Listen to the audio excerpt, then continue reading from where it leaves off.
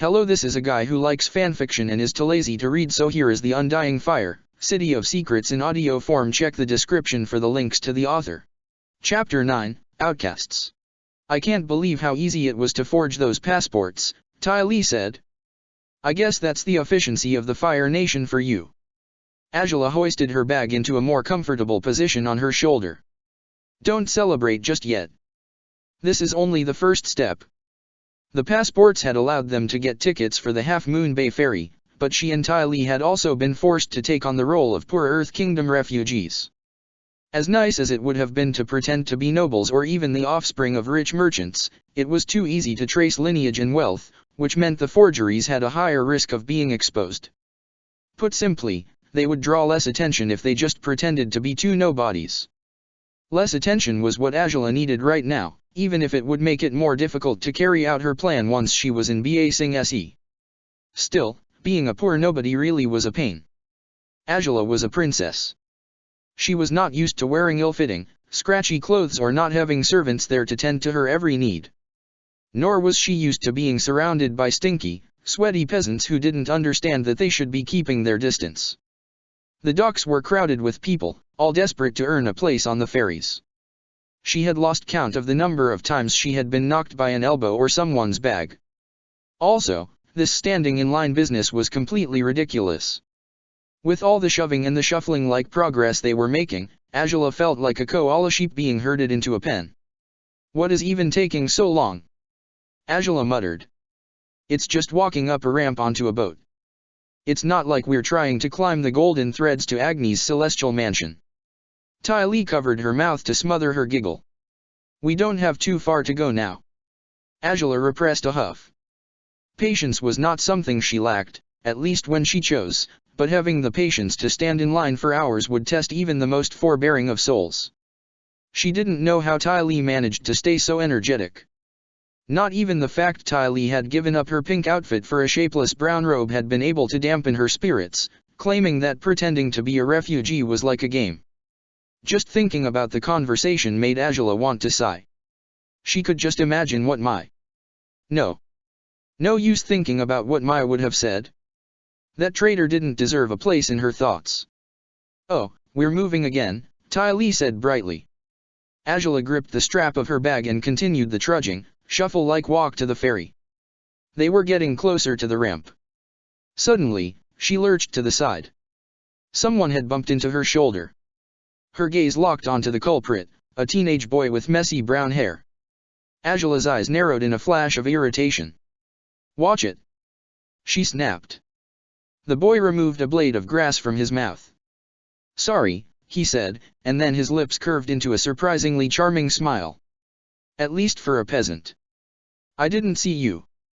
Something happened in Angela's stomach in that moment, a weird, fluttery sort of flop. She wondered if she was feeling ill. Ty Lee stepped forward. Hello.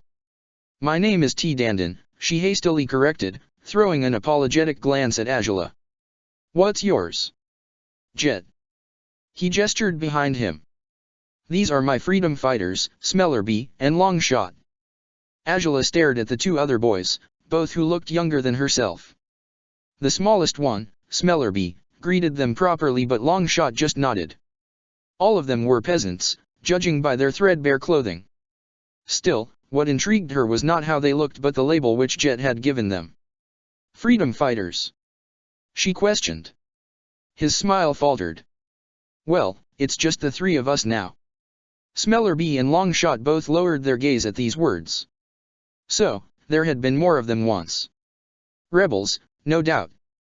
With a name like the Freedom Fighters, it was unlikely they had been running around playing happy peasants in the Earth Kingdom.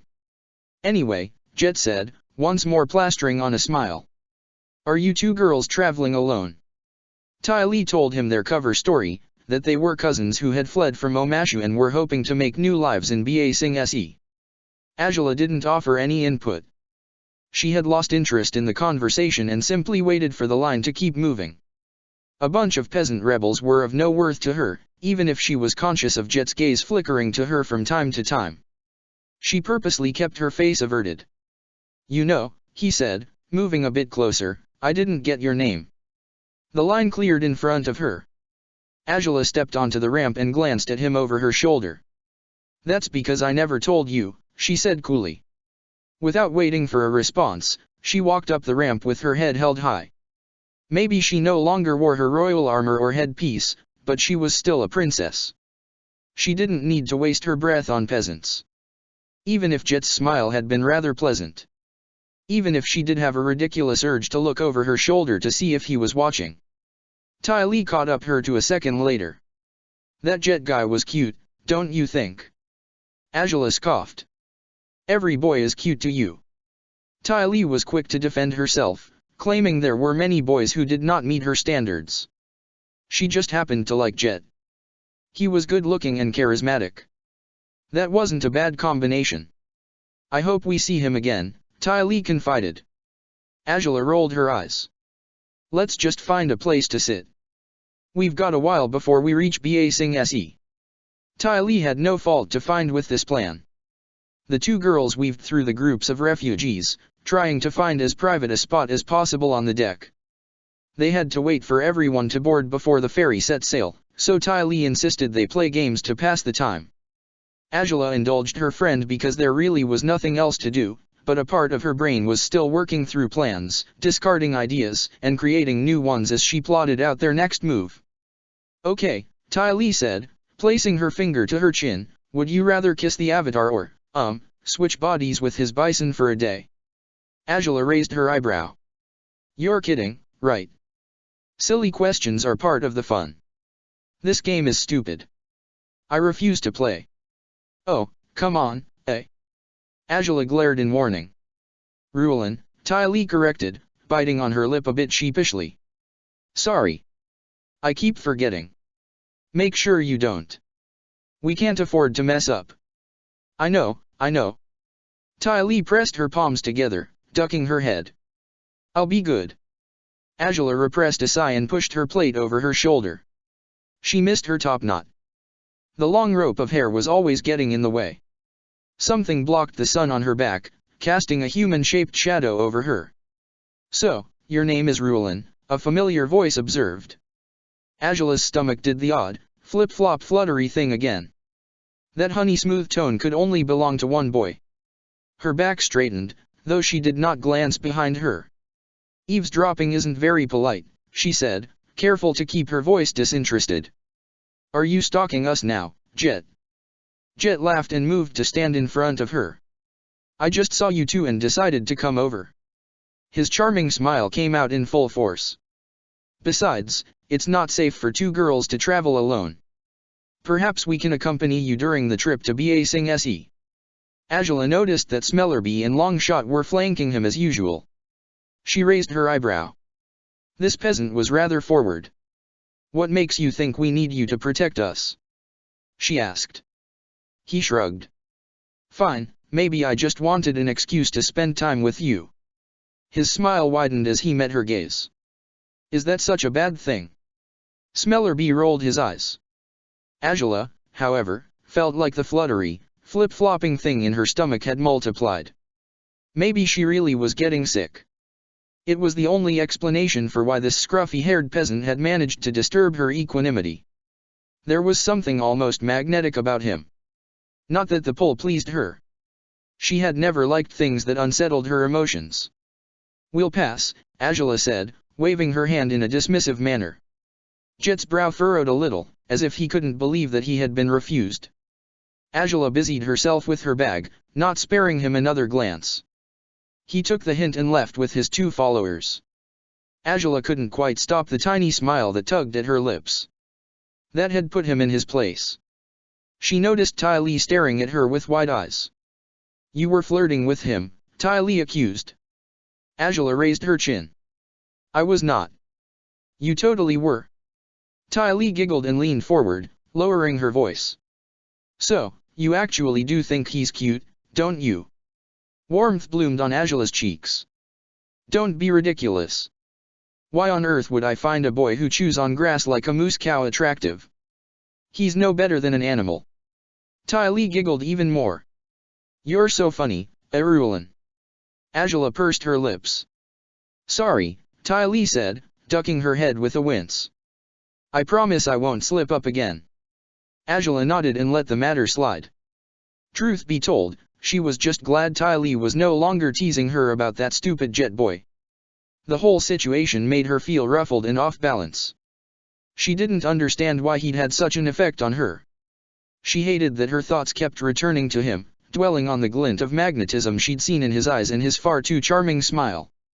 No distractions, she told herself sternly. She walked over to the railing, leaning on the edge and watching Half Moon Bay get smaller and smaller as the ferry drew closer to Ba Sing Se. It had been 2 days since her defeat at the outer wall. She knew that her brother, uncle, and Mai were somewhere inside the city with the Avatar. Those traitors would not escape her again. Not when so much was at stake. This time, her plans would come together as she wanted. They had to. No distractions. She closed her eyes. Maybe another 14-year-old girl could indulge in silly feelings and fancies, but Angela wasn't like that. She was a princess who had been given a specific task. She knew exactly what would happen if she failed. "I'll show you, father," she murmured. "I'll show you that I alone deserve to be at your side." Oh. Remember, fire itself is not something to be feared, Zuko murmured. He and Aang sat opposite each other in the small garden at the back of their house. A wall and a high hedge sheltered them from any prying eyes that might be lurking on the street. Not that it would have mattered even if someone was watching. The Ba Sing Se officials had already been alerted that Li and Yingzha were firebenders. That was why Zuko had decided to go ahead with teaching Aang. They'd been stuck in Ba Sing Se for 2 days. He was going stir-crazy with having so little to do to occupy himself. "I'm going to light it," Zuko explained, gesturing to the candle between them. "All you need to do is make a connection with the flame. That's it." A faint smile curved Zuko's mouth. "This is firebending meditation. I figured it would be a good place for you to start." Aang had shied from any kind of offensive moves, but something that was supposed to calm the mind and body would not frighten him. At least, that was what Zuko hoped. He lit the wick and told Aang to close his eyes. "You want to feel for the flame," he explained in a soft voice. "Don't rush it. This isn't about speed. Just take your time and let me know when you've made the connection." "How will I know?" Zuko's smile widened. "If you're a firebender, which I know you are, you'll know once you've got it." Aang exhaled and pressed his fists together. He was quiet for a moment, just breathing in and out. Suddenly, a spark of excitement lit up his expression. "I can feel it." It's like he frowned and opened his eyes. I lost it." "That's fine. Everyone does that their first go. The main thing is you know what it feels like now." "It's like a tiny heartbeat," Aang said in wonder. "Fire is life." Zuko created a ball of golden flames and let it grow bigger, enveloping them both in the gentle warmth. "We've been raised to believe that flames can only destroy, but at its heart, fire is just another part of the balance. All firebenders draw their energy from the sun.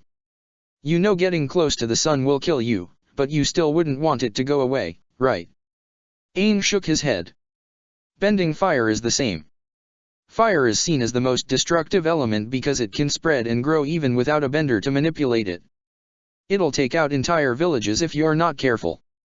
He let the flames grow bigger, flaring in a wave of intense heat. Aang made a small cry and raised his hand to shield his face.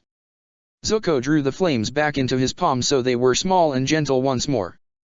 But that's why learning control is important.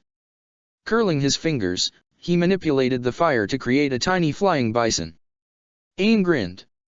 "Hey, it's Appa." Zuko held his gaze. "You don't need to be scared of fire, Aang. You just need to learn how to control it."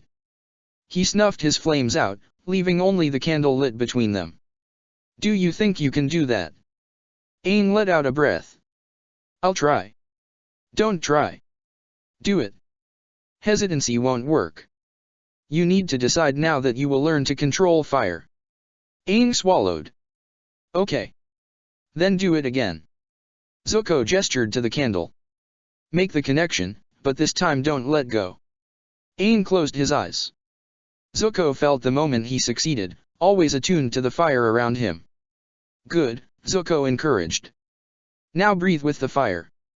Feel its warmth running through you. Become one with it. Aang inhaled a deep breath and exhaled. The flame flared and dipped. He blinked in surprise and lost the connection again. Wow, Aang said. That felt amazing. So different to when I did the leaf thing with Zhang Zhang. Zuko smiled. That's the power of fire. Meditating with flames was relaxing, but it was also like opening oneself up to a gentle spark of energy. The flames invigorated and soothed, but they still had to be controlled. It was what made it a good exercise for training firebenders. Now do it again, Zuko said. I want you to get used to the feeling of being connected to fire. Aang nodded and went back to meditating. Zuko waited until he was sure he had got the hang of it before he stood up and headed towards the house. Mai was seated on the step, resting her chin on her palm as she watched Aang meditate. You're surprisingly patient with him, she observed. Zuko ran a hand through his hair. Aang was traumatized when he burnt Katara. If I push him too hard, I'll just make the block worse. You don't need to get defensive. I didn't say it was a bad thing. I just never pegged you for the good with kids type. His cheeks warmed. Whatever. He made to walk past her, but he was blocked by Katara, who had come through the open door. There you are. Katara exclaimed, planting her hands on her hips. I've been looking for you. Mai raised her eyebrow. I didn't realize you craved my company so much. Katara struggled for a moment to hold back whatever retort she wanted to make. It's time for your healing session. Let me see your face. Mai heaved a sigh and began unwinding the bandages. Zuko couldn't help but stare. He had not seen Mai's face without the bandages. All he remembered was how it had looked in the tunnel, raw and melted and far, far too damaged. Now, he saw the result of Katara's healing. Puckered, not quite healed skin marred the left side of her face, not an angry red like his, but still ruined.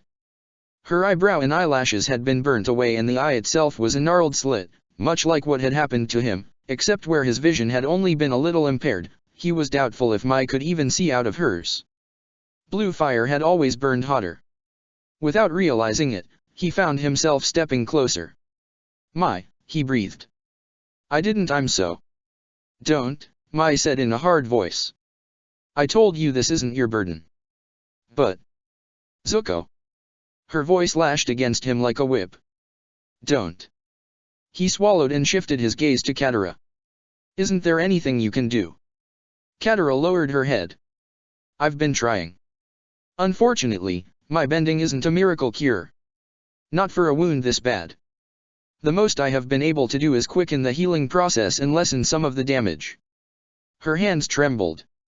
Maybe if I used the Spirit Oasis WA. Forget it, Mai said bluntly. I told you not to waste that stuff on me. Zuko perked up. What are you talking about? What stuff? Katara explained about the Spirit Oasis water she had received from Master Pakku and its special healing qualities. Zuko couldn't believe that Mai had rejected such a gift. He was not sure if he would have been able to do the same. Mai really was strong. So much stronger than he had ever given her credit. Perhaps even too strong for her own good. Why do you want to punish yourself? He asked.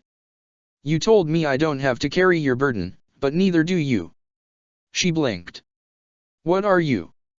I've lived with this face for 3 years, Mai. Do you think I don't understand how you feel right now? She averted her gaze. Even Katara said nothing, though it seemed she was holding back more for his sake than anything. Her gaze was full of sympathy for him, for what he had just revealed, but he didn't have the energy or the desire to deal with that right now. Instead, he sighed and sat next to Mai on the step. I don't understand you, he said after a moment. What are you trying to prove? I'm not trying to prove anything. I'm just being practical. Practical. He made a frustrated sound and grabbed her chin, tilting her face towards him. You think this is being practical? You can't even see out of your left eye. Don't tell me it isn't true. She wrenched her face away. Better to be blind in one eye than to waste a chance to save someone's life. Zuko lowered his hand. Is that what this is about? Mai met his gaze steadily. Are you willing to take the risk? That girl's water has special properties. What if it's her brother who gets hurt next? What if it's your uncle, the Avatar, you? What then, Zuko? What if the damage is too much to heal with normal bending? Do you think I want to live with that? I've already accepted the consequences for betraying Azula. The waterbender has taken away the pain and healed what she can. That is enough for me. Zuko curled his hands into fists. He knew what Mai said was logical, but still. He had spent 3 years having people cringe from him. 3 years of people sneaking glances at the left side of his face, as if his scar was some fascinating yet repulsive thing. He didn't want her to suffer in a similar way. He didn't want her to be disfigured, to go half-blind, just because his sister had got the cruel idea to give her the same punishment he had got. I can't accept that, he said quietly. Mai heaved a sigh. Zuko, you realize you're just projecting your own feelings onto me, right? I can live with this. So just drop it. You say that, but can you look me in the eyes and honestly say you're okay with this? He held her gaze, daring her to contradict him. Lie to yourself if you want, Mai, but you can't lie to me. Not about this. We both know that you were hoping Katara could heal more. Mai had no response to that. As he had thought, she was just putting on a brave face. He glanced at Katara. You're going to try healing her again, right? She nodded. Then let me help. Her eyes widened. Isn't that dangerous? Iroh said. I know, but I'll be able to control it this time. Just let me try. Both of us working together should make a difference, right? Mai's wound wasn't life-threatening. It was bad, but not life-threatening. So long as he didn't dip too deeply into his energy reserves, he and those bonded to him should be fine. At least that was his hope. Aang must have been distracted by their voices, for he soon joined them and asked what was going on. Katara explained the situation. He chewed on his lip, but he didn't try to argue against the plan. If Zuko thinks he can control it, I don't see the harm in trying, Aang said with a shrug. He cast a warm smile at Mai. Besides, I want to see you get better as well. Mai looked the other way. You're all being ridiculous, she told them in her flattest voice. Katara's chest swelled. She made a frustrated sound and grabbed Zuko by the hand. Come on, we're doing this now. He blinked. Katara. Calling us ridiculous, Katara muttered, kneeling in front of Mai and uncorking her waterskin. Haven't you realized yet why we're willing to do so much for you? She enclosed her hand in water, letting it glow an unearthly blue. You're one of the most aggravating girls I've ever met, but you're still part of this group. She raised her head to meet Mai's gaze. So sit still and shut up, because Zuko and I are going to heal you right now. Now it was Mai's turn to blink. Zuko could sympathize, Katara had a knack for giving impassioned speeches that took a person off guard. Still, he also wasn't willing to let Mai sell her own worth so short. Not when he could see so much of himself in her. So when Katara gave him his cue, he simply brought his hands near her water-encased ones and closed his eyes. Making a connection felt different this time. Zuko didn't know if it was because Katara had already partially healed the wound or if it was just because Mai wasn't a bender. Her energy was less elemental somehow. Not weak, but different nonetheless. It was hard to pinpoint. Still, the warmth of life thrummed within her and he could feel the tangle of wrongness that his fire instinctively wanted to fix. Katara had started working on the spot, a watery presence that whispered of ocean and rain. It was a familiar signature. He drew more fire from his inner sun and let his energy fuse with Katara's, weaving himself into her touch in golden threads. She flinched a little, perhaps shocked by his intrusion, but she did not break the connection. Zuko was glad. He knew it was dangerous if he tried to take on too much of Mai's wound, but Katara was a trained healer. If he allowed her to guide him, if he acted more as a supplement to boost her powers, perhaps nothing would go wrong this time. Perhaps they could make a difference. Katara seemed to understand what he wanted. She relaxed into the embrace of energy and nudged him into helping her untangle knots of chi or to spark regrowth where needed. They were like a blend of sun and rain working together, healing withered roots and creating life. Mai's breathing quickened. Something was happening to her wound. Zuko could feel it in the way the sense of wrongness seemed to lessen, feel it in the chi that flowed, no longer as knotted and frayed. Unfortunately, the pull on his energy was also beginning to increase. Katara must have felt the drain as well, for her body slumped a little against his side. "I think that's enough," Katara said faintly. She pulled her hands away. Zuko found his own connection broken since his energy had been entwined with hers. He opened his eyes. Mai did not meet either of their gazes. She touched the left side of her face, tracing her fingers along her cheek and up to her eye. Parts of her skin were still puckered, albeit in a much smaller and faded way, but that was not what made his breath catch. Mai's left eye was no longer a gnarled slit. The tawny brown that encircled her pupil was visible again, not quite symmetrical with the other, but still open enough for her to see without hindrance. It wasn't a perfect healing, but it was a miracle in its own way. "How?" The word escaped Mai before she could stop it, sounding small and surprisingly vulnerable. Katara struggled to stay upright. Zuko had to admit that he wasn't faring any better. Willpower was the only thing stopping him from falling flat on his face. Still, Katara forced herself to sit up straighter so she could meet Mai's eyes. "In our group, we don't ignore each other's pain. You needed to be healed. Zuko and I wanted to help you. It's as simple as that." Mai shifted her gaze to Zuko. He nodded to her in a silent acknowledgement. "I can't figure you people out," Mai admitted. "Zuko, I can maybe understand he's always had a saving people thing, but you barely know me." Her brow furrowed. "Why go to so much trouble? Why wear yourself out this much just on the off chance that you might heal me? You know I never asked you to, and it's not like I agreed to become part of your group." Katara laughed and slumped more against Zuko. Sokka was right. She really is like you.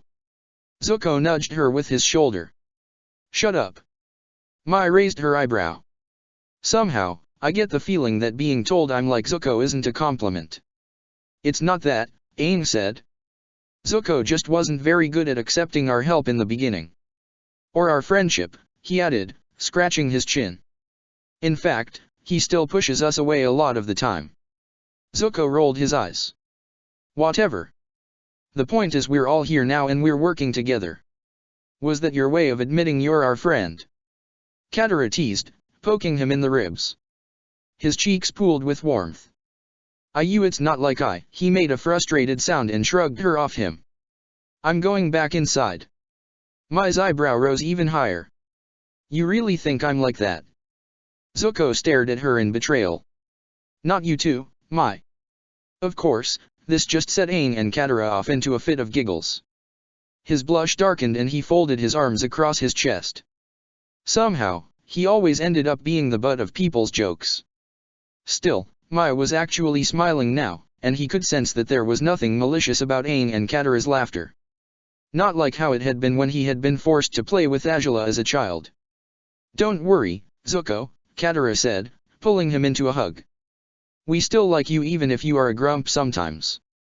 "Gee, thanks," he muttered. Aang joined her on his other side so that Zuko found himself squished between them. "Yeah. I don't care what Toph says about you. I think you're really cool." Zuko heaved a sigh and met Mai's amused gaze.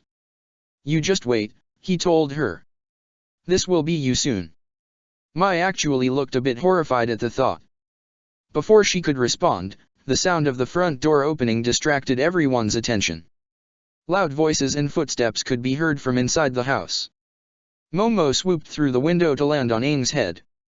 It seemed that Toph, Iroh, and Sokka had returned from their shopping trip. Zuko winced. "Uncle probably isn't going to be happy with me." Katara unlinked her arms from around him. "Nothing bad happened, right?" He shook his head. "Following your lead helped a lot. I'm just..." Iroh stepped onto the porch and paused upon seeing Zuko seated with Aang still sprawled on him. This sight seemed to alarm Iroh enough to question whether he was feeling well. It wasn't every day Zuko let the Avatar hug him. "I'm fine, Uncle," Zuko said, somehow managing to dredge up the energy to push Aang off. "I'm just exhausted after helping Katara heal Mai." There was no point lying about what had happened. Iroh was bound to find out, and Zuko didn't like the thought of hiding such a thing from his uncle. Not after their conversation in the prison cell. "I'm sorry," Zuko was quick to add. "I know you didn't want me to heal again, but I didn't do anything dangerous this time. Katara actually helped me stay in control and..." "Nephew, you and Katara both look as if you're about to keel over." Zuko swallowed. "For the record," Mai said with all her usual indifference, "I never asked these idiots to heal me. They did that all on their own." A slight pause. "But I guess I do owe them." Iroh smiled and bowed his head to her.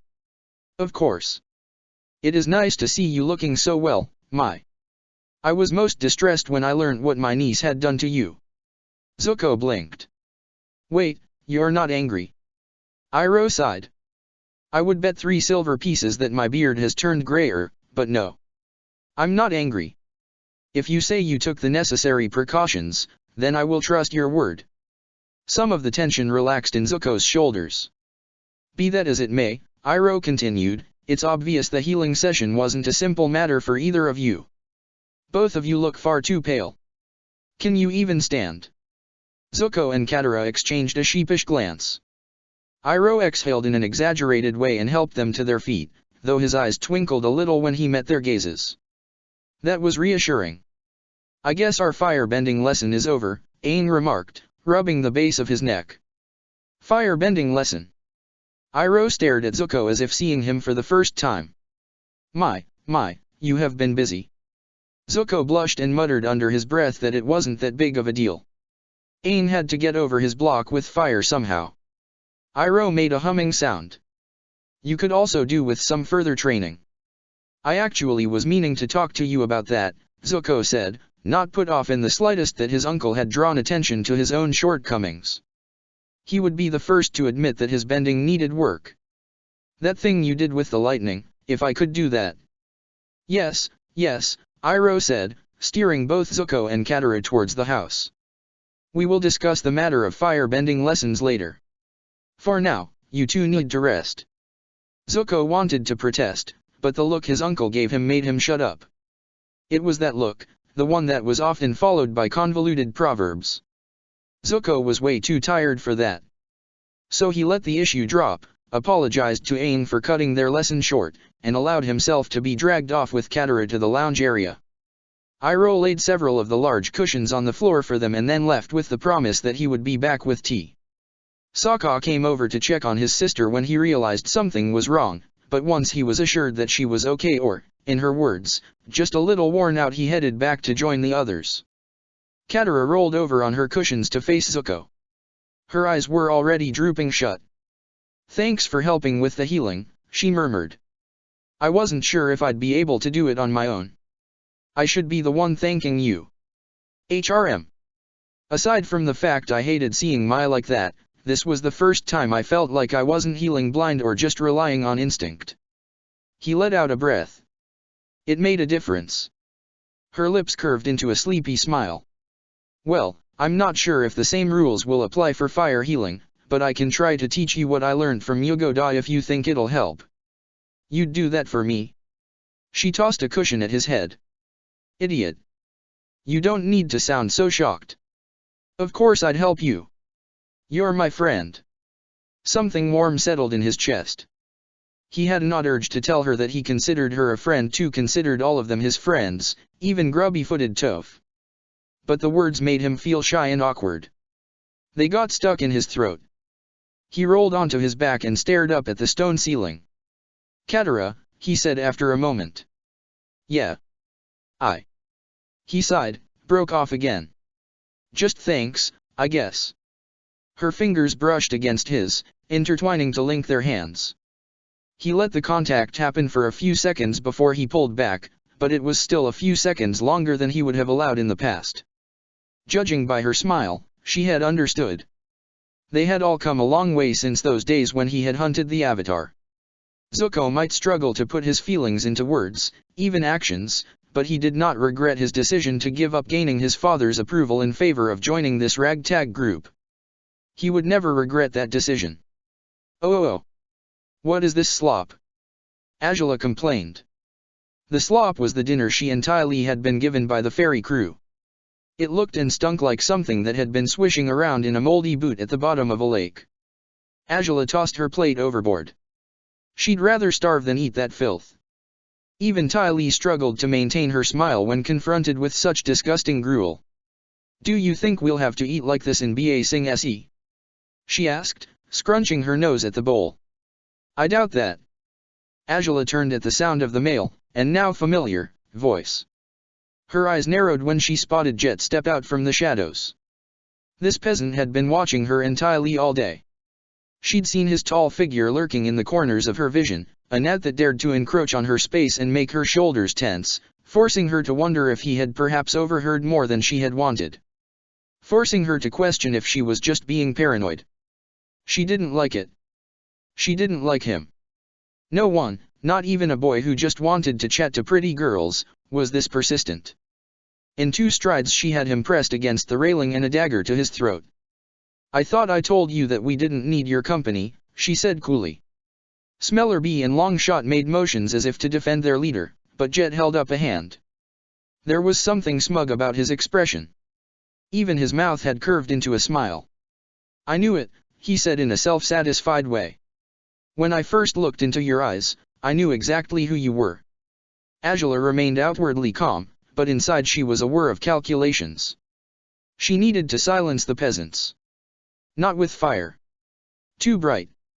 The dagger would have to do. A cue to Ty Lee to stop them from crying out before she could slit all 3 of their throats. Ty Lee was fast. They could do it, they could. "You're an outcast like me." The murderous calculations stuttered to a halt. Angela blinked. In fact, she almost laughed. An outcast? Her? She lowered the dagger from his throat and released his collar. "You have no idea what you're talking about." "I know what I see in your eyes," Jet said in a low voice. "You are like me. You've had to fight for your place in the world. You've been driven by revenge, by hate, maybe you've even done things you regret. Isn't that why you're really coming to Ba Sing Se?" He leaned forward so that they were at eye level. "You want a new beginning, just like me?" Angela let out a razor-sharp laugh. "Did you stumble out of a bad theater performance? What is this nonsense?" Jet didn't smile. "Why try to deny who you are? Even you must know that outcasts like us have to stick together. We have to watch each other's backs, because no one else will." She swallowed and broke eye contact. He might have jumped to the wrong conclusion about her, but something in his words still niggled. She wasn't an outcast. She'd never had to fight for her place in the world. As a princess and a prodigy, everything had been handed to her on a platter. It was Zuko who had got the short end of the stick. There was nothing she had lacked. People would not dream of shunning her, except... "You're sick, Angela. I don't know what is wrong with that child. I wanted to be your friend, but you were too much of a monster." Angela's fingers tightened on the dagger. "Are you suggesting that I should trust you to have my back?" She didn't even bother to hide the derision in her voice. "Thanks, but no thanks. Dandan and I are fine on our own." She turned on her heel, gesturing for Ty Lee to follow. Jet was bold, she'd give him that, but he was also a deluded fool. Angela had no time for such people. "You're a smart girl." His voice made her pause. "What if I showed you right now that working with me would be mutually beneficial for everyone?" Angela glanced at him over her shoulder. "I'm listening. I hear the captain of this boat is eating like a king while us refugees have to feed off his scraps." He raised his eyebrow in a challenge. "Care to help us liberate some food?" Her lips quirked into a smile. "Dandan." Ty Lee stepped forward. "This is your area of expertise," Angela said, meeting her eyes. "Help Jet and his freedom fighters liberate some food for us." Ty Lee gave her a look as if to ask if Angela was sure about aligning them with these people. Angela nodded a fraction. Ty Lee plastered on her trademark grin and somersaulted so that she was suddenly right next to Jet, nose almost touching his. "When do we start?" she asked brightly. He stepped back in surprise, perhaps not having expected her to be so agile, but he recovered an instant later. "Right now, if you're ready." Ty Lee tossed her bowl overboard. I'm ready. Angela watched the group retreat. Once she was alone, she turned back to the dark waters with a faint smile lingering at her mouth. Freedom fighters, she murmured. Perhaps that peasant can be of use after all. Chapter 10, Judy. Katara announced the next morning that she had discovered a way for them to see the Earth King. A party was being held in honor of the Earth King's pet bear. The palace was bound to be packed, so she claimed they could sneak in with the crowd. After some argument about who even had the manners to make it in high society, it was decided that Katara and Toph would attend as nobles. What about you? Katara asked, turning to Zuko, Iroh, and Mai. Iroh said it would be better if he didn't go to the party. Though it had been many years since the siege of Ba Sing Se and he no longer wore his royal armor, it would be too much of a risk to attend a big event like that. The chances of him being recognized were high. He'd only put them all in danger. Zuko can go in my place, Iroh suggested. Zuko blinked. What? He'd had no intention of attending the party. He didn't care about seeing the Earth King, he just wanted to learn more about the children of the Undying Fire. The Earth Kingdom nobility is very particular about gender roles, Iroh explained. It would be strange for two young females to attend a party without a male escort. Toph linked arms with Zuko, pulling him close to her side. Looks like you're going to be our date for the night. His cheeks warmed. It's not a date, he muttered, shrugging her off him. Toph, of course, ignored his protests. She also demanded to know if Mai was going to join them. I'll pass, Mai said flatly, not glancing up from the scroll she was reading. Parties are boring. Toph shrugged. All right, then the three of us will go. She started dragging Zuko towards the front door. What are you doing? He asked. Toph blew her fringe out of her face. I might be blind, but even I know we can't attend the party wearing the clothes we are now. She gave him another shove towards the door. We're going shopping. Come on, sweetness, let's go. Oh. The girls disappeared into one of the bedrooms the moment they returned from shopping. Mai joined them to help them get ready. No one, Toph informed, was allowed to disturb them. How long does it take to get ready for a party? Sokka asked. Iroh smiled. A flower always takes time to bloom. Sokka blinked, then moved closer to Zuko. Seriously, he muttered, does your uncle always talk like that? Zuko repressed a snort of laughter. You'll get used to it. I tune it out most of the time.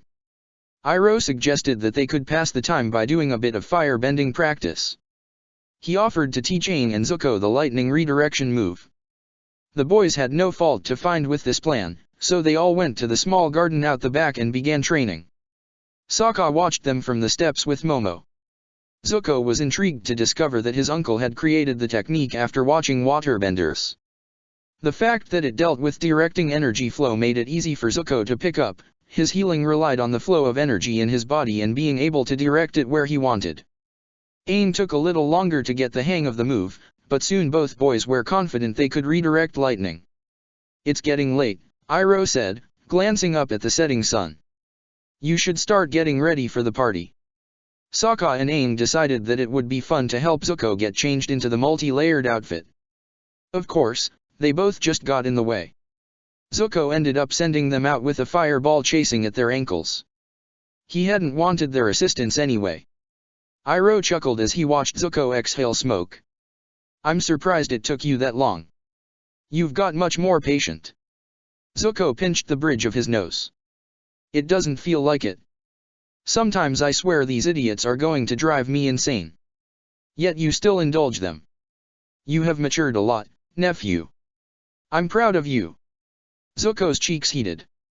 He ducked his face, busying himself with fixing up the sash around his middle. Iroh seemed to understand he was too embarrassed to continue the conversation. They finished putting together the outfit, a multi-layered ensemble of dark greens, gold, and cream. The cloth was thick and heavy, weighing on Zuko's shoulders and arms.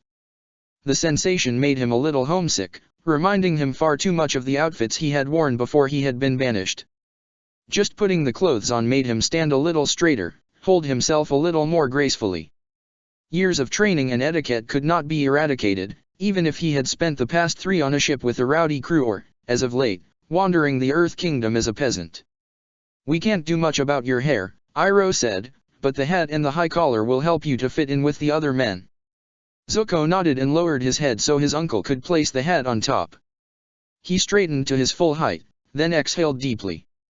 He wasn't sure if he wanted to look in a mirror. Looking at his reflection had never made him feel good about himself, not since the Agni Kai. Plus, even if he was wearing a nobleman's clothes, the colors and style were all wrong. It would just be a reminder that he was only pretending tonight. He wasn't Fire Nation royalty anymore, not even anyone of importance, really, and while Zuko had accepted this, it didn't change the fact that it hurt. "You look good," Iroh said, smiling at him. "It's just clothes." He went back into the living room to wait for the girls. It was time to crash a party. Oh. Ding. Zuko muttered in Katara's ear as they finally managed to get away from Long Feng, the nicely dressed man who had helped them get inside the palace. "Really?" Color that was not makeup dusted her cheeks. "I'm sorry. It was the first name that came to my head." "Could have been worse," Toph pointed out. "I got dung." Zuko and Toph both scowled at her. Katara bit her lip and held her hands together in a placating gesture. Her plan had indeed worked. They'd got inside by masquerading as 3 cousins who'd lost their tickets and got separated from their family. However, while Katara had given herself the innocuous name of Kwai, Toph and Zuko got stuck acting as the brother and sister duo, Dung and Ding. "We sound like a comedy circus act," Toph complained. Katara offered another sheepish smile. "Sorry." Zuko sighed and glanced around the crowds of nobles and officials crammed into the banquet hall. He paused when he caught sight of a bear dressed in fancy clothes seated at the long table. That must be the Earth King's pet, though there was no sign of the man himself. "Forget that," Zuko muttered. "We should focus on getting the others inside and finding the Earth King. Who knows what those 2 idiots will do if they're left to wait out there for too long." "Too late," Toph said, getting a thoughtful look on her face. "I'm pretty sure Twinkle Toes and Snoozles are already here." Katara's eyes widened. "What? Where?" Toph wandered over to where a far too short waiter was serving drinks. Zuko resisted the urge to facepalm. Somehow, he wasn't even surprised. Nor was he surprised when Judy spotted them and told them to leave, or when Aang ended up spilling his tray of drinks on a woman and revealing his identity by drying her off with an air blast. Zuko's own luck had never been good, but the Avatar just had a knack for revealing that stupid arrowed head of his at the worst of times. Needless to say, they were eventually apprehended by the Dai Li and brought into the library to talk with Long Feng. The man started by being polite, but a mention of the war and allusions to the Eclipse battle plan had him quickly changing tune. He explained that nothing was more important in Ba Sing Se than keeping the peace. All mention of the war was prohibited. Katara and Aang were both disgusted by this blatant attempt to cover up the truth. In fact, Aang got so impassioned that he claimed he would tell everyone about the war. Long Feng did not react well. "Until now, you've been treated as our honored guest," Long Feng said sharply. He stepped forward and bent down to look Aang in the eye. "But from now on you will be watched every moment by Dai Li agents. If you mention the war to anyone, you will be expelled from the city." He turned around and walked over to the hearth where a green fire blazed. "Now, Judy will show you home." The doors to the library opened and a woman entered. Zuko started, taking a half step forward before he even realized what he was doing. This was not the same Judy from earlier. Her hairstyle was different, face was different. In fact, her features were so familiar to him that he could have drawn her with his eyes closed. "Come with me, please," the woman said. Katara blinked. "What happened to Judy?" "I'm Judy." The woman flashed a brilliant smile, one that was identical to their first guide for its face-splitting wideness. "I'll be your host as long as you're in our wonderful city." Zuko made an odd sound, almost choking. His gaze flickered from the woman to Long Feng. He could not say anything. Not here. Numbly, he allowed himself to be led out of the palace and into a wooden carriage pulled by an ostrich horse. He found himself sitting opposite the woman. This close, He could see her features even more clearly. She looked a little older, a few more wrinkles lined the skin around her brown eyes than he remembered, but there was no mistaking her. "Shizue," he breathed, half reaching out to her with his hand. "It's really you." The woman, his pseudo-nanny and his mother's lady-in-waiting, blinked and looked confused for half a second before her smile was fixed back in place. "My name is Judy." Zuko made a frustrated sound. "You don't have to keep up the lie. You can trust these people." Aang's brow furrowed. "What are you talking about, Lee? Who's Shizue?" "Yes, Lee," Judy Shizue said with genuine puzzlement. "Who is this person you speak of?" Zuko's mouth went dry. "Why are you still pretending you don't know? You must recognize me. I know I'm older and might look different than when you last saw me, but you've known me my whole life. You practically helped to raise me when I was a child." He leaned forward, gripping her hands. "Please, Shizue, you have to tell me. Is Mother alive?" "No one would say anything when I asked, and..." Shizue pulled her hands away. "I'm sorry, Lee. I don't understand what you are saying. My name is Judy." She smiled brightly at him. "Please relax. Enjoy your stay in our wonderful city." Something twisted in Zuko's stomach. He didn't understand. Was she lying because she didn't trust the other people in the carriage with them? Was it something to do with him? He couldn't believe that he had mistaken her identity. Shizue had featured too much in his life and memories for him to ever mistake her. "Why are you doing this?" he demanded, not caring that the others were watching. "We haven't seen each other for years, yet you refuse to even recognize me." Shizue's smile faltered, but it reasserted itself a second later. She claimed that he was confused. This was the first time they had met. Surely, he was mistaking her for someone else. Zuko clenched his hands into fists. He could see that his words would not move her. For whatever reason, she wanted to stick to the lie that her name was Judy and that they had never known each other. It hurt more than he had expected. Sure, his memories of Shizue had become a little tinged with unease. He had not forgotten that warning she had given to his mother, but still. She had helped to raise him. She had stood by his mother's side and tried her best to protect his secret. Why was she lying? The carriage stopped outside their house. Shizue, or Judy, as she liked to call herself, bid them good night and waved them off with her trademark smile. Zuko didn't even recall stepping from the carriage and following the others into the house. He felt numb. Jittery. Dimly, he was conscious of Katara and Aang asking him if he was okay. "Nephew." Iroh stood up from where he had been playing Paisho with Mai. In a few strides Iroh was at Zuko's side and helping him to sit down on the cushions. Zuko didn't protest, not even when a cup of tea was shoved into his hands. That alarmed his uncle even more. "What happened?" Iroh asked. "You look pale." Zuko swallowed. It was hard to get the words out, they got stuck in his throat like choking lumps. "It was Shizue, uncle." The teacup trembled in his hands.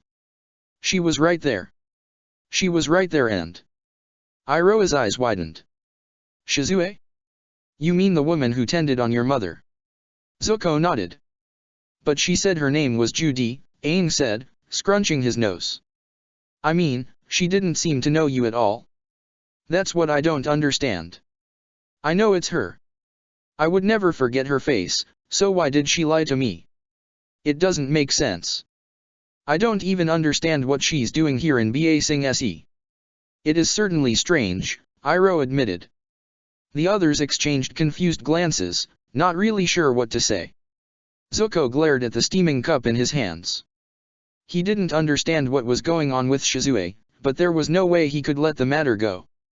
He would get to the bottom of her secrets whether she liked it or not.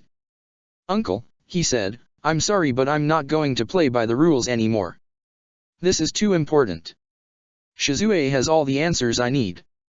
She can tell me about Mother, about the children of the Undying Fire. I can't let this go." Iroh nodded, though he didn't look particularly happy. "Just be careful." "I will." Zuko knew better than to take needless risks. There was too much at stake. If he was going to do this, he was going to do it properly.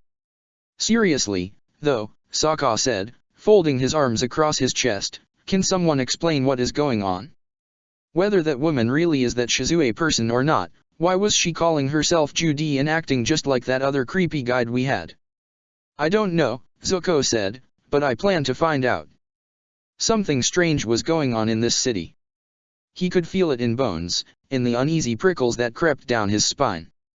This place was full of secrets. We'll have to watch out for that Long Feng guy, Katara mused. He's probably going to have those Dai Li people keeping an eye on our every move. Probably, Toph agreed, but so what? We still need to see the Earth King, and Sunshine has his own stuff to sort out. A grin curved her mouth. It's about time we break some rules. Aang's mouth quirked into an answering smile. I am getting a little tired of all the rules. Iroh put his hand on both their shoulders. Quite so, but let's be sure not to disturb the ripples too soon. The sly cat eagle knows when to show its claws. Until we understand the situation better, subtle is best. No one could argue with this advice, though Zuko did roll his eyes and insist that his uncle quit with the proverbs.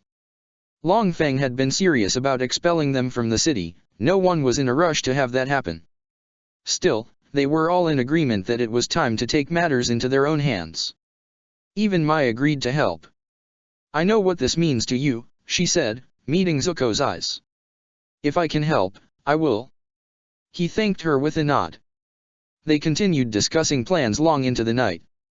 Eventually, Toph and Iroh retreated to their rooms while Aang had dozed off against Mai. She looked as if she didn't know what to do with the kid. Her nose scrunched a little and she prodded him in his head. Aang made a sleepy noise and snuggled more against her. He seems to like you, Sokka teased. Mai rolled her eyes. Don't even start. I think it's cute, Katara said with a smile. Mai's eyebrow twitched and she went back to prodding him, trying to force him to wake up. Aang must have been more tired than anyone had expected, because he didn't budge. Eventually, Mai sighed and resigned herself to being his pillow. Zuko would have been amused by the situation had he not had so much troubling his mind. He got to his feet and made his way to the garden, sliding the door shut behind him. Clouds blocked the moon. It was too dark to see much, but that was okay. Zuko wanted to be alone for a bit. He sat on the step and hugged his knees to chest. A cool breeze ruffled his hair. He wasn't sure how long he sat there like that, but then the door opened behind him and he heard the rustling of cloth. He created a small ball of flames and turned to see Katara settle down next to him on the step. She had changed out of the pretty dress to her normal blue tunic and tights, though her hair was unbound. Hey, she murmured. Hey. She was quiet for a moment. Feeling better? He shrugged. She let out a small breath. I'm sorry about Shizue. I can imagine how that must have upset you. Zuko said nothing. He had never liked to talk about his feelings. You mentioned your mother earlier. His body twitched, almost like a flinch. Katara touched his arm. I'm sorry. I didn't mean to pry. I'm just concerned. She lowered her gaze. I lost my mother when I was 8. This necklace is all I have of her now. Another small breath. I guess what I'm saying is that I know how it feels to lose your mother, I mean. And, well, I'm here for you. There was a moment of silence. Zuko found himself meeting her gaze, even as shadows danced around them from the fire that flickered on his palm. She did not look away. I don't know what happened to my mother, he admitted after a while. One day she was there and then she was gone. He shrugged. I always just assumed she had died, but Shizue had left with mother the night she disappeared. They had always been together. Now I find Shizue here in Ba Sing Se pretending to be a woman named Judy. His hands trembled. I don't know what to think. But at least you know now there's a chance your mother might be alive. That can only be a good thing, right? I guess, he allowed. What he didn't say was that there was a small part of him, the part that remained of the child who had been crushed when his mother had abandoned him, who wondered why she had not tried to find him during the past 3 years. If she had also been banished, as he suspected was the case, then there was nothing that should have stopped her from seeking him out. After all, Wasn't she the one who had said she would never let anyone take him away from her? Wasn't she the one who had said he would always be her son? Everything I've done to protect you. Zuko sighed and stood up. I'm going back inside. He didn't want to think about this anymore. Katara scrambled to her feet. Wait. She grasped his sleeve. Are you really okay? I know you're not one for heart-to-hearts, but it isn't good to bottle things inside. I'll be fine. She looked like she wanted to argue, but for once she kept her mouth shut. Instead, she wrapped her arms around him in a hug. We're all here for you, Zuko, she murmured close to his ear. I'm here for you. Don't ever forget that, okay? He closed his eyes, feeling the truth of her words sink into him in a gentle warmth. I know. Because even though many things had changed for the worse in his life, there was one thing that had not. Zuko was not alone anymore. He had his uncle, and he had friends who cared for him and who wanted to help him. It made all the difference. Oh. Long Feng stared at the woman standing in a half-bow in front of him. There were many Judis who helped to maintain peace within the city, but this one had always been a little problematic. It was why he usually kept her as a reserve. Being reminded of the war too much made her agitated. Still, since she had just returned from having a touch-up at Lake Laogai, he thought it would be all right. What's your report? He asked. The Avatar and his friends were seen safely home, Judy responded, straightening to her full height. Any problems? She paused too long. None. Long Feng's mouth curved into a frown. You hesitated just now. Are you keeping something from me, Judy? Something flickered in her eyes. She smiled and dipped her head in a bow. Of course not. My only desire is to preserve the peace in our wonderful city. He stared at her for a long moment, but her beaming expression did not falter. Very well, he said, dismissing her with a nod. You may leave. Judy bowed again and left the room. Long Feng's frown deepened. That woman really was too problematic for her own good. Shiren, he said. The Daily agent who had been standing in the corner stepped forward. Sir. Make sure 42's time at Lake Laogai is dealt with speedily. I do not wish to leave the Avatar and his friends under 53's care for long. Shiren nodded and moved soundlessly out of the room. Long Feng turned and stared at the green flames that glowed in the fireplace. It had seemed like the mind control was still in place for 53, but something just niggled. She had always been a secretive woman. If she wasn't so good at taking care of their noble guests, he would have never bothered with maintaining her as a Judy. Why did you hesitate? He wondered aloud. Measures would have to be taken. Peace and control had to be upheld at all costs, even if it broke her mind. There was no war in Ba Sing Se, after all. Long Feng was determined to keep it that way. Actions. Chapter 11, A Difficult Mind. Zuko decided to try researching at the university again. He wanted another chance to meet with Shizue, and there was no harm in killing two birds with one stone. Perhaps she'd snap out of her weird determination to pretend they didn't know each other if he hinted that he knew about the children of the Undying Fire. Toph offered to come with him to act as a lie detector. She had not been able to sense anything in the moving, wooden carriage the previous night, but if he could get Shizue on the ground and ask her some questions, Toph was sure she'd be able to put her sensing skills to work. Mai and Iroh also chose to join them on the outing, Iroh because he wanted to examine the archives, Mai because she was getting bored of the house and had promised that she would try her best to help Zuko. So it was that the four of them were met by Shizue outside the house in the upper ring. Her blinding smile welcomed them.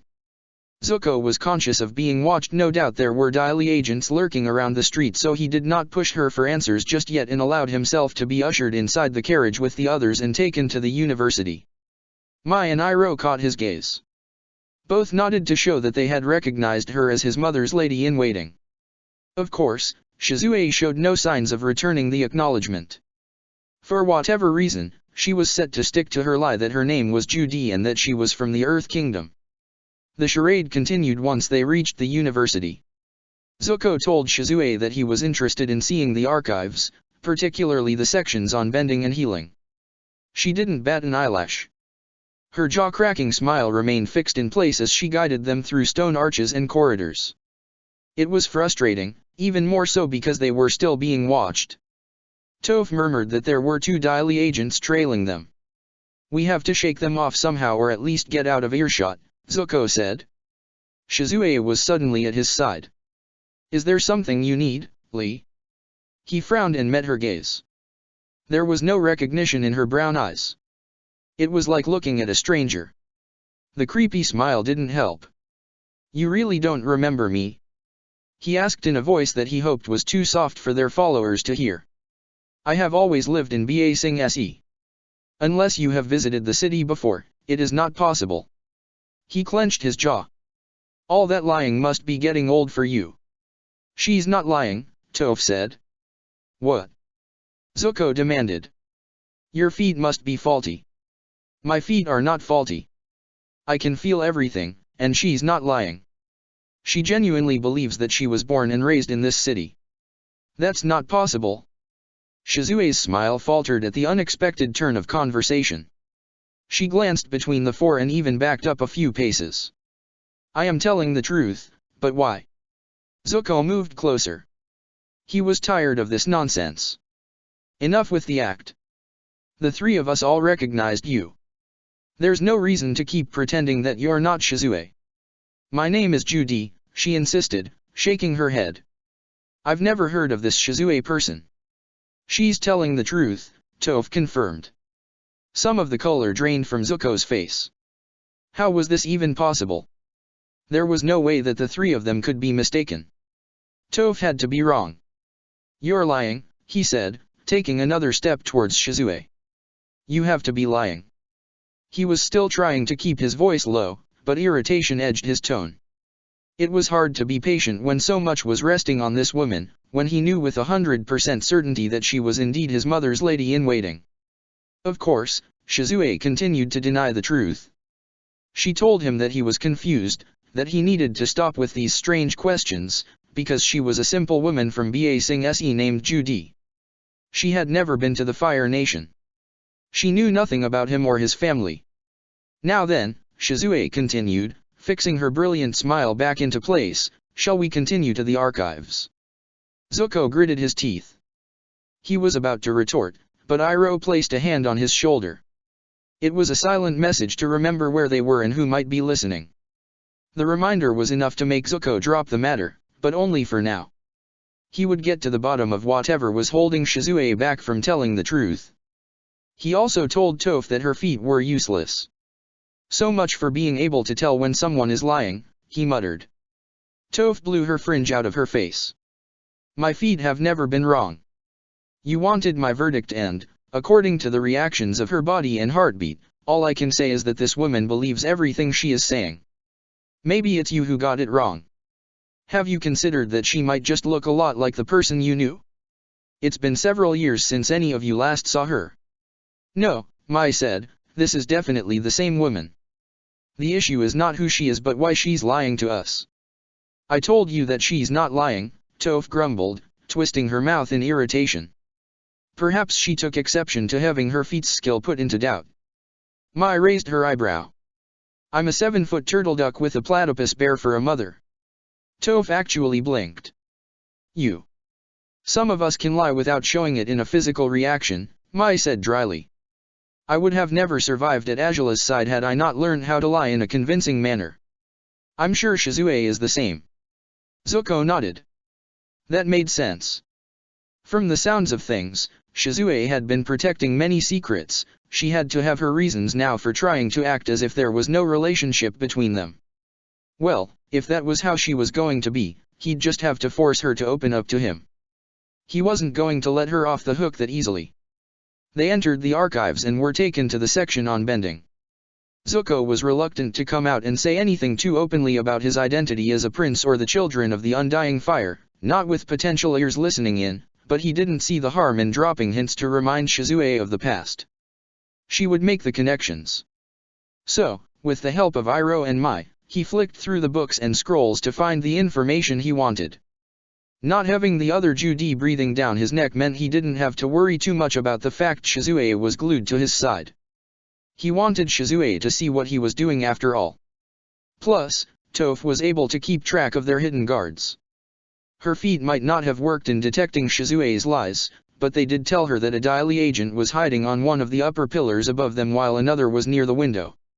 Despite Zuko's efforts, he was disappointed though not surprised to find that there was nothing about the children of the Undying Fire in any of the records being kept on display.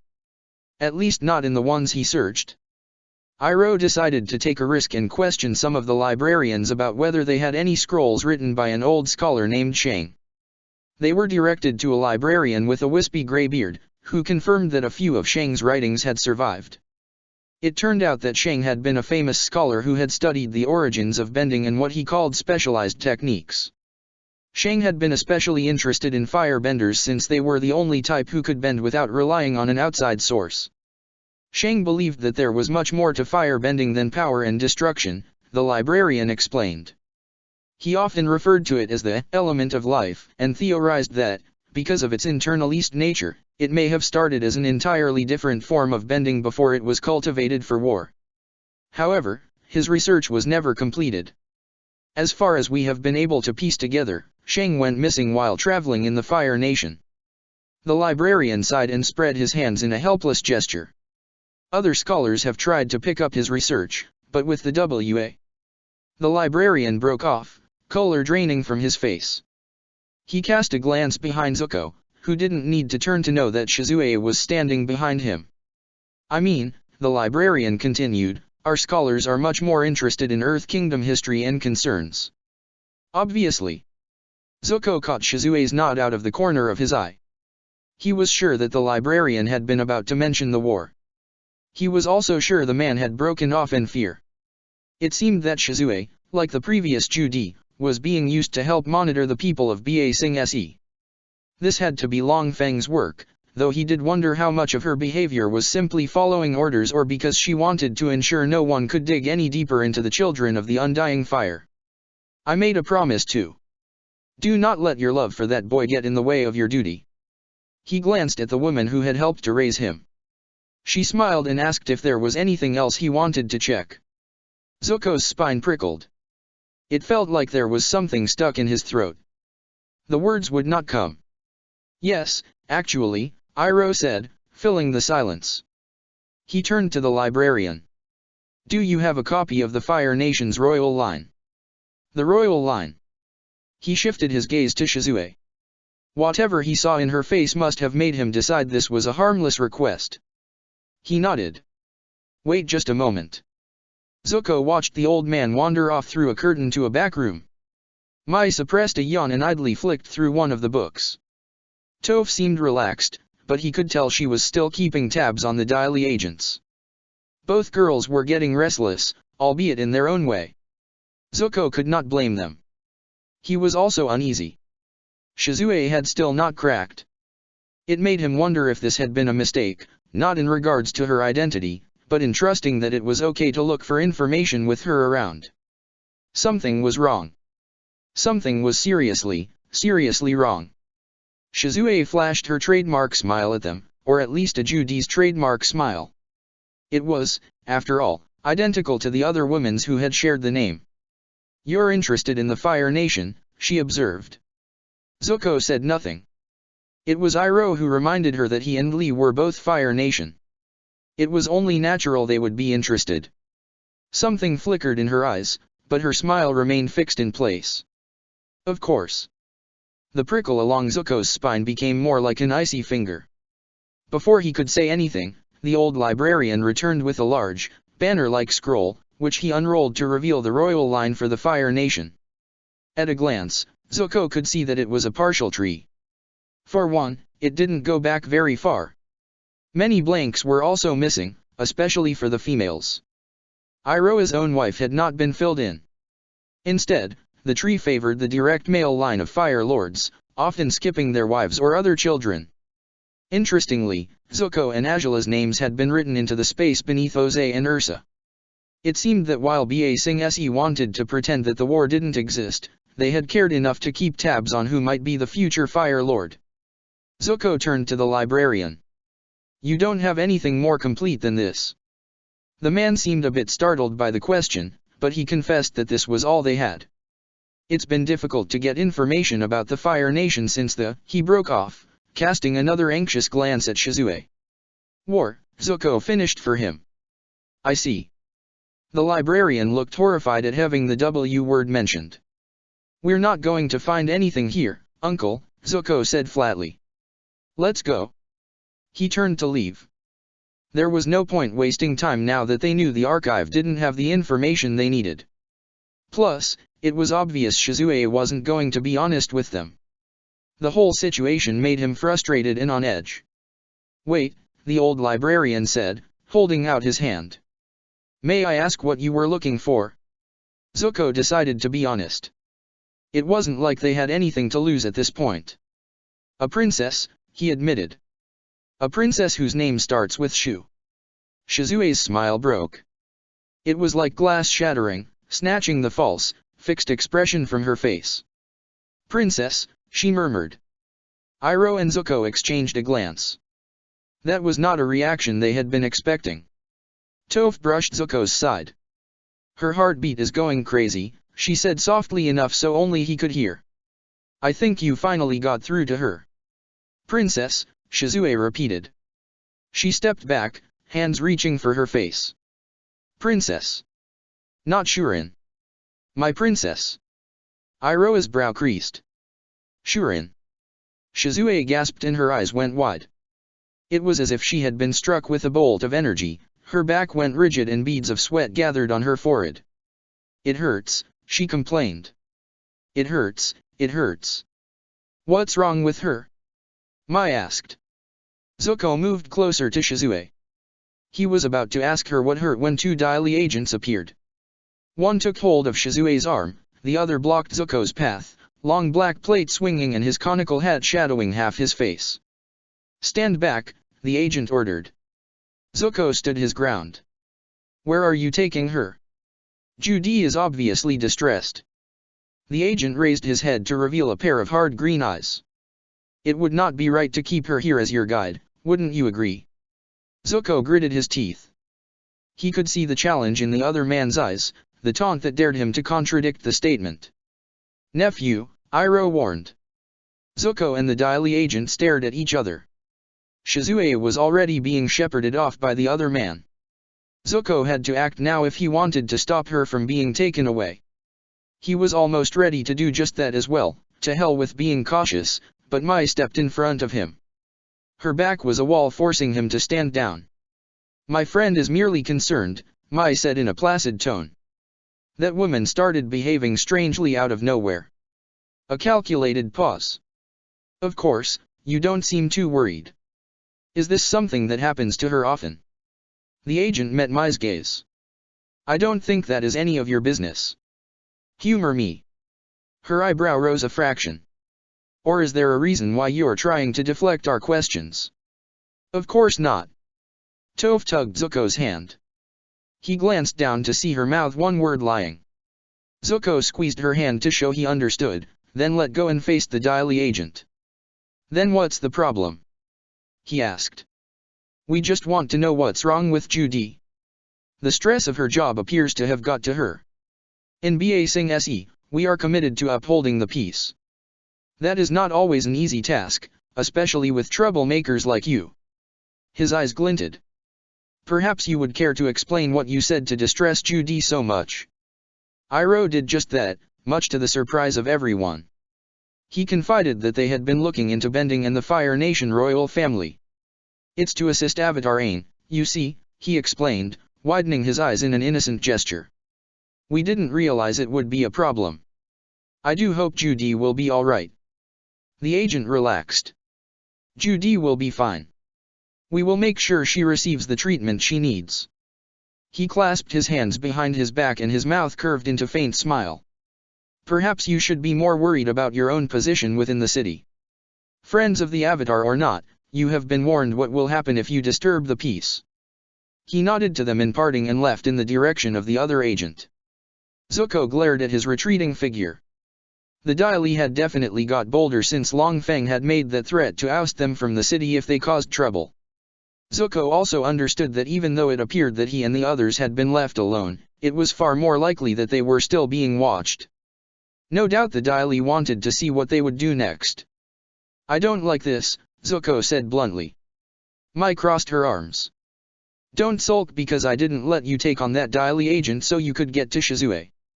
You know that would have only caused more complications." "It's not that," he said, shaking his head. He understood why his uncle and Mai had warned him off doing anything reckless. Both knew that he had impulse control issues. Plus, he was just as aware that fighting the Dai Li in such a public place would have messed up everything. No, the issue was not that Shizue had been taken away, rather, he didn't like how the Dai Li had sprung into action to stop her, let alone the way she had behaved when her false smile had finally shattered. "Just then, Shizue reminded me of how I was when I had amnesia," Zuko admitted. "Certain words would trigger my memories, but retrieving those memories physically hurt. She only started acting odd when she heard the word princess, and then she grabbed her head as if she was in pain. It can't be a coincidence." Iroh stroked his beard. "That does make sense. It would also explain why she thinks her name is Judy and that she is from Ba Sing Se. Right. The Dai Li must have supplied her with a fake life. For all we know, the first Judy we met could be the same." "But why?" Mai said. "It doesn't seem very reliable to rely on amnesiac women. Their memories could return at any time." "Perhaps that's where this treatment comes in," Toph mused. Zuko glanced down at her. "What do you mean?" "The Dai Li agent lied when he said he wasn't trying to deflect your questions, but he was telling the truth when he talked about getting Shizue treatment." Toph shrugged. "I don't know what he meant by that, but if it's true that Shizue was regaining her memories, then it's possible they have a way to counter that." A few creases formed on Zuko's brow. "I sealed my own memories away with my bending. Perhaps the Dai Li can use a similar ability." Iroh and Mai both agreed that this was possible, though it was obvious that the possibility had put a damper on the group. Trying to get Shizue to be honest with them had been one thing, going against the Dai Li and Longfeng in earnest, not to mention having to potentially fix Shizue's amnesia, was on a whole new playing field of complicated. Longfeng had them all under close supervision. It was not going to be easy to get close without stirring up the hornet scorpion's nest. Plus, Zuko had no idea if there was even a way to reverse Shizue's memory loss. Not that he was willing to back down. Too much was resting on her knowledge, his mother's whereabouts, his own healing abilities. He had to know. "I need to meet with Shizue again," he muttered. "It's the only way we're ever going to find out the truth." If he wasn't being monitored so closely, he would have followed the agents and found where they were keeping Shizue. The problem was that he was sure that was exactly what the Dai Li had been hoping he would do. They wanted him to give himself away. Zuko would have to be smart about this. He would have to come up with a new plan, or at least find a way to throw off the scent so they would not be alerted to what he was intending. A faint smile curved his lips. "Tell me, did any of you happen to see a mask stall while you were shopping?" "Sure," Toph said dryly. "I saw one on every corner." Zuko resisted the urge to roll his eyes. "I'm well aware you're blind, Toph." He raised his eyebrow. "Besides, aren't you the one who's always going on about how amazing you are? I was under the impression you can sense the shape of things right down to the smallest detail." His voice took on a teasing lilt. "Or are you saying one little mask stall is too difficult for you?" Toph blew her cheeks out in a huff. "Oh, you're asking for it now, sunshine." He laughed and told her that she could try to take him on. Her little rocks wouldn't do much. After all, even finding one mask stall was too much for her. "That's it," Toph declared. Mai let out an exaggerated sigh. "As entertaining as it would be to watch the two of you get dragged off by the Dai Li, the tediousness of having to then help you afterwards is not worth it." She stared pointedly at Zuko. "Haven't you got more important things to worry about than squabbling with this brat?" Toph jabbed her finger in Mai's direction. "You wanna call me a brat again, knife girl?" "Knife girl," Mai repeated. "Welcome to the nickname club," Zuko muttered under his breath. Mai scrunched her nose. It was obvious she was not flattered by being included into this select group of people. Iroh, on the other hand, chuckled and told them that it was nice to see them acting so lively and friendly with each other, but perhaps they should take this discussion somewhere else. We're drawing a lot of attention, he pointed out. Zuko noticed that they were indeed getting more than a few looks from the librarians and scholars. He blamed it on Topha's loud voice, which earned a jab to his back. Still, in silent agreement, the four left the university and found their bland-faced driver waiting for them next to the carriage. Shizue, of course, was nowhere to be seen. Zuko asked to be taken to the shopping district and then piled into the vehicle with the others. Toph had distracted him for a moment, but he was still determined to find a new mask. So that's why you asked about mask stalls, Iroh said, resuming the conversation. I suppose that would be better. Zuko nodded. It'll be less of a risk to sneak around the daily if they don't know my identity. I hope you don't plan on taking all the fun for yourself, Toph said. I want to crack some daily heads too. I said sneak, Zuko emphasized. I want to avoid a confrontation if I can. Toph made a noise of disgust. Where's the fun in that? I don't want to risk Longfeng and the daily catching on to what I'm doing. Not before I've had a proper chance to talk to Shizue. What he didn't say was that there was a chance his mother was in the city, perhaps also suffering from amnesia. He didn't want to take any unnecessary risks unless he could be certain this was not the case. Toph sighed and clasped her hands behind her head. Fine. Do your stealth thing. But if you change your mind, I call dibs on Longfeng. The corners of Zuko's mouth twitched, but he let the conversation drop and instead focused on keeping an eye out for a mask stall. To his surprise, there didn't seem to be any in the Middle Ring's shopping district, at least none that would work for what he intended. Theater shows and masked festivals were enjoyed by all ranks in the Fire Nation, and that had also seemed to be the case from what he had glimpsed of the rest of the Earth Kingdom. However, perhaps it was different in Ba Sing Se. Either that or the demand for non-elaborate, inexpensive masks just wasn't very high. What now? Mai asked. Zuko ran a hand through his ever-growing hair. All these setbacks to his plans were beginning to get on his nerves. Why don't we return to the house? Iroh suggested. It will be good to regroup with the others to see if they learned anything as well. Plus, you can always try meeting with Shizue again tomorrow as normal. I suppose, Zuko mumbled. Perhaps if he got her to come inside the house and away from prying eyes, they could try to get through whatever was wrong with her memory. Princess. Not Shurin. My princess. Shurin, Zuko said softly. I wonder if that was the name of the Princess Shang mentioned in his scroll. It does seem likely, Iroh agreed. Which meant that Shizue knew a lot more about the children of the Undying Fire. That was a relief. Still, it was not the unknown Shurin that continued to tease Zuko's mind but the unnamed princess on whom Shizue had fixated. Not Shurin. My princess. His heart sped up and his mouth went dry. There was only one princess Shizue would have referred to as her own. Princess Ursa, his mother. Oh. The room was like a prison, small and made of stone. A light spun round and round. Judy, no, that was not her name. She knew she had been known as something else once. It hurt to think. She squeezed her eyes shut, trying to block out the world and the light that flickered mesmerizingly in front of her. If she didn't look at it, maybe the awful blankness wouldn't steal her mind again. Maybe she would remember. Princess. Fire. Secrets. The words dug into the tender shell of her mind like thorns, bleeding out memories that slipped through her gasp as fast as water in loosely cupped hands. It hurt. It hurt, it hurt, it hurt. Judy. She squeezed her eyes shut tighter as if hoping the darkness could block out sound as well. She didn't want to hear their voices, those smooth, insidious voices that were always there to lock her back up inside the shell of a woman she did not know. Open your eyes, Judy. Sweat beaded her forehead. That's not my name, she gritted out through clenched teeth. Hands gripped her face. She tried to twist away, but the stone cuffs holding her in place did not allow for any movement. Strong fingers prized her eyes open. A daily agent stood opposite her, even as the light spun round and round between them. The glow was like a siren calling her to look. To be lulled. No. She cried out, desperately trying to close her eyes against the fingers that forced her to look. I won't, I can't. Your name is Judy, the man in front told her. No. You were born and raised in Ba Sing Se.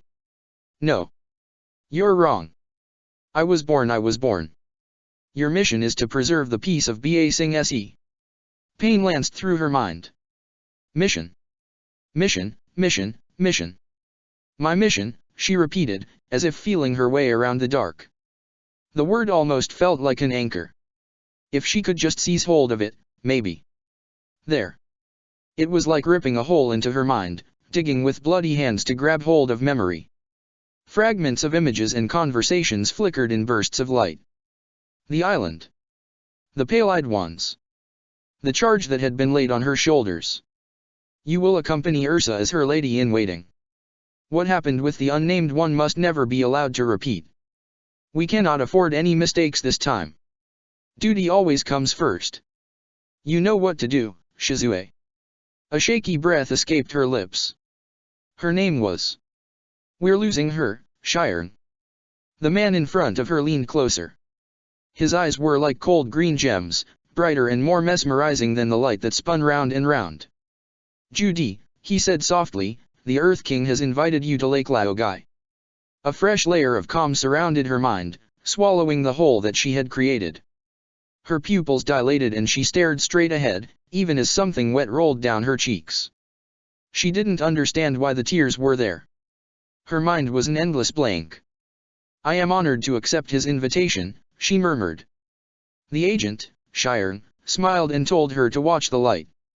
She did so until she felt drowsy and all she could hear was the smooth voice that slipped into her mind, readjusting and repainting the contents with a skilled touch. When she left the room, she thought of herself only as Judy, a woman who was lucky to have been born and raised in this wonderful city, a woman who served the Earth King and would help to stop any people or rumors that might disturb the peace. Oddly, a part of her still wanted to cry. Oh. What happened with 53? Long Feng asked. Shirn dipped his head in a bow. The two men stood inside Long Feng's office, far from prying eyes and ears. I was able to rewrite her memories, but she was already showing signs of agitation when I left. In truth, her resistance to the hypnosis makes it difficult to keep her under control. It might be better to discard this Judy. If I push any harder, her mind will be damaged beyond repair. Long Feng frowned. I do not wish to discard her just yet. You said the Avatar's companions appeared to show an interest in her. I want to know why. My subordinates are continuing the investigation as we speak. It will not be long before we have the truth. Shirn cleared his throat. Also, as requested, 42 has been successfully rehabilitated. Good. Long Feng's eyes glittered in the green firelight. Inform 42 that she will resume her duties as a guide for the Avatar and his friends. And 53? Keep her in Lake Laogai for now, Long Feng said, waving his hand in a careless manner. If it's true what you say, that woman will only cause trouble if let outside again. Shirn bowed low to show he understood and left the room. Long Feng moved to sit back down at his desk, yet there was nothing relaxed about his posture. His mind was replaying over everything that had been reported, all the things that had been said and not said. It bothered him that the one who had shown the most interest in 53 was also the Fire Nation boy who traveled with the Avatar. Why does that boy's face seem so familiar? He murmured. The uncle had also stirred a hint of recognition within him, yet Long Feng had not been able to place his finger on why. He hoped the Dai Li would uncover the truth soon. There was a secret there, a big one, if his instincts were correct. He could almost taste it. Li, Yingzhe, and 53. All of them were linked somehow. He wanted to know, had to know the truth so he could put a stop to whatever it was they were trying to do. No one was allowed to disturb the peace within his city. Whether they were common or noble, Long Feng would crush them all. Actions. Chapter 12, The First Move. Zuko had expected to be greeted with Shizue's unnerving smile when he left the house the next morning. Instead, an ostrich horse-pulled carriage waited out front. A man wearing a conical hat sat in the driver's seat, silent and expectant. There was no sign of their usual guide. Where's Judy? he asked. Judy will not be accompanying you today. Will that be a problem? Zuko folded his arms. Yeah, actually. We were hoping to explore some cultural heritage sites.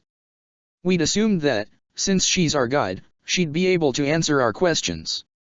The man dipped his head in a bow. I will have the request passed on for you, though I cannot promise it will be processed today. He glanced at Iroh, Toph, and Katara, who stood behind Zuko. Do you still wish to? We'll skip the carriage for now, Toph said, turning around and waving her hand in a dismissive manner. The driver bowed his head and drove off. Zuko and the others followed Toph back into the house. As expected, Aang and Mai were still seated at the table and eating their breakfast.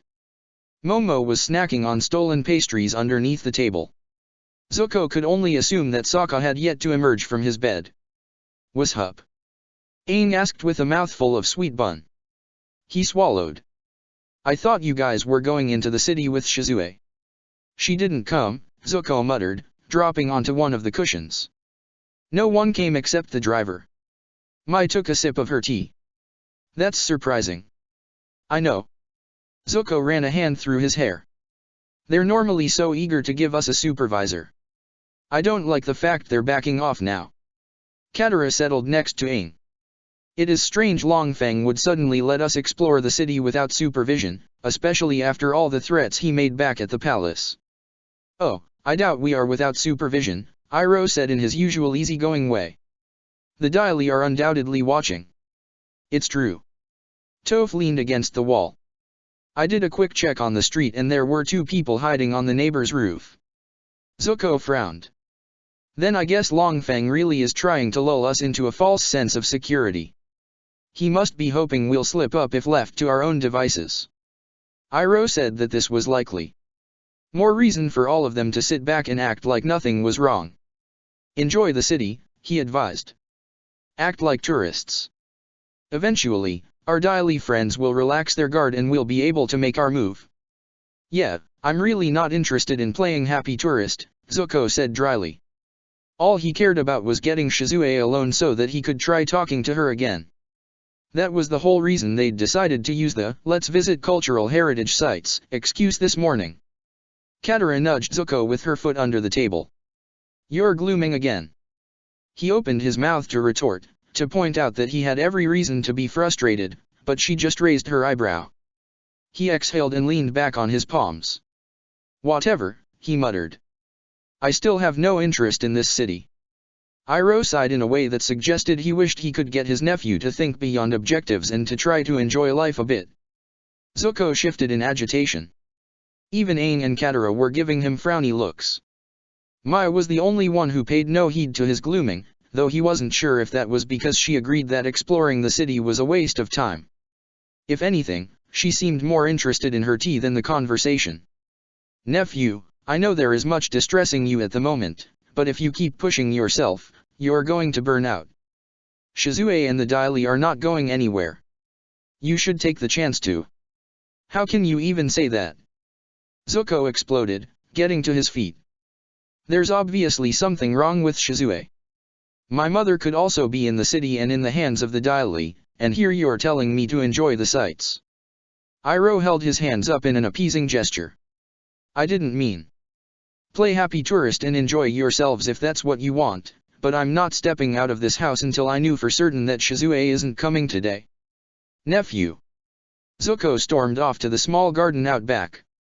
He would have retreated to the bedroom, except Sokka was still snoring in there. Besides, all he really cared about was getting away from everyone. He couldn't stand listening to his uncle act like the situation with Shizue and the Daily wasn't serious, couldn't stand having Katara and Aang judge him as if he was the one acting strange for not wanting to waste time in this hellhole of a place. Zuko was so worried and on edge that he felt physically sick. The last thing he wanted to do now was sightsee, let alone pretend to enjoy himself. He sat on the steps and placed his head in his hands. Trembling slightly, he sucked in deep breaths to calm down. He was still doing this when the door to the garden slid open. Go away, uncle, he muttered. There was a cough and a faint shuffling of feet. It's us. Zuko frowned and raised his head to see Katara push the door shut. Aang stood next to her, biting his lip and looking a bit sheepish. Zuko sighed and went back to staring ahead. What do you want? I'm not interested in hearing any more speeches. The two sat down on either side of him. Sorry about earlier, Aang mumbled. We didn't mean to upset you, Katara assured him. We just... Forget it, Zuko said, though his tone was bitter. It's not like this really impacts any of you, right? It's no wonder you can. Don't say that. He blinked, startled by Katara's sudden vehemence. She clasped his hands. We do care, Zuko. I might not know Shizue like you do, but I know how important this is to you. All of us do. Katara is right. We all want to help you. Zuko pulled his hands away with a frustrated sound. Then why is everyone? Because we care about you, she said firmly. You're always so tense and focusing on what needs to be done or what might go wrong next. She placed her hand against his cheek. You're under so much stress that you can't even see how awful you look. He flinched back from her touch. I'm fine. Are you? He held her gaze for a moment before looking the other way. Aang nudged him in the arm and asked if he wanted to talk about it. Zuko felt like he was trapped between an over-helpful tag team. What I want is to meet Shizue, he said bluntly. That's it. Aang exhaled. Well, I can't really help with that. I'm still trying to figure out a way to meet the Earth King, but you know what? His lips curved into a smile. I reckon everything is going to work out. You would say that, Zuko muttered. The Avatar was known for his careless optimism. Katara got to her feet.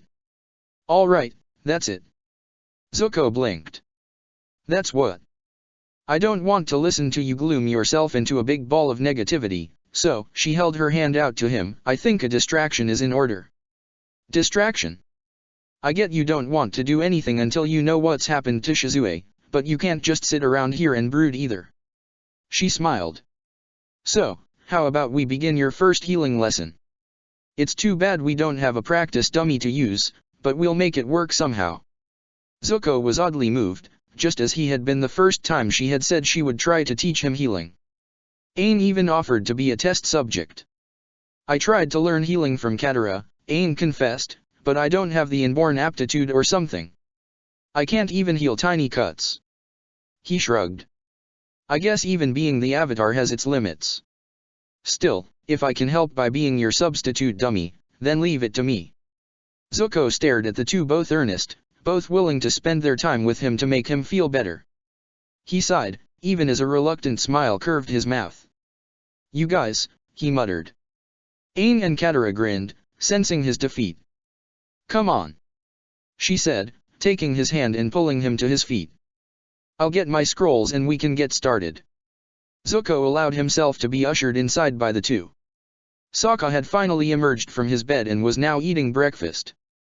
He greeted them with a mouthful of food and asked what the plan was for today. Katara explained what she, Zuko and Aang were going to do until either Shizue turned up or they got further news. I'll stick around, Toph said with a shrug. Besides, you'll need me if Shizue does come. Iroh and Mai had decided that they would look into the lower ring and see if they could get news of what was happening outside. Most of the refugees came in from the docks there, and it had seemed like the area was not quite as subdued by the Daily. Besides, both were a little worried about what the Fire Nation or, rather, Azula might be doing. Azula wasn't the type to give up. Sokka thought this sounded interesting and decided to join them. We'll keep an eye out for a suitable mask as well, Iroh said, glancing at Zuko. Zuko met his uncle's gaze. There were probably some apologies that needed to be exchanged between them, but he was perceptive enough to understand that this was Iroh's way of saying that Zuko should do what he thought was necessary. Their methods of coping had never been the same. Maybe Zuko did fixate on his goals too much, but he couldn't relax and not focus on finding the truth either. Not in this case. Iroh must have come to accept that. Thanks, Uncle, Zuko murmured. Iroh gripped his shoulder. Just remember what I said to you while we were in prison. Zuko lowered his gaze. I know. Oh. The lower ring was noisy. Mai turned her nose up at the dirty streets, peasant-like people, and the run-down buildings. There was nothing appealing about this section of Basing Se. It was the seedy underbelly of a city that tried to mask itself as a utopia, the darkened crack where cockroach earwigs crawled out of and where just taking a stroll was like walking into a barrage of unpleasant smells. Sure, there were some nicer parts, but everything about the place still screamed poor and not really wanted. Still, that was what made the lower ring perfect for gathering information. The people living here were not seen as important. The lower ring was set up for containment rather than complete control. There were patrol guards and daily, but they didn't appear to be on constant watch as they were in the middle and upper rings. Plus, all the farmers lived in the lower ring, and it was likely that most of the soldiers came from here as well. The daily would have a hard time getting people to pretend there was no war in this part of Basing Se. It was too close to the outer wall. Mai stepped aside to allow a group of kids chasing a ball to pass her. She had split up from Iro and Saka after their first stop at the docks. Sticking together was a waste of time and would limit how much information they could gather. That and she had just wanted a chance to be alone. People were always in her face back at the house. It was tolerable sometimes, but it was also draining. She continued her exploration, eavesdropping on conversations and speaking to those who seemed promising. She was just passing an alleyway when she heard a muffled cry come from the narrow space. The sound made her pause. Mai narrowed her eyes and stepped into the alleyway just in time to see a brutish-looking man push a girl up against a building. There were two other men standing behind him, laughing and making rough comments. "Stop!" the girl exclaimed, twisting and thrashing against his hold. "Let me go. Your father owes me a debt. How about I just take it from you, eh?" Mai raised her arm and released a flurry of blades. The two men who had been watching yelped in surprise as they were suddenly pinned against the opposite building. "How about you try your luck with me instead?" Mai taunted. The brutish man growled and released the girl, pulling out a knife as he charged. Perfect. Mai got more blades ready and threw them with expert precision. One knocked the knife out of his hand, the others pinned him to the wall. It was over so quickly that all he could do was blink for a bit before he started swearing and threatening her. She stepped closer and pressed her knife to his throat. "You talk too much. Maybe I should just silence you now." He swallowed, throat bobbing against the sharpened tip. Blood escaped from the sliced skin. She held his gaze, daring him to speak. He did not dare. "Didn't think so," she murmured, pulling her knife away. "I'm going to leave you and your friends here to think about your deeds. Perhaps someone will be nice enough to let you down." A smile curved her lips. "Or perhaps they won't." She turned and shot a sharp look at the girl. "Let's go." The girl, a cute-faced teenager with unruly brown hair and green eyes, hurried to catch up to Mai. They had only walked a few steps together before a hand clutched Mai's arm, and she suddenly had a soft body pressed against her side. "Wow," the girl said, looking up at Mai with shining eyes. "You were amazing." Mai tried to shrug her clinger off. "It was nothing." "What's your name?" "Luan." "I'm Jin." "Thanks for saving me." Mai furrowed her brow. There was something unnerving about Jin's bright, admiring gaze. She was also conscious of the fact that Jin was still clinging to her. "Let me go," Mai said flatly. Pink bloomed on Jin's cheeks and she released Mai as if burned, mumbling apologies and fidgeting with her hair. "You'll be fine from here," Mai said, stepping away to put some distance between them. "Bye." Fingers tugged at her tunic. "What now?" Mai said, repressing a sigh. Jin blushed and twisted the fabric of her dress in her hands. "I just wondered if you wanted to stop and get some tea or something." As a thank you, she was quick to add. Mai raised her eyebrow. "You want to buy me tea to thank me?" "Yeah. Or we could go out for dinner tonight. I know this really great noodle shop and—" "Sorry. Not interested." Jin grabbed her by the wrist. "Then at least let me thank you this way." Before Mai could react, she was tugged forward and her lips touched something soft. Her eyes widened. Every thought in her mind juddered to a halt. Jin's face was a blur in front of her gaze. Their lips were still touching. Lips. Touching. Mai made a muffled sound and pulled back. This time it was her cheeks that were a brilliant pink. You. Jin smiled a little cheekily.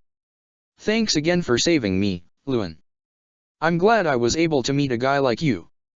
Mai choked on the words she wanted to shout at the stupid girl. Jin grinned and waved before running off down the street. Of course Sokka had to choose that moment to appear. He strolled casually towards Mai, munching on what looked like a piece of fried bread. What happened to you? He asked. Your face is all red. Mai glared at him. Shut up. She stalked ahead, fuming and wiping at her mouth with the back of her hand. She couldn't believe she'd just had her first kiss taken from her by a female nobody. Worse, that the nobody had thought she was a guy. Of all the shameful things that could have happened. Sokka chuckled and caught up to her. Must have been something big to shake you up. I don't think I've ever seen you look so flustered. Her eyes narrowed. Say another word with that big mouth of yours and I will permanently silence you. Sokka got the hint. He stopped teasing and asked if she'd managed to get any interesting information. Not really. People had been more willing to talk about the war, but what she had overheard wouldn't be of any real use to them. It was all stuff they knew, to be cautious of the Daily, that the Fire Nation had pulled back for now from Ba Sing Se, but was still slowly taking over the Earth Kingdom. Sokka sighed. Yeah, same for me. Mai said that he could stick around to learn more if he wanted, but she was done with information gathering. Sokka decided to call it quits too and suggested they go find Iroh. Maybe the old man had been able to have better luck than them. She found no fault with this plan, so the two of them set out together. Sokka chatted away quite happily, always one to fill the silence, though she couldn't say that she was paying attention to his words. Her mind kept drifting back to the humiliating situation with Jin. She tugged on the short, black strands that covered her head. It had been upsetting to have to cut her hair. She had even cried a little when she'd realized that her face would always be scarred. Mai wasn't vain, but the disfigurement had still been difficult to accept. She hadn't been able to see out of her left eye before Zuko and Katara had healed her. That had been scary. Now things weren't so bad, she could see perfectly again, and while her skin was still puckered and scarred, it was true that from far away a person probably couldn't tell she had burn damage unless they knew what to look for. Mai should feel lucky. She knew this. Compared to Zuko, she had got a much better deal. But she had just been mistaken for a boy. That hurt her self-esteem. Maybe it was the clothes, she muttered. Huh. Sokka blinked at her.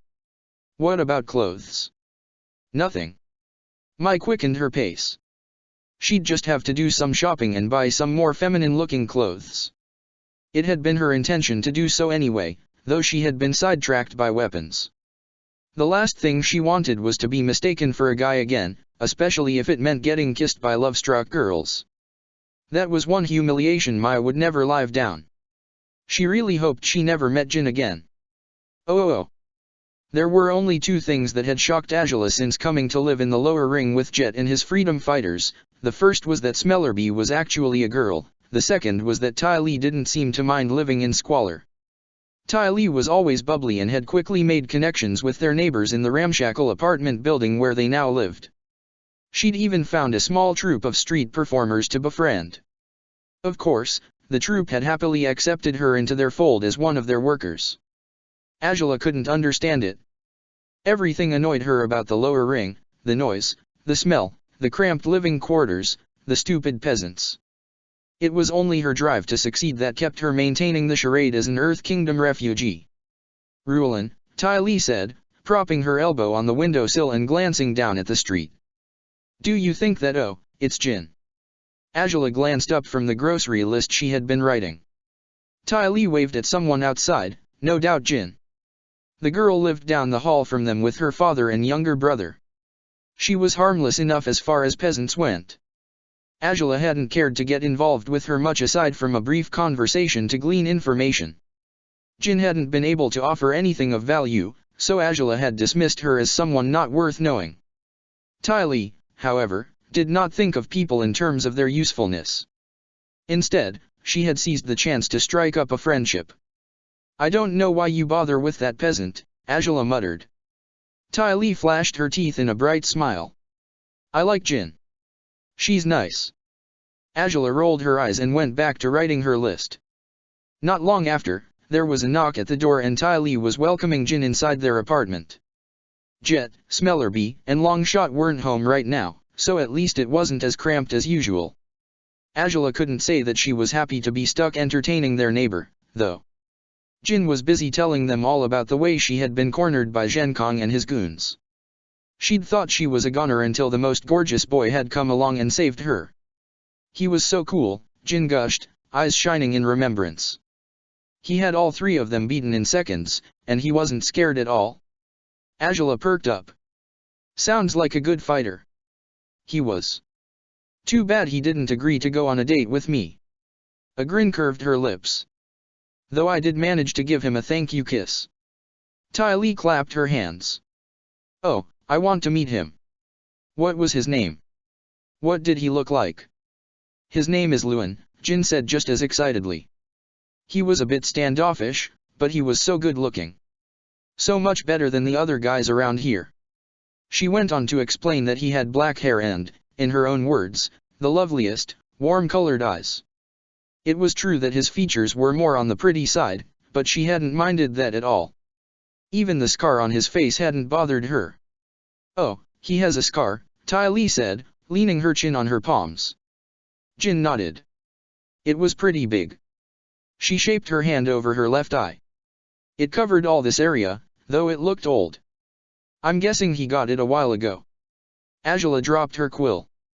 Ty Lee had also stiffened and shot a surprised glance at her. Do you think it could be him? Ty Lee asked. The description does fit, Angela allowed.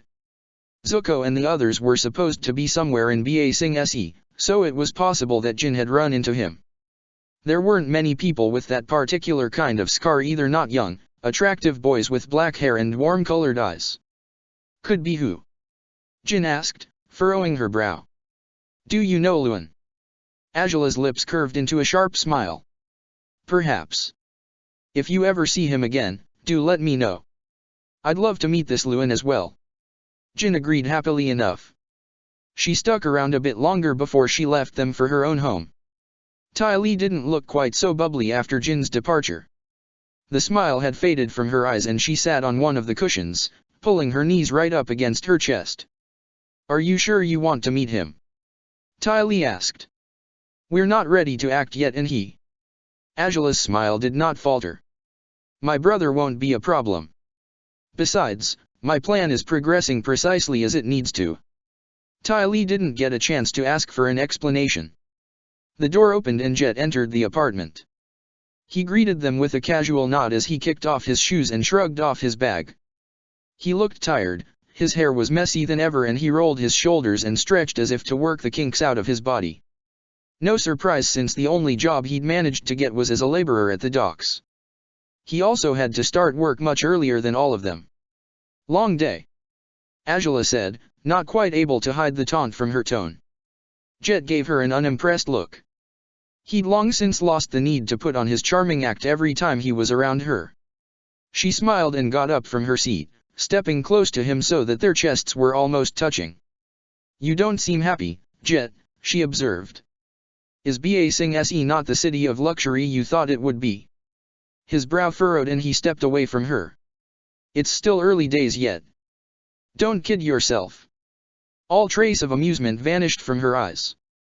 We both know that the inequality you so despise is rampant in this city. They even have a wall to keep us poor refugees locked away. His shoulders tensed. So. She touched his arm and moved with snake-like smoothness to face him. Why don't we do something about it? It's what you and your freedom fighters do, right? Fight injustice. Jet met her gaze. Just what are you suggesting? I want to start a revolution and give equal rights to all of the people of Ba Sing Se. Will you help me? A flicker of the old passion burned in his eyes. She resisted the impulse to laugh. He was so easy to read. Of course this stupid peasant who had put all of his energy into fighting the Fire Nation would not be able to sit back and play the good citizen now. He would want to rise up, to tear down the walls that kept him continuously oppressed. There were many others like him as well. So many refugees who had come here expecting a better life, so many who'd had their dreams crushed. Now all Angela had to do was rally them together. Once she had a strong enough force, she'd start bargaining with the real power behind the throne and tear this city to the ground. "You've got yourself a deal," Jet said, holding out his hand. Angela accepted the handshake. "Let's liberate this city, Jet," she said, purposely making her voice soft and intimate. Even her expression was calculated to make him feel like he was the only one who could fight at her side. "Let's make our new beginning, just like you wanted."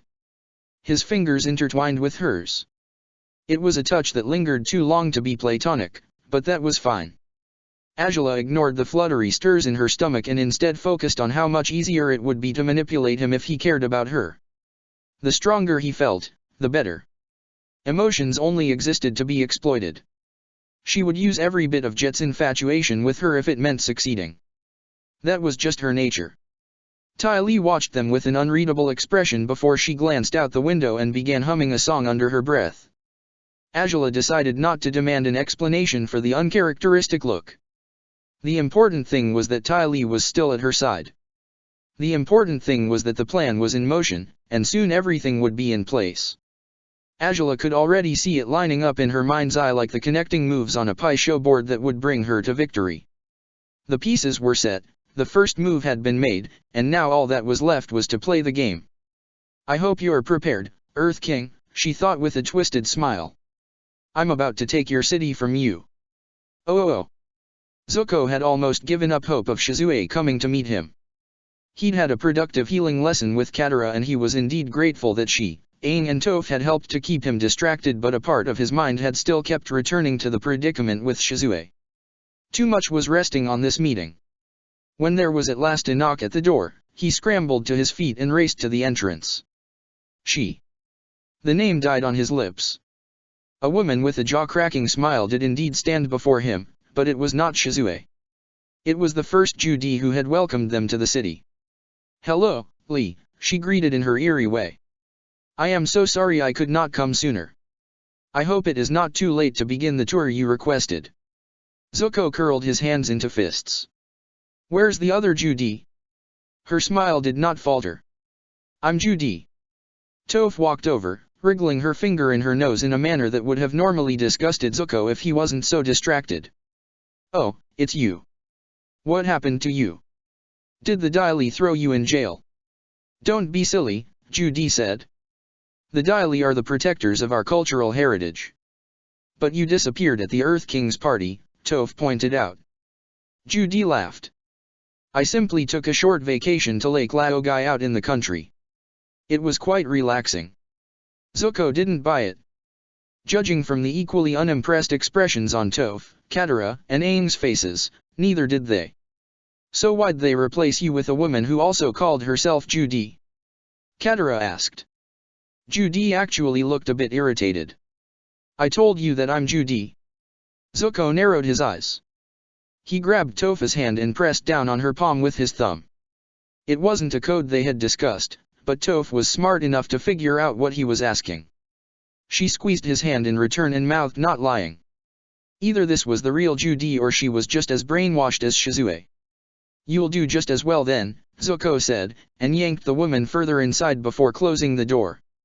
"Wait," Judy said, sounding quite alarmed, "what are you trying to?" "Don't let anyone through that door," Zuko ordered Toph and Aang. Toph grinned maniacally and took up position at the entrance. Aang looked a bit nervous but also stood next to her. Zuko, who was still gripping the protesting Judy so that she could not escape, turned to Katara. His eyes sparked with a wild energy, the light of a person who knows he is being reckless but cannot bring himself to stop. "Help me," he pleaded. "I can't risk doing this by myself." Katara held his gaze for a moment. "I don't know how much help I'll be. My waterbending couldn't even heal your amnesia, remember? We still have to try." She glanced at Judy, who was pale and had finally gone quiet. Perhaps the woman was too confused to keep kicking up a fuss. Perhaps a part of her had even recognized the wrongness of her life as Judy. Either way, Zuko could not turn his back on her.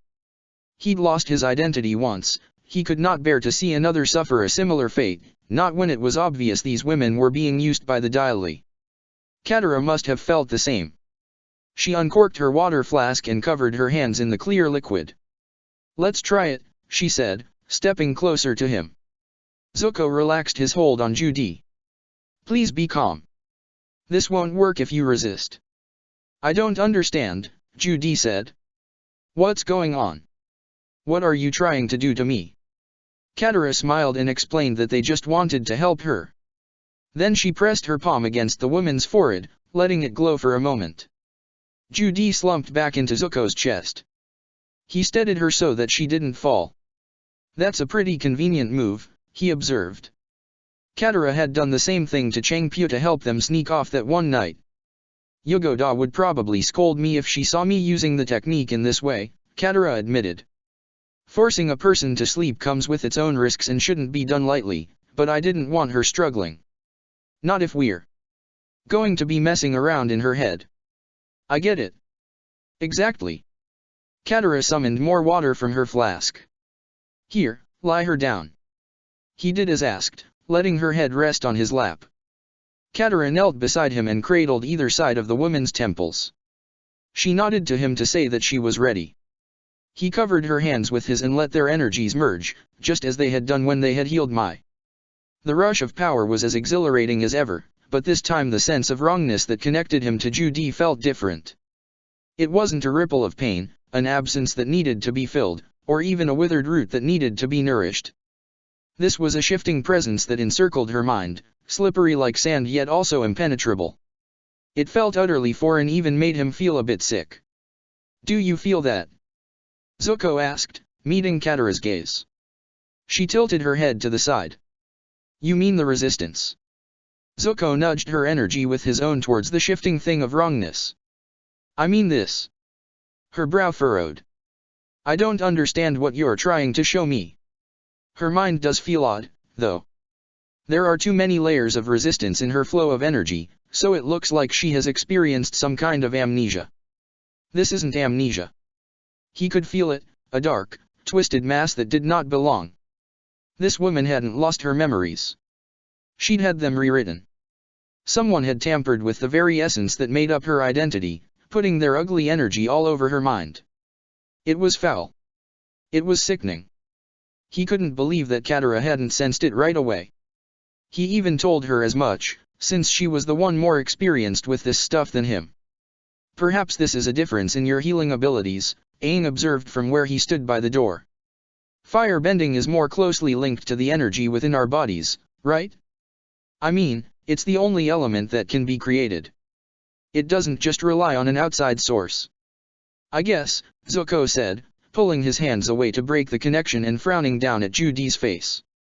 "We call the source of fire bending our inner fire, but it's not like I have a real fire inside of me. That's just the easiest way to explain how it feels." He glanced at Aang. "Well, you would know. You can bend fire as well." "Right," Aang said. "So, if we compare fire bending with water bending, maybe that's why you're both sensing different things now. Katara's water is a source outside of her own energy. It's something she uses to manipulate the flow of energy in another person's body so she can quicken the healing process, but I've never seen you create fire when you heal. For you, it's always a fusion of energy." He rubbed the base of his neck. "I could be wrong, of course, but I remember Roku saying something similar when I asked him about our spiritual bond. He said Katara couldn't create anything like that because of the difference in how you heal." Zuko and Katara exchanged a startled glance. He supposed it did make sense. Even Shang, the old scholar, had believed that fire bending might have started as a different kind of bending because of its internalist nature. Power in fire bending came from the breath. Good technique allowed a better amount of energy to materialize within the body that could then be willed beyond the limbs. That was how fire could be created without an outside source, just like the dragons of old. However, the true source of fire bending was much simpler. Zuko was always conscious of his inner fire. It was a spark of pure energy that existed within his body. It was also what he drew upon when he healed, or rather the golden, flame-like energy that thrummed deeper within. Perhaps it was indeed this sensitivity to energy that allowed him to understand what had been done to this poor woman. He couldn't understand all the intricacies or the different layers of her mind, he simply didn't have the theory knowledge. However, he could feel the imprint of a foreign energy. It was like a stamp of ownership tainting everything. He wanted to get rid of it for her, but he wasn't sure how. A part of him could even sense that the task of healing such an enormous amount of damage might be too much for him. It felt like the tampering had been going on for years. It would be like trying to recreate a story from a text that had been erased and written over 1,000 times, leaving only faded scraps of the truth. "I don't know what to do," he admitted in a small voice. I can't heal this. What if Shizue is the same? What if?" Katara grabbed his face. "Zuko, look at me." His eyes focused on hers. "We're going to find a way," she said firmly. "Maybe the fact we can feel different things will work to our advantage. At the very least we have to try, right?" He swallowed. "Right. Then let's try again." Zuko nodded and followed her lead. Reconnecting his energy with the woman was unpleasant. The sense of wrongness in her mind still made him feel a bit queasy. Then again, maybe it was just the thought that the same had been done to Shizue. Maybe even his mother. He shuddered and almost lost the connection. Katara shot him a glance under her lashes, worried, questioning, but Zuko ignored her and closed his eyes. He had to try his best to focus. Katara was better at manipulating Judy's energy to ease through the layers of resistance, but he was the one who could feel the shifting, dark mass that was the real root of the problem. All he had to do was figure out a way to remove the taint. Too bad his instincts only seemed to want to warn him off. The dark mass was such a slippery thing of ugliness, but it had also been attached so deeply to her mind. Far, far too deeply. He was scared that he would only damage her mind further if he tried to remove it. Zuko was just about to give up and focus on working through the knots and walls of resistance like Katara was doing, but Toph broke his concentration. "Earthbenders incoming," she warned. "You better decide if you want to fight the Dai Li now or play it safe, because I'm not gonna hold back and I doubt they'll be happy once they realize what you've been doing to that Judy." "What do you want to do?" Katara asked him. Zuko tensed. He knew that they didn't have enough footing to make a stand.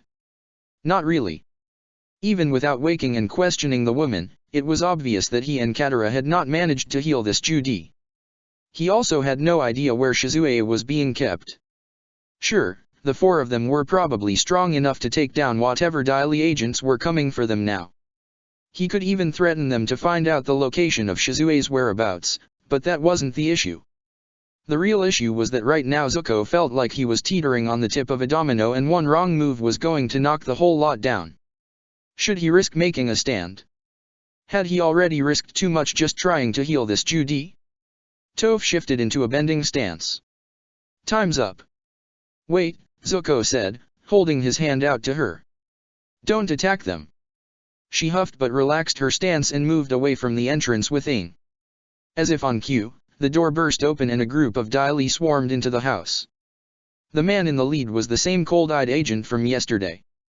His gaze swept the room, pausing on Judy. Zuko shifted the woman off his lap and got to his feet. "Judy fainted," Aang blurted out in a rush. "It's really not as bad as it looks." The agent didn't spare him a glance. "You are all coming with me for questioning." "Why?" Toph demanded, jutting her chin. "What have we done that's so wrong?" He pulled out a piece of parchment and unfurled it for them all to see. Something cold yet hollow settled itself in Zuko's heart. It was the wanted poster that had been made for him and his uncle. Their covers had been blown. Chapter 13, Complications. Zuko dodged the rock-shaped hands that tried to clamp onto his wrists and ankles. He hadn't even thought about evading, it had just been instinct. His heart thumped faster. The Dai Li weren't mucking around. Still, it was anger and not fear that welled within him. He was getting really tired of being treated like a criminal. Before he or the Dai Li could retaliate, Aang, Katara and Toph created a wall in front of him with their bodies. All three shifted into an offensive stance. "Back off." Katara growled, curling her fingers so that the water arcing over her turned into sharpened points of ice. The agent who appeared to be in charge narrowed his eyes. You dare to go against the Daily? We should be saying that to you. Toph retorted. Don't think we're just going to hand over Sunshine. Her teeth flashed in a vicious grin. If you want him, you'll have to go through us first. Some of the agents shifted uneasily. Zuko couldn't blame them. He'd seen what Toph was capable of when she got serious. Even an army of tanks and the giant drill had been no match for her. Add the Avatar to the equation, along with a master waterbender and Zuko's own formidable bending ability, and it was no wonder the agents hesitated. Still, their leader did not flinch. Instead, he smiled and let his hands relax at his sides. Perhaps that was too hasty of us, he allowed. I should have explained first. This boy, Lee, is suspected of being Prince Zuko, an enemy to the Earth Kingdom. Restraining him is merely a safety precaution. Aang lowered his staff. Lee is not your enemy. He protected the outer wall from the Fire Nation army and has helped me and my friends many times. I trust him with my life. Then you have nothing to worry about, don't you? If he is as innocent as you say, there should be no harm in letting us bring him in for questioning. His smile widened a fraction, though it still did not reach his eyes. Of course, Long Feng wishes to speak to all of you as well. We ask for your cooperation so that we can resolve this issue quietly. Katara and Aang glanced back at Zuko, as if to ask what he wanted to do.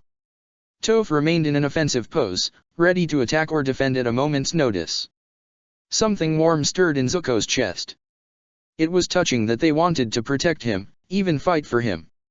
However, all of them had unfinished business in Ba Sing Se. His situation did not look good, but the Daily still only had an old wanted poster that barely resembled his current appearance to prove that he was Prince Zuko. He could work with that. On the other hand, if he and the others fought now, they would be considered fugitives and would no longer be able to move in the open nor return to this house. Plus, he had no idea what had happened to his uncle. If these men had come for him, it was likely that others had done the same to Iroh. Better to play it cautious. All right, Zuko said, gently moving Katara and Aang aside so he could step forward. I'll go with you. It's not like I have anything to hide. A wise decision. Katara grabbed Zuko's arm. She did not speak, but her eyes said what she could not aloud, that the Daily were dangerous and it was likely Long Feng and these men who had brainwashed Shizue and the other Judy. He absolutely could not lower his guard, not even for a moment. Aang looked just as fretful, glancing from Zuko to the Daily as if he wanted to step between them again. Keep looking like that and you'll just confirm their suspicions, Zuko murmured, soft enough so only his friends could hear. But I know, he said, shrugging himself out of Katara's touch. I'm counting on you three to have my back. Toph grinned. Don't worry. We've got you covered, Sunshine. He brushed his hand against her shoulder in thanks, then turned to confront the Daily agents. I suppose you still want to bind me? He asked dryly. It's just standard protocol. Resistance will not work in your favor. Zuko repressed a sigh and allowed his hands to be bound with rock. It wasn't as if he relied on his hands for bending anyway. He could still defend himself if he had to, and there was also Toph and Aang to use earthbending to get him free if needed. Everything was going to be fine. He just had to cooperate for now so he could meet with his uncle and figure out the best way to salvage this mess. Please be alright, uncle. Let's go, the Daily agent said, making a forward gesture with his hand. One of the men picked up the sleeping Judy while the others ushered everyone out of the house. 2 carriages awaited them on the street. You will be in this one, the agent said, moving Zuko towards the carriage on the left. The other 3 were taken to the carriage on the right. Toph put her foot down and insisted that she be allowed to go with Lee. No way was she going to let them be separated. There was a brief standoff between her and the agent in charge, but the Daily conceded to her request. Zuko had to repress a sigh of relief. He hadn't wanted to admit it aloud, but the thought of being alone with the Daily while his hands were bound made him uneasy. Told you I've got you covered, she murmured, settling next to him on the seat in the carriage. Zuko bit back a smile. For all that Toph could be a smart-arse little pain, it was good to have her as a friend. He just hoped his uncle had not been left to bear the brunt of the Diale's suspicion alone. It was his fault that Iroh had been weakened. Zuko would never be able to forgive himself if something happened to his uncle now. Oh. Well, isn't this a sight, a voice observed. Sokka, who had been squirming and cursing under his breath, looked up to find he was staring at a girl with short brown hair and red painted stripes on her cheeks. A solemn-faced boy wearing a hat stood next to her. It was Smellerbee and Longshot. A yelp escaped Sokka and he scrambled away from them.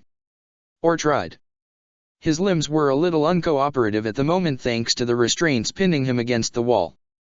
He settled for telling them to get lost. "What's your problem?" Smellerbee demanded. "What's my problem?" Sokka repeated, still frantically trying to free himself. "You tried to do me in back at your hideout. Don't think I'm going to let you. Relax." She rolled her eyes. "We're not going to hurt you. We actually came to help. Like I'm really going to fall for that." He glanced around as if Jet was going to pop out any minute. "Jet's not here as well, is he?" "Not with us right now, but he is in Ba Sing Se. The three of us came here together."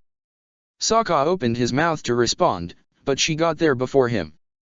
"Look," she said bluntly, "I know we did some bad stuff in the past, but we're not how we used to be. We're going straight now and trying to start new lives here, so don't muck it up for us." He paused in his wriggling. "Is that really the truth?" Smellerbee assured him that this was the case. Even Longshot nodded. "Ah, whatever," Sokka muttered, deciding there was no point stressing about the freedom fighters. "I don't have time for this. I need to." There was a sharp, ripping sound. Damn, he'd torn more of his tunic. "Sure you don't need our help?" Smellerbee asked with a hint of smugness. Sokka sighed and let his shoulders slump. "Fine. Get me out of this, but you know I would have freed myself eventually." Yeah. Smellerbee began removing the knives pinning his clothes to the wall. "So, what happened anyway? That boy who did this to you, we saw him get taken away by the Daily with some old man. Luin isn't a..." Sokka paused and shook his head. "Never mind. You're saying they got taken away by the Daily?" Smellerbee nodded. "Happened straight after he left you here." Sokka bit back a curse. He and Mai had gone to meet up with Iroh only to find him surrounded by Daily. Mai had acted quickly and shoved Sokka into an alley before the agents caught sight of them. She'd told him to inform the others about what was going on while she helped Iroh. Sokka had protested, but Mai had taken matters into her own hands and pinned him to the wall before he could and had indeed planned to charge into the open. She'd even gagged him with a handkerchief. Perhaps she had known they stood no chance against such a large number of agents, not with Iroh as bending weakened and 2 non-benders for backup.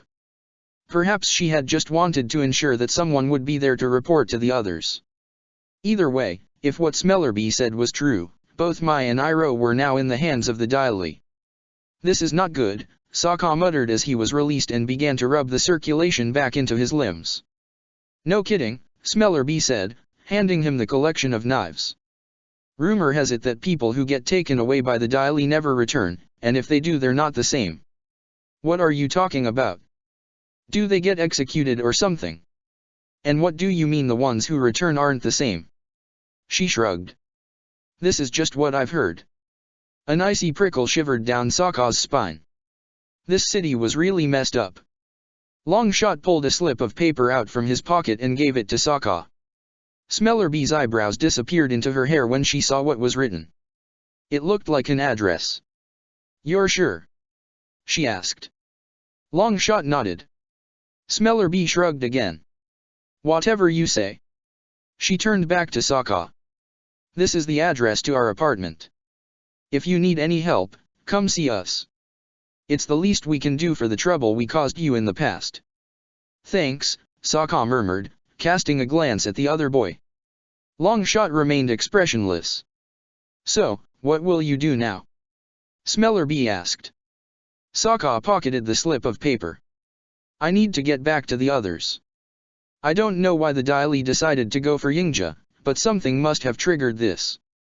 Smellerbee and Longshot wished him luck, or Smellerby did while Longshot just nodded. The duo left him after that, reminding him to call upon them if he needed help. Sokka watched them disappear into the crowd before he caught a tram to the upper ring. He was careful to avoid the Daili's attention, not sure if they were just targeting Iroh or wanted to round up everyone. Fortunately, no agents stopped him on his way back to the house. Unfortunately, Momo was the only one who awaited him inside. The lemur wrapped his furry body around Sokka's neck, huddling close and making lots of chittering noises. It was obvious Momo was unsettled. Sokka's frown deepened as he cast his gaze around the large living space. There was no sign of a struggle. The only thing out of place was a cushion that had been pushed askew. "Damn it," Sokka muttered.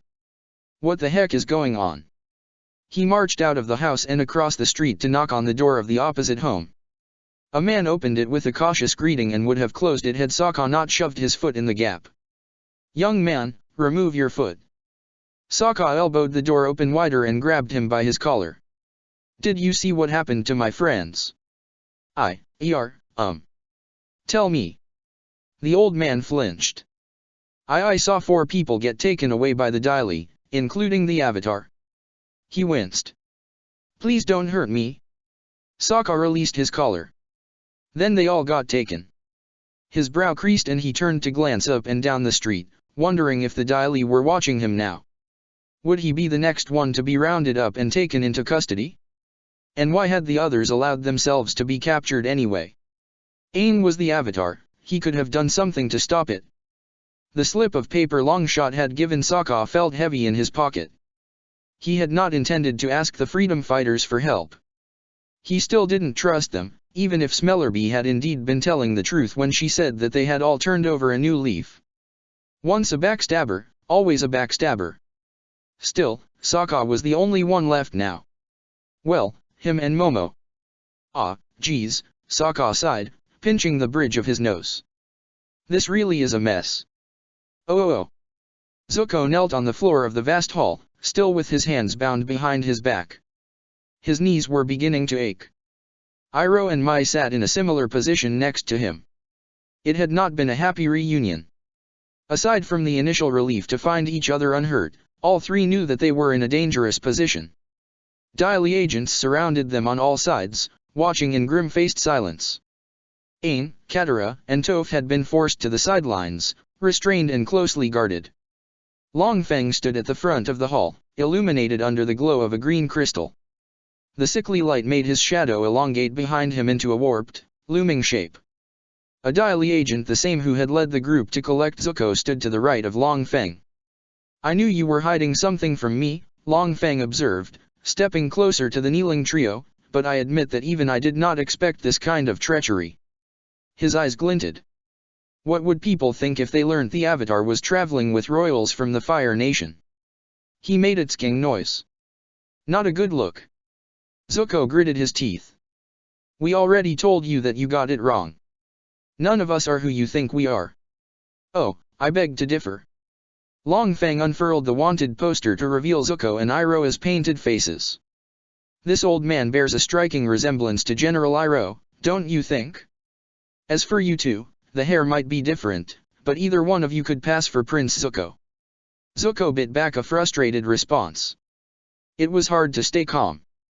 He had anticipated that he and his uncle would be under suspicion, but he'd had no idea that Mai would be dragged into the mess as well, least of all because they claimed she bore a resemblance to him. Perhaps it was because of the scar, the masculine cut of her clothes, or even her short hair. He wasn't sure. He just wondered why Mai hadn't said she was female to dispel suspicion. Mai, however, had refused to deny or confirm anything. Even now she was composed, her expression betraying nothing as she met Long Feng's eyes. "Just looking like a person is not a crime," Mai said flatly. "True," Long Feng allowed, "but the account I received from General Sung before your arrival informed us that Yingja and his nephew were Fire Nation citizens. It mentioned that both had some connection to Princess Azula as well." He smiled at Mai. "You were also labeled as a person of interest, Luan. No one knows quite where you came from, but it was said your face was hidden in bandages and that the Avatar insisted you be allowed to travel with them." He passed the wanted poster to the dialy agent who stood behind him. You'll admit it's suspicious. Iroh shifted into a more comfortable position. Regardless of how you view us, I'm afraid that Li and Luan are right. You've made a mistake. We might be Fire Nation, but we are not royalty. Long Feng's expression hardened. Do you take me for a fool? It's too much of a coincidence that you, who have openly admitted you are uncle and nephew, are from the Fire Nation and should resemble General Iroh and Prince Zuko to such a great degree. Having a personal connection to the princess just makes it all the more suspicious. Mai raised her eyebrow. But you said yourself that either Li or I could pass as Prince Zuko. Isn't it indeed just a coincidence then? Obviously we can't both be Prince Zuko. That's right, Aang chimed in from the sideline. Luan has the same scar as Li, so. The dialy agent who had been standing behind Long Feng glanced from the wanted poster to Zuko and Mai. I would say that Li's scar is closer to what is shown here. You're right, Shiren, Long Feng agreed. On closer inspection, that does seem to be the case. That is just a painting, Mai reminded them. You can't know for certain what Prince Zuko's scar looks like unless you have seen him in person, and it's obvious that neither of you have. Her voice, if it was possible, became even drier. All you have got are two black-haired teenagers with an identical scar. That's hardly proof of anything, even if we are Fire Nation. She gestured with her head at Iroh. Besides, do you really think that fat, unkempt man is the fearsome dragon of the West? Iroh chuckled, not offended by the blunt description of his appearance. Luan has a point. Long Feng leaned forward so that he was level with Iroh's gaze. I hear you made lightning during the battle with the princess. It's rumored that only the royal family can perform such a technique. Iroh smiled. I didn't conjure lightning. I just redirected what the princess fired at me. That's an entirely different technique. He shook his head. Conjuring lightning is far beyond me. The two men stared at each other for a tense moment. Zuko swallowed to ease the dryness in his throat. Long Feng did not believe them, or maybe it was just that Long Feng refused to be swayed. Sure, their defense was shaky, but the evidence the dialy had was not foolproof either. Long Feng was looking for an excuse to lock them away. Is this just because we're Fire Nation? Zuko asked. You know we aren't your enemies. Even if, as you claim, my uncle and I are actually Prince Zuko and General Iroh, you can see on that poster that both princes are wanted as traitors to the Fire Nation. Neither supports the Fire Lord now. Long Feng remained unmoved. General Iroh is an enemy who needs to face justice for the hundreds of Earth Kingdom lives he took. No turncoat acts or pretty words can change that. Something broke in Iroh's expression, as if a light had been snuffed out. It was only for a split second, but Zuko still caught the momentary lapse. His uncle had never stopped carrying the bitter burden of his past, all the regret, the damning memories, the loss. Zuko had never realized the extent of that burden until now. You're wrong. Aang exclaimed, breaking free of the agents who had been restraining him. Forgiveness should be given to all those who ask for it. We have no right to judge those who sincerely wish to change their ways. Long Feng's lip curled.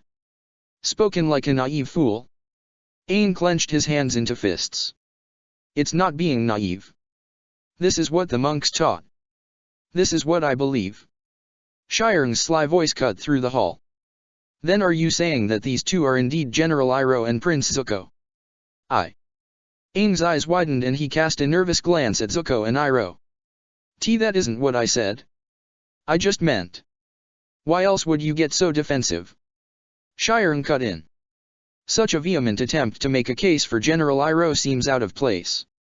His eyes glittered like green chips of ice. Unless you are worried about what will happen to this old man here. Toph let out a frustrated growl. You're just twisting Twinkle Toes' words. The dialy agent smiled. Shiren has a point, Long Feng said, drawing attention back to him. You should be careful with what you say, young Avatar. Lying about these people's identities can be taken as an obstruction of justice. Let's not forget that you actually helped to get them inside Ba Sing Se. We could have you all locked away for such behavior, Avatar, or not.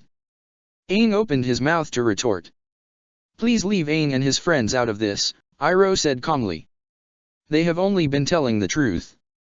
To them, we are indeed Yingja, Li, and Luan. A triumphant gleam entered Long Feng's eyes. Then you admit that you have been lying about your identity. I never said that. Iroh smiled in his usual genial way. But if you keep hounding these children, I might just lose my patience. Long Feng raised his eyebrow. Is that a threat? Shireng actually laughed. Don't be a fool, old man. You're bound with rock and are completely surrounded. What can you hope to do to us? Alas, Iroh lamented, it's true that you've put me in a bit of a fix. These rock cuffs are neither comfortable nor stylish. He feigned a sigh. Such a pity. Zuko frowned at his uncle. He didn't understand what Iroh was planning. It didn't make sense to antagonize the Dai Li when he was weakened and surrounded, but it seemed like Iroh had made a decision. Then again, perhaps he was just trying to keep attention on him so that Long Feng and Shireng would not catch the others in any more verbal traps. Zuko got the feeling that Long Feng had been hoping to use the situation to get some kind of leverage over Aang. Your deflections and lies will not help you, Long Feng said bluntly. The fact remains that all three of you are suspicious, so all three of you will be locked away until we can confirm the truth. You can't do that. Katara shouted. They've done nothing wrong. Yeah. Toph chimed in. Let them go or else. Or else what? Long Feng questioned, even as the surrounding Dai Li shifted into an offensive stance. Need I remind you that you are mere guests in this city? Right now, you could even be considered aiders and abettors of the enemy. They're not the enemy. Aang retorted. They're my friends, and I won't let you hurt them. Stand down, Aang, Iroh said calmly. We would not want to create a mess in this nice hall, would we? Aang bit his lip, looking torn and frustrated. Zuko understood now. Iroh really was trying to spare Aang and the others from being dragged down with them. All of this mess had come about because of who Iroh, Zuko and Mai had been in the past. Iroh would let himself be captured if it came to that, and it seemed like Mai had come to the same conclusion. Both understood how important the Avatar was to the world. Both realized there was no other option if they wanted to get everyone out of here unscathed. But Zuko refused to accept that this was the only way. He remembered the sickening taint he'd sensed in Judy's mind. There was no way he was going to let anyone fall into the hands of the Dai Li. He didn't care if they were outnumbered. Some risks had to be taken. Hey, uncle, he said far too casually, you still remember how the Dragon of the West got his name, right? Everyone blinked, including Long Feng. It was obvious they were confused as to why Zuko would ask such a thing during what had been a very tense moment. Iroh's mouth twitched into a smile. I'm not sure if that would be appropriate right now, nephew, he murmured. Trust me. Zuko fixed his gaze on Long Feng. You're going to want to give this demonstration. Not waiting to see if his uncle had got the message, Zuko sucked in a deep breath and let the flames gush forth. He was relieved when a second, albeit weaker, blast joined his own. Long Feng and Shireng let out a yelp and quickly put up a wall to block the combined attack. Zuko didn't hesitate. He sprung up from his kneeling position, somersaulting through the air to avoid the rock-shaped hands that came for him, and creating sweeping streams of fire that trailed from his feet. Not for nothing had he been studying the advanced moves. He managed to knock back a line of Dai Li to create a path of escape, but he knew it wouldn't last long. Run! He ordered. All three of them sprinted for the gap. He was aware of Aang, Katara, and Toph taking action, but he couldn't rely on them to keep the Dai Li off their backs. The entire hall had turned to chaos.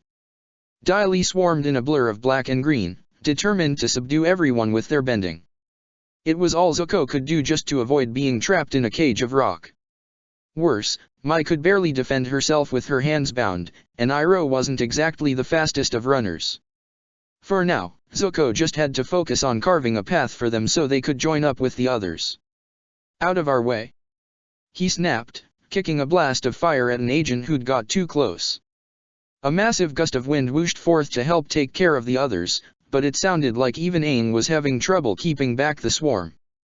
There was a small cry, followed by an enraged shout from Katara. Zuko didn't have time to check what had happened. The rock constricting his hands suddenly dragged him downwards, pinning him to ground. A glance to his left revealed that Iroh and Mai were having a similar issue. "Fools," Long Feng said, stepping forward with his palm outstretched. He had to be the one manipulating their bonds. "Did you really think you could escape?" Zuko cursed under his breath. He wondered if he could try using the breath of fire again, but then the rock around his hands crumbled to dust. He blinked, even as a giant wall of stone erupted around the three of them to block off Long Feng and the Dai Li from their view. "Sorry I'm late." Topha's voice came from behind them. "Got held up by some Dai Li punks who didn't want to say goodbye." Zuko couldn't repress his smile. He glanced over his shoulder to see Toph standing with her feet planted firmly on the ground and her arms outstretched. Judging from the creases on her brow and the way she was gritting her teeth, she was the only reason the wall protecting them was still standing. "These guys are pretty strong," Toph admitted, beads of sweat gathering on her forehead. "I'm not sure how much longer I can keep this up." Twinkle Toes better hurry with his distraction. "Distraction?" Mai repeated. The answer was a flash of light, and then Aang rose towards the ceiling, looking down on them all with glowing eyes. "Enough," he said in a voice that brimmed with hundreds of others. "I won't let you hurt my friends." Wind and fire surged forth from Aang's hands, combining and spreading out in powerful waves. Zuko could not see what happened to the Dai Li, but the cries of pain and alarm told him enough. Glass shattered. The ground juddered. It was a frightening display of an avatar's ability. No matter how skilled the Dai Li were, none of them stood a chance against the raw power of the avatar state. "Time to go," Toph muttered. She lowered them into an underground tunnel, leaving the wall intact above them as a cover. "Hurry. What about the other two?" Zuko asked. "They'll follow behind."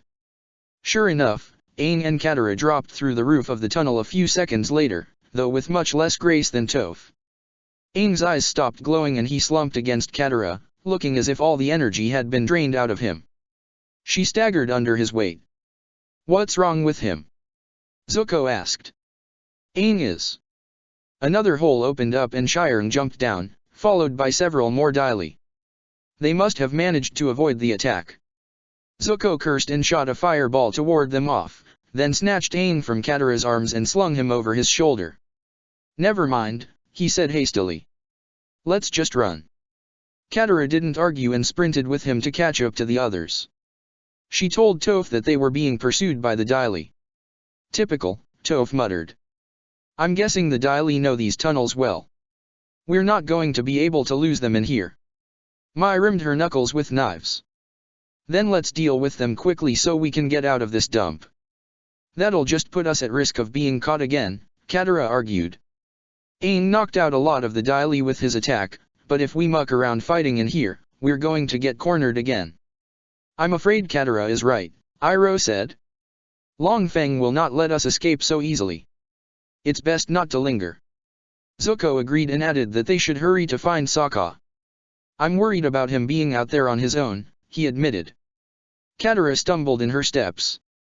"You don't think the Dai Li will go after him?" "It would be more surprising if they didn't. Long Feng wants to get leverage on us." Zuko shook his head. "Think what kind of threats that bastard could make if he got hold of Sokka." Some of the color faded from Katara's cheeks. "No way. We have to find him." "He'll probably be at the house by now," Mai said. "Though he might have tried to look for you all if he got tired of waiting." "Then we head for the house." Oh. There were no Dai Li watching the house. Or at least Toph could not tell if there were. Katara dashed ahead and pushed open the door to their home, heedless of Iroh's warning that it might not be safe. "Sokka." There was no answer. Zuko, Toph, and Aang followed her inside, checking each of the bedrooms, along with the tiny garden outside. There was no sign of Sokka or Momo. Katara slumped to her knees in defeat. Did the Dai Li really get them? "Don't worry, Katara," Aang said, pulling her into a hug. "We'll get Sokka back. We'll get them both back." Zuko frowned and exited the house, walking straight past Iroh and Mai as he crossed the street. He knocked on the door of the opposite building. There was a long pause before it was finally opened. An old man peeped out from the crack. "Why yes," he stammered. "Can I help you?" "I know you saw us get taken away by the Daily earlier," Zuko said in a grim voice. "Did you happen to see a boy in water tribe clothes come to the house afterwards?" "He came here to ask me what happened to you all." "And then? What happened after that?" "Where is he now?" A woman came. One of the old man's eyes widened and some of the color drained from his face. I am sorry, I really don't know anything." He shut the door with a snap. Zuko heard the click of the lock settle into place. He could have easily busted the door down, but he instead glanced behind him to see what had unsettled the tiny official.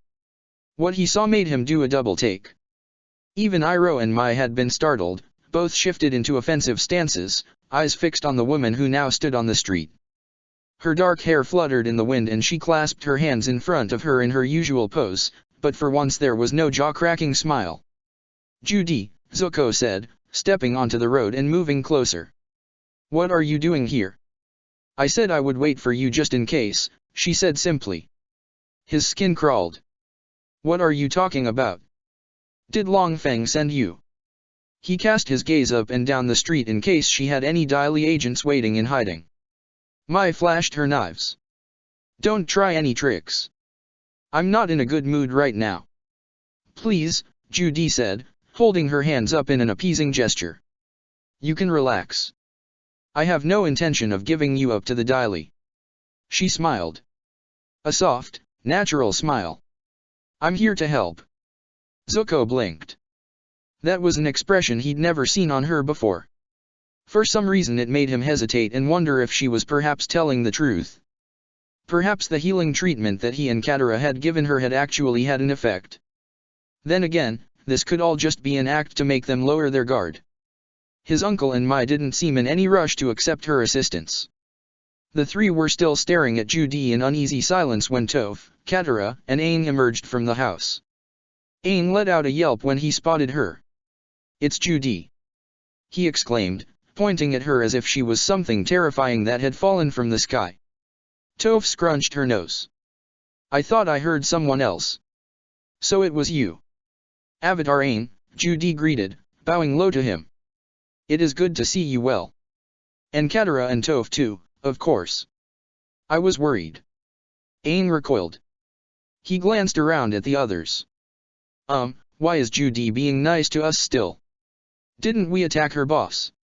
"She says she wants to help us," Mai explained, though her tone suggested she didn't buy it. Katara met Zuko's gaze. "Do you think?" "I wondered that too," he admitted, and then he paused. "But what if we're wrong?" She frowned and bit her lip. It was obvious she felt just as uncertain as him. Aang glanced between them. "Wrong about what?" he asked. "What are you two talking about?" "The healing might have loosened Long Feng's control on her," Katara explained in a low voice. "That might be why she's trying to help us now." "But if you're wrong," Toph said, catching on, "we'll just be walking into a trap." Zuko nodded. "Pretty much." Aang heaved a sigh. "Then what should we do? Sokka and Momo are still missing and—" "If it's your friend and the lemur you're worried about," Judy cut in, "I can take you to them now." Everyone stared at her. Zuko could see his distrust mirrored on each of their faces, though Aang looked a bit hopeful. "You mean you know where they were taken?" Aang asked. "Of course." Judy offered another one of her more natural smiles. "I was the one who helped them to hide from the Daily." Katara started forward. "You what?" Judy cast an anxious glance up and down the street. "Listen, I will tell you everything once we reach the safe house. We're too exposed here, and the Daily are sure to return to check on this place now that you've escaped. We shouldn't linger." "You really expect us to just follow you?" Mai asked in an unimpressed voice. For answer, Judy made an opening in the road to reveal an underground tunnel. "You're an earthbender," Toph said in surprise. "There are still many things I am learning about myself," Judy admitted. Her gaze shifted to Katara and Zuko. "You opened my eyes to the truth. Please trust me now." Zuko let out a breath. There were plenty of reasons for why he should doubt her words, but a part of him still wanted to believe. A part of him wanted to hope. Okay, he said, relaxing his posture. I'll trust you. Mai grabbed him by the arm, wrenching him round to face her. You can't be serious? You actually want to get into that tunnel with her? She's probably going to lead you straight to the daily. I have to admit that I'm with Knife Girl, Toph said. Judy doesn't appear to be lying, but think what happened the last time we tried to use the underground tunnels. No harm will come to you, Judy promised them. Though the daily control many of Ba Sing Se's underground passages, this one was only created today. They will not find you in here. She dipped her head in a bow. Of course, I cannot force you to follow me. That choice is yours alone. Having said her piece, Judy lowered herself into the tunnel and waited. Zuko stepped forward without hesitation. He had always been one to take action instead of wasting time with indecisiveness. I'm going, he told them. It's better than standing around here and waiting to get captured again. Katara moved to stand next to him. I'm going too, she said grimly. Judy says she has my brother. I have to check. The two jumped into the tunnel. Aang, Toph, and Iroh followed a moment later. That just left Mai standing on the street. When everyone continued to stare up at her expectantly, she sighed and slipped her knives back to wherever she hid them under her sleeves. Fine, she said, joining them in the tunnel. Take us to this safe house of yours. Judy smiled and sealed the roof with her bending. She lit a torch for light, though Zuko, Aang, and Iroh also helped with fire bending. The girls crowded in close. This way, Judy urged. Zuko and the others followed her deeper into the tunnel. He was sure that they, just like him, were all wondering if they had made the right choice. Either Judy would lead them to safety or betrayal. He really hoped it was the former. Enough had gone wrong today. Still, there was one thing that had reassured him. You managed to go into the Avatar state, he murmured, falling into step with Aang. Aang scratched his cheek. Oh, that. No need to be humble, Toph said, nudging him in the side. Even I'll admit that was some impressive bending. Aang blushed and confessed that it had just sort of happened. He'd got angry and it was like a rusty door had opened. Suddenly, he'd felt his past lives connect with him and then the power was right there at his fingertips.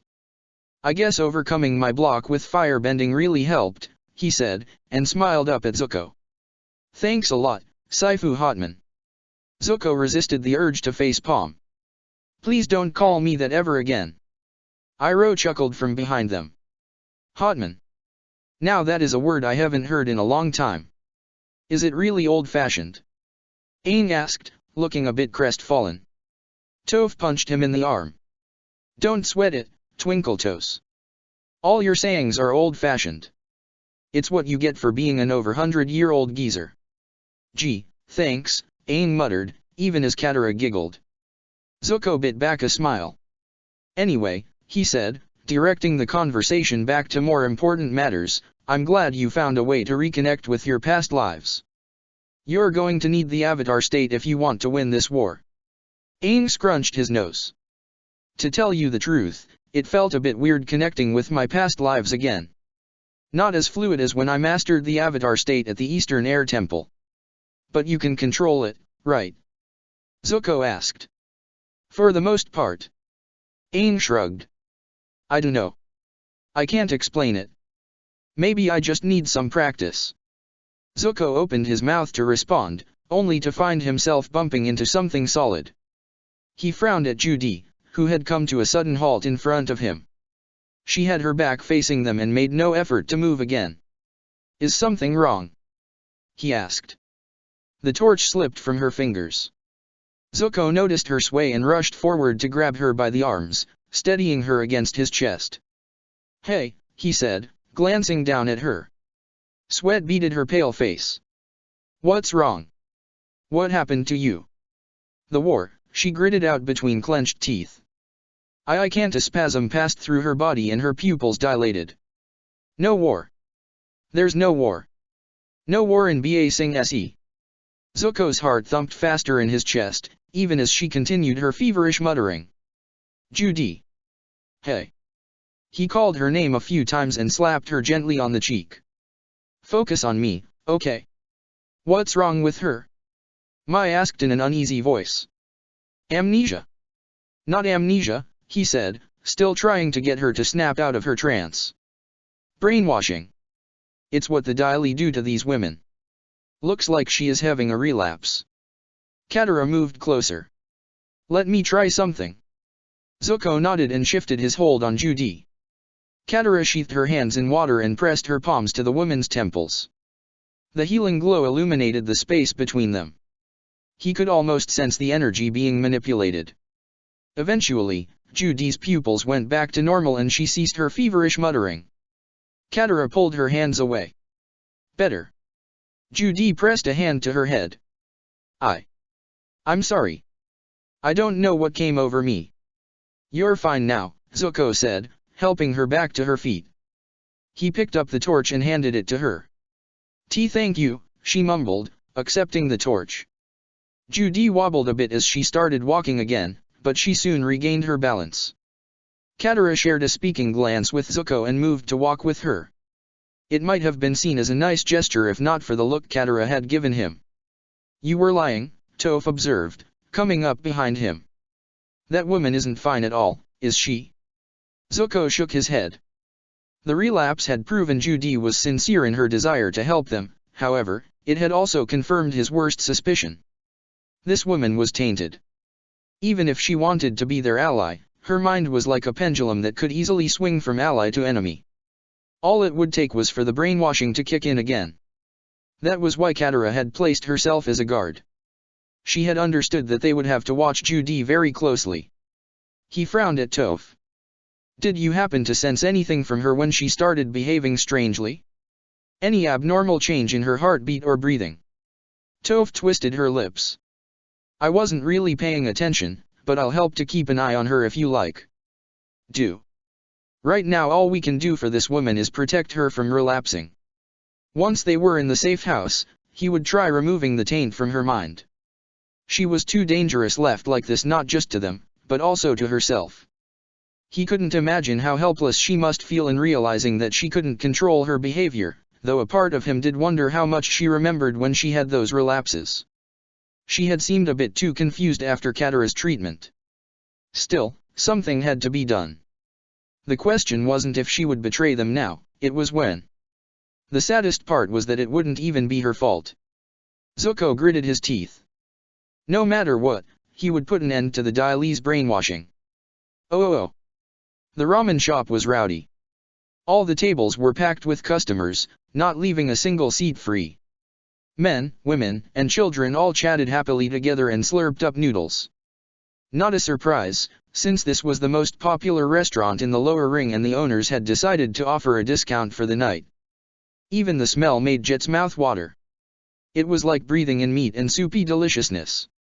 Jet supposed it was lucky that he, Smellerbee and Longshot had even managed to get a table. A line had started up outside for those who were waiting to be served.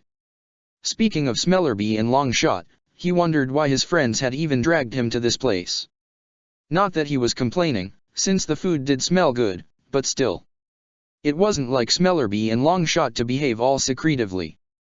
Well, Longshot had always been a boy of few words, but Smellerbee was the type who never shut up. Jet stretched out on his chair and eyed Smellerbee in a measuring way. All right, fess up, he said bluntly. What's this all about? You didn't want Rulin and Dandan to come, so here the three of us are and I'm still waiting to hear why you called for a secret meeting. It's not a secret meeting. I just don't trust that Rulin girl. She's bad news. He rolled his eyes in the manner of one who has heard all this before. Right. It's true. Smellerbee flared up. If you weren't so infatuated with her, you'd see it as well. That girl is sneaky and manipulative and... Jet removed the piece of straw from his mouth. Are you done? He asked coolly. Smellerbee faltered. Her eyes widened in a mixture of hurt and dismay. Jet might have cared more that he had upset his friend, but it annoyed him that she was still harping on about this. There was nothing wrong with Rulin. She was smart and witty, not to mention shared the same drive as him, that same desire to see justice served and to create a new, better life. So he didn't care if Smellerbee felt betrayed by his dismissal. She was the one behaving like an idiot. He didn't know if it was jealousy or what that had caused her dislike for Rulin, but he had no time for such pettiness. "This is a waste of time," Jet muttered, getting to his feet. "No, wait." Smellerbee curled her fingers into her palms. "You're right. We didn't come to talk about Rulin." Jet glanced from her to Longshot and then slumped back into his chair. "All right, so talk." Smellerbee let out a breath. "We saw Sokka earlier." "What?" Jet jerked upright, planting his elbow on the table as he leaned towards her. "Sokka? You're sure it was him?"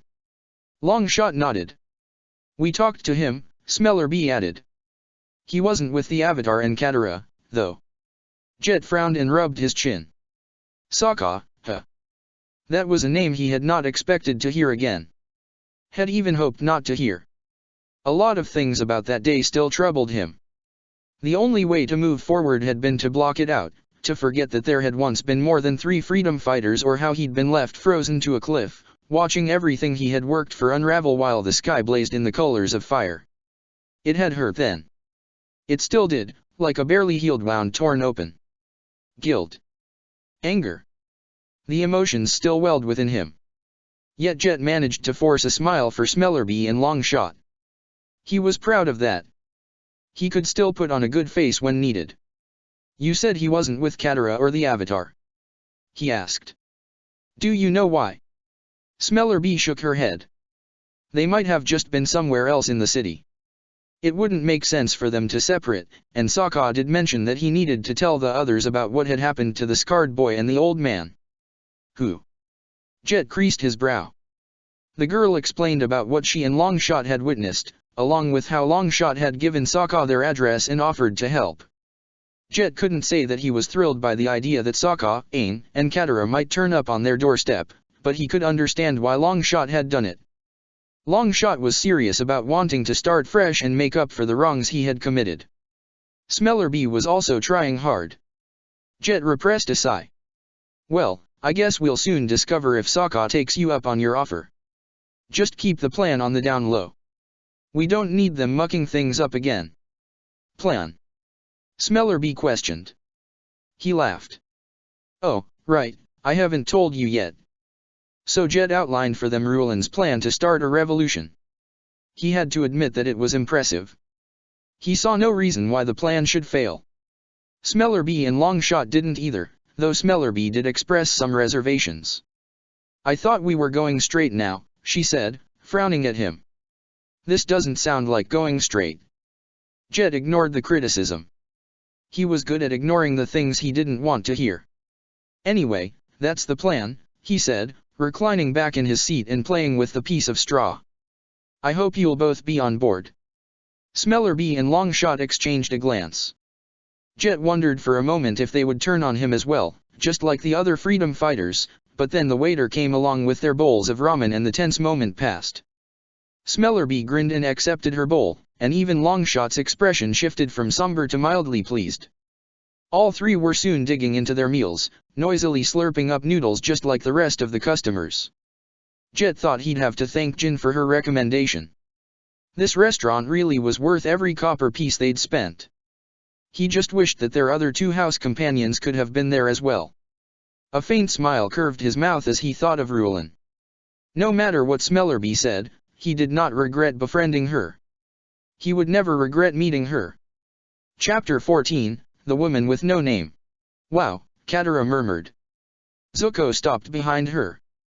The tunnel Judy had taken them through had been narrow and crude, a makeshift route he assumed she had created prior to meeting them in order to avoid the streets. Now, the group stood in a cavern full of glowing crystals.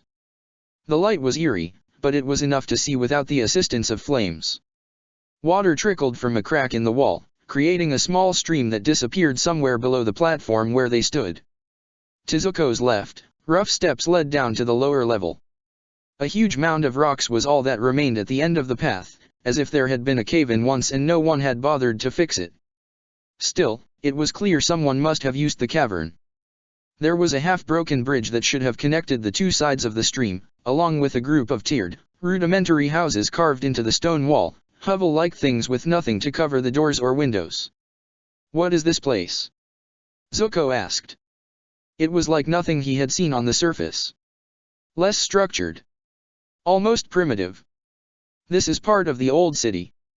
Aang frowned. Old city. The ancient city that existed before Ba Sing Se was built.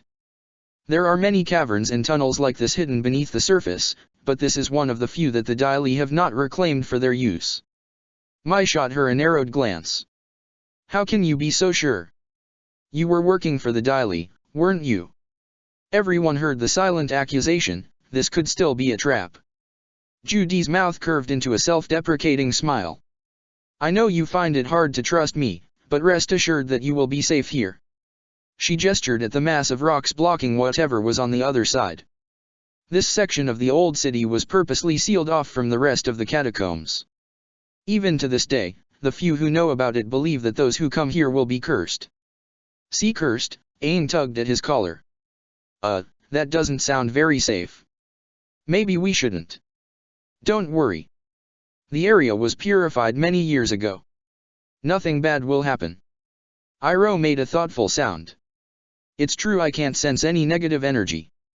His gaze shifted to Judy. You seem to know a lot about this cavern.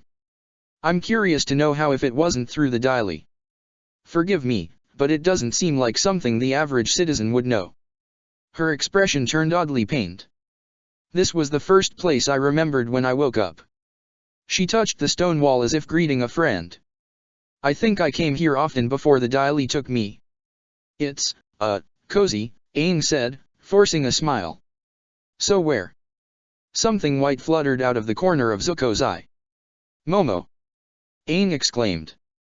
The lemur landed on Aang's head and started chittering. Zuko glanced in the direction where Momo had come from and was relieved to see Sokka standing in the doorway of one of the houses. He hadn't realized how anxious he had been until that moment. It was like a weight had been removed from his chest. Not that his relief was anything compared to Katara's. She was already calling out to her brother and demanding that they hurry to him. Judy got Toph to help her collapse and seal the tunnel from which they had come, a precaution, she informed, to stop the Dai Li from tracking their whereabouts. Then the group made their way down the stairs and headed for the houses. Sokka came to meet them halfway. Katara and Aang practically fell over themselves to pull him into a hug. Guys, Sokka gasped, trying to free himself. Can't breathe. Katara and Aang pulled back, smiling and saying that they had just been so worried. Sokka assured everyone that he was fine. He confessed that he had been more concerned about their safety. It had been hard for him to stay put and wait for further news from Judy. I wasn't sure if I could trust her, Sokka admitted in a low voice. She just popped out of nowhere and said the Dai Li were coming for me, but that she could help me hide. It was creepy as heck. He shrugged. Still, it wasn't like I had much of a choice. It was either go with her or try get back to the lower ring to find Smellerbee and Longshot, and... Wait, what? Aang exclaimed. Smellerbee and Longshot. Zuko didn't understand why these names were such a big deal aside from the fact they were kind of stupid, but the names seemed to have quite the impact on Aang and Katara. Both paled and demanded to know more information. Sokka explained that Smellerbee and Longshot had found him in the lower ring after Mai had left him pinned to a wall for the wolf bats in an alley. Don't give me that look, Mai said, unmoved by the stares she was receiving. This idiot forced me to do it. You didn't have to go that far, Sokka complained. What would you have done had someone else found me, huh? The lower ring isn't exactly known for its safety. Mai gave him a flat stare, as if to ask if he was really going to keep whinging about this. Sokka took the hint. He picked up his story again and said that Smellerbee and Longshot had come to Ba Sing Se with Jet to make a fresh start. I think they might have been serious about it, Sokka admitted, but you know what happened last time. I didn't really want to get involved with them again. What happened last time? Toph asked. Sokka and Aang's expression both turned grim. It was Katara who responded. Her voice was cold yet simmering with anger, explaining how Jet and his band of freedom fighters had tricked her and Aang into helping them destroy the colony town of Gapan. The only reason the townspeople had survived was because Sokka had seen through the plan and evacuated everyone before the flood waters came. Jet is not someone you can trust, she said bluntly. It would be better if we never see him again. She stomped ahead to go walk with Iroh and Judy, clearly having said her piece. Sokka rubbed the base of his neck and turned back to the others. Well, there you have it, he said, giving a one-shouldered shrug. Now you know why I chose to follow the creepy smiling lady. Toph blew her fringe out of her face. Sweetness seems pretty ticked off. Was she in love with that Jet guy or something? There was an awkward pause.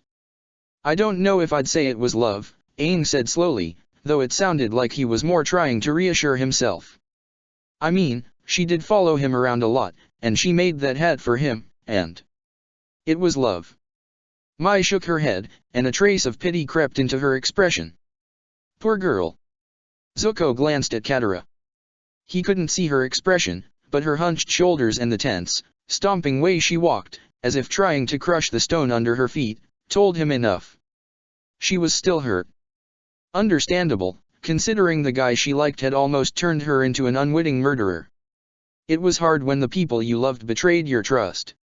Well, I think it's great if Jet and the others are really trying to start fresh, Aang said, always one to look on the positive side. He scrunched his nose a little. But, it'd be kind of awkward if we met up again, so maybe let's not. No complaints from me, Sokka said. I didn't want to get involved with them anyway. The matter was allowed to drop. Zuko had to admit that a part of him was glad they had not wanted to renew their acquaintance with Jet and the freedom fighters. Everyone deserved a second chance. It would be hypocritical of him not to think that considering he and his uncle would have no place with the group had forgiveness not been granted to them. Still, he didn't like the fact that this Jet guy had taken advantage of Aang and Katara. He didn't like that the freedom fighters had hated the Fire Nation so much that they would have killed an entire town of innocent civilians. Put simply, he didn't like people who manipulated, lied, and acted without honor. People like Azula. You look annoyed, Mai said, moving to walk beside him. Zuko only noticed then that he'd been gritting his teeth. He relaxed the tension out of his body. It's nothing, he muttered. Her mouth twitched into the tiniest of smiles. You're a bad liar. Zuko didn't bother to respond. He knew it was true. I don't think it's a bad thing, she continued. At least people always know where they stand with you. Not like your sister. The unspoken words lingered between them.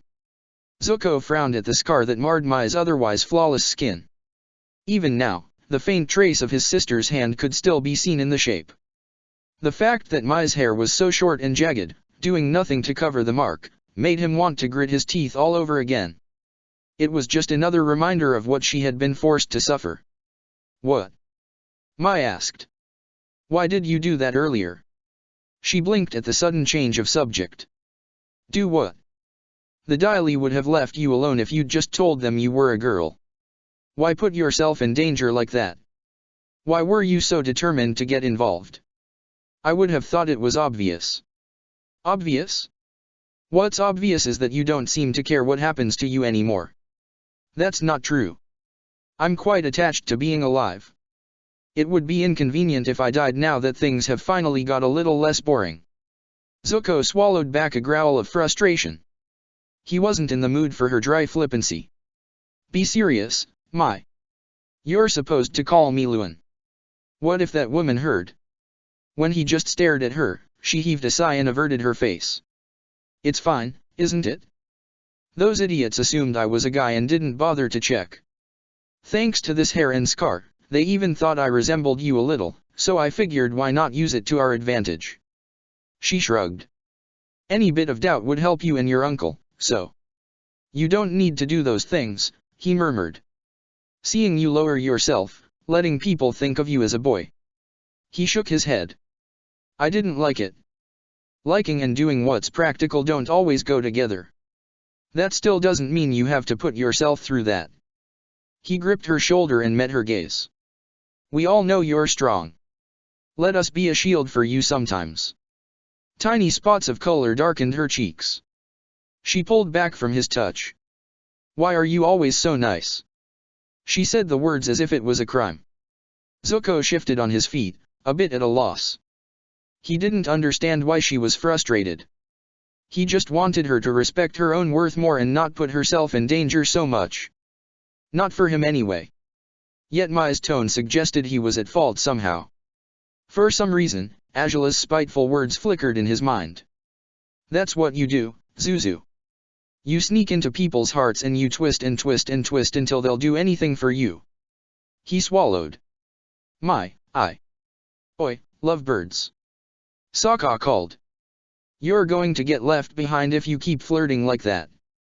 Zuko was annoyed to feel his face heat. He could have cursed Sokka in that moment. Talk about poor timing. His eyes sought Mai's, but she did not look at him and simply walked ahead. Come on, she said in a flat voice. We're going to be left behind. Zuko had no choice but to follow. The conversation was over and he got the feeling she wasn't going to give him another opening. He tried his best to forget the issue. Girls were far too complicated. Instead, he focused on figuring out a way to cleanse Judy of tainted energy. That was the real problem here. If he couldn't help her to reclaim her mind and identity, it would be like hitting a dead end. Saving Shizue, learning the truth, finding his mother, it all rested on this Judy. Iroh, meanwhile, was trying to ensure that this cavern was indeed as safe as she claimed. It's not that I don't trust you, he told her as they stopped outside the largest of the hovel-like houses. Rather, I wonder. You wonder if my mind or my memories can be trusted, Judy finished for him. She shook her head. The truth is that I don't know. I don't recall being tortured, and the Daily don't have the ability to make a person tell the truth. Her voice lowered and she brushed her fingers against the stone house. I might not know who I am or why I used to come here, but I do know that I wouldn't give this place up to the Daily. Not without a fight. It must have been really special to you, Katara said. Mai was less impressed. Special or not, the fact remains that this woman's mind has been tampered with. We can't trust anything she says. That's not nice, Luan, Aang said, frowning. Judy is trying her best. You don't have to. Spare me the feel-good speech. Mai folded her arms across her chest. I'm only saying what you're all thinking. Frankly, I'd rather not get stabbed in the back because you're too busy worrying about her feelings. Katara puffed her cheeks out, a sure sign she was about to leap to Aang's defense and start arguing with Mai. Zuko quickly stepped in before she could speak. There is a way we can find out, he told them. I don't know if it will return Judy's memories. Katara might have to help with that, but if I remove the taint from her mind, it will at least put an end to the Daily's influence and maybe clear up some things.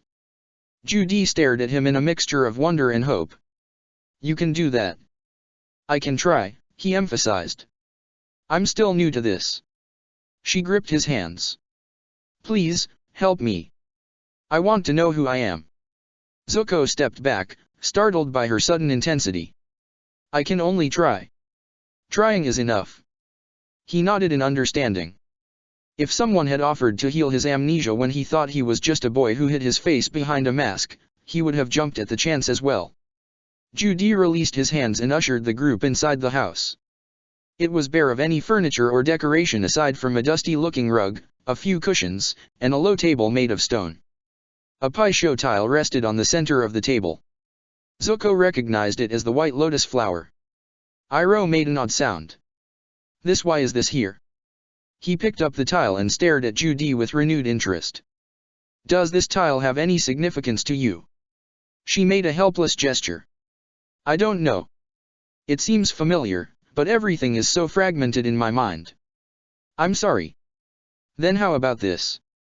Iroh knocked on the table, and when he spoke his tone was oddly formal.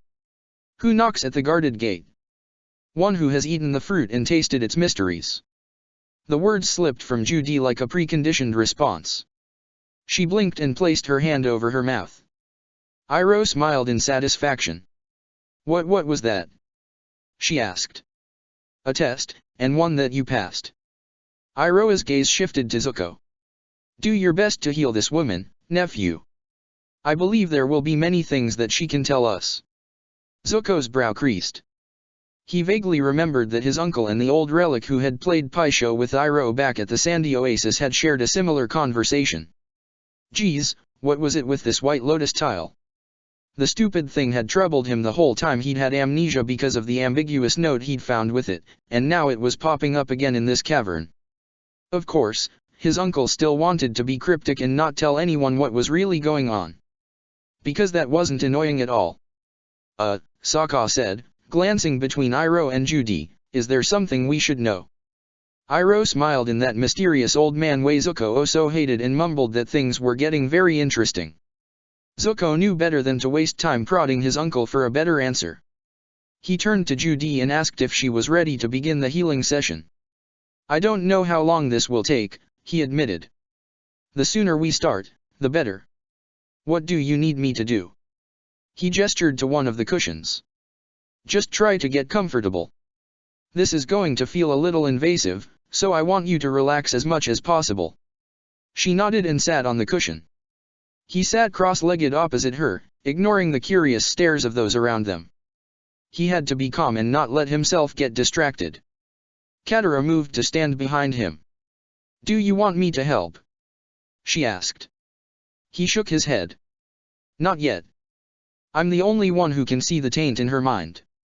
It's better if you save your energy for now. Katara squeezed his shoulder in an encouraging gesture and sat down next to Aang, who had taken position on one of the nearby cushions with Momo. The others soon followed suit. Zuko tuned them all out and locked eyes with Judy.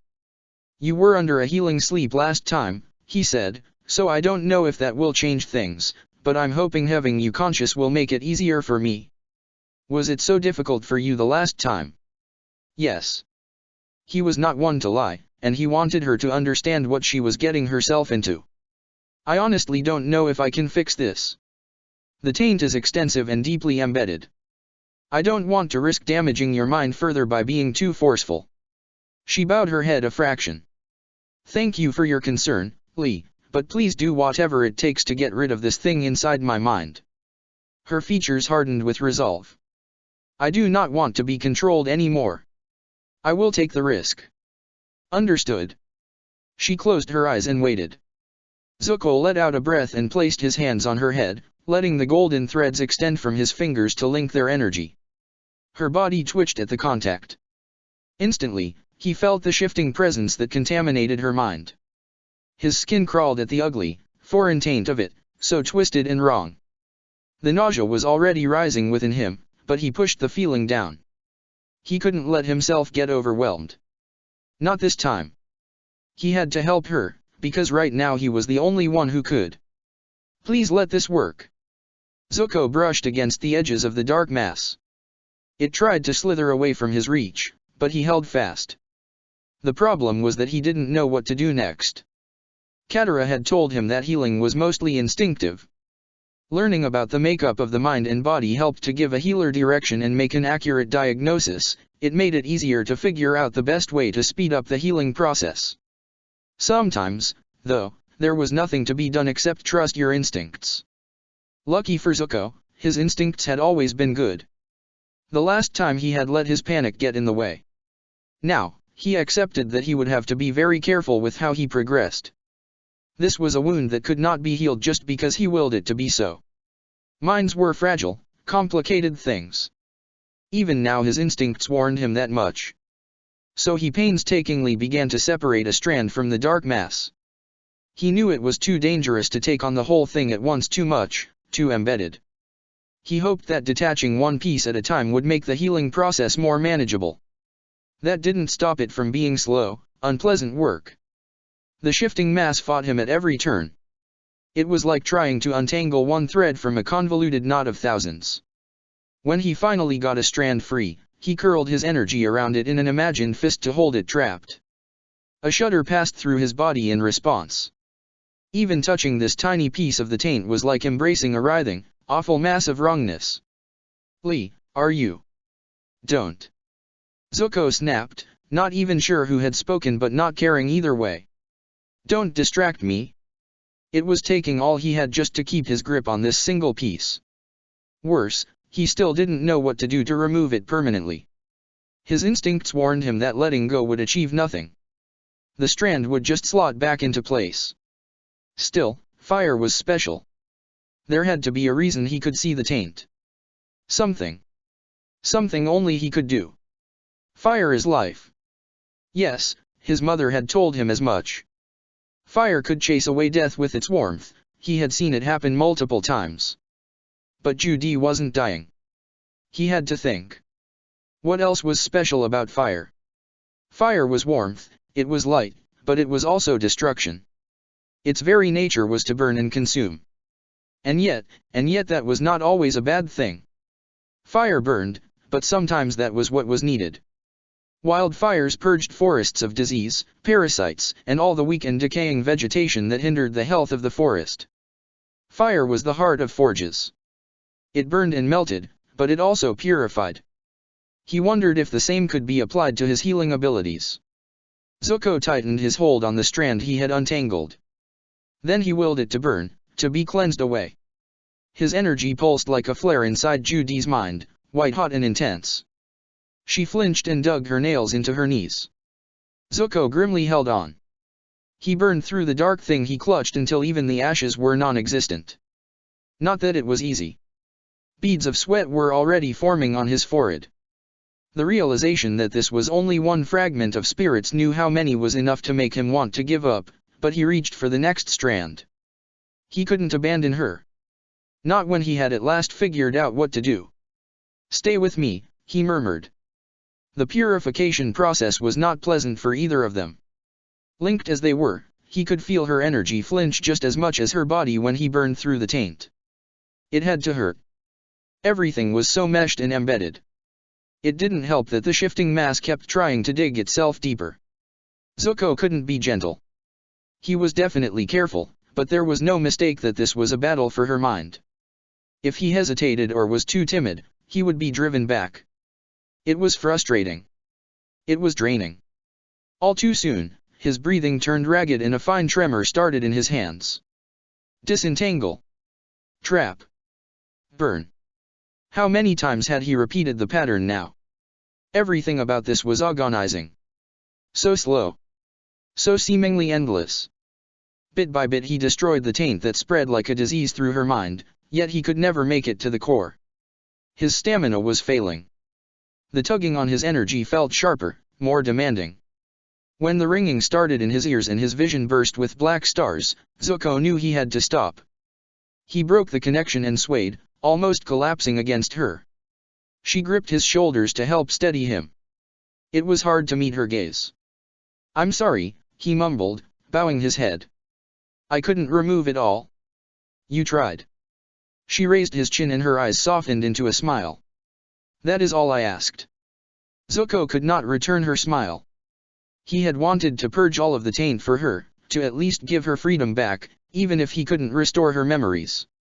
He had sensed that the damage inflicted on her mind was beyond what he or Katara could fix. Years of brainwashing had taken their toll. The effects would not go away with a few healing sessions, not today, not tomorrow, maybe not even months from now. Perhaps she had realized it too. She released him and got to her feet. "I'm afraid I cannot confirm for you whether it is safe to stay in this place, however, hiding here will not solve anything in the long term. You need to decide what you want to do." Katara reached for her. "Wait. There's no need to give up on your memories just yet. I can still use waterbending to try." "No." Judy shook her head. "I have remembered enough to understand what you are up against. Trying to heal me further will be a waste of time. You would do better to escape the city while you can." "We can't," Zuko said bluntly. "A person I know also got brainwashed. She was the Judy who replaced you when you went missing, but then she got taken away by the Daily when her memories started to return. I won't leave without her.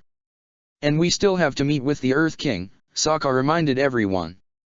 "Leaving now would be pointless." Judy frowned. "I cannot help you to meet the Earth King, but if it's true that women's memories started to return, then there is only one place where the Daily would have taken her." "Where?" Zuko demanded. "Lake Laogai." Toph wriggled some of the dirt from her toes. "Don't tell me we have to go on a boat. I hate boats." No boats are required, Judy said with a hint of amusement. The lake is just a cover to hide the bunker underneath. Secret bunkers, eh? Toph flashed a grin. Now we're talking. When do we leave? Zuko got to his feet. We should leave now. The Daily are likely still searching for us, but that will work in our favor. They won't expect us to turn up in their secret bunker. I agree, Judy said, giving him an approving nod. If Longfeng realizes this woman is your goal, you will lose your chance to save her. It is better to make a move now while he is off guard. Iroh placed his hand on Zuko's shoulder. Are you sure you don't want to rest first? You still look a bit pale. Zuko shook his head. I'll be fine. The dizziness has passed. I wasn't talking about the dizziness. Zuko's jaw tightened. Iroh must have sensed that he had used too much of his energy to create the purification flames. Judging from the worried glances Aang kept shooting his way, Aang was the same. I'll be fine, Zuko repeated. Besides, I have my swords if all else fails. He'd retrieved the dual weapons from the house before Judy had come to meet them. Now he was glad for the familiar weight pressing on his back. His fire-bending likely had been weakened. He'd need sunlight to restore his chi, and he wasn't going to get that underground. Not that Iroh seemed too happy with this view of the matter. It was probably only the urgency of the situation that kept him silent. Let's go, Zuko said, moving towards the exit. Wait. They all turned to look at Katara. What is it? Zuko demanded. She must have noticed the impatience in his voice, because she threw him an irritated glance. This is important. She shifted her gaze to Judy and her expression softened. I mean, I feel weird if I keep calling you Judy. It's just an identity that was forced on you, right? A hopeful gleam entered her eyes. Did you remember your real name when Lee healed you? No. Personal details like that, those are the things the Daily want to erase the most. Her mouth twisted into a bitter smile. Names work too much like an anchor, it makes it difficult to maintain control. Oh. Katara stared down at her hands. It was obvious she was distressed. Are you sure you don't want me to try healing you? Maybe. Judy brushed her hand against Katara's cheek. I appreciate what you're trying to do, but this isn't something you can fix. She pulled her hand away. If you really want to make a difference, then focus on helping your friend who is still being controlled by the Daily. Perhaps her mind will be less damaged than mine. But... Enough, Judy said firmly. We should hurry. But you really wanted to know, didn't you? Katara clenched her hands into fists. I heard what you said before Lee tried to heal you. You wanted to know your identity more than anything. Judy closed her eyes. Yes. I wanted to learn that I had a name, a family.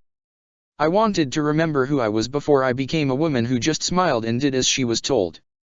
She spread her hands. But those memories are gone. I realized it when Lee healed me. The lies pressing down on my mind have lessened, but there's nothing to fill the blanks.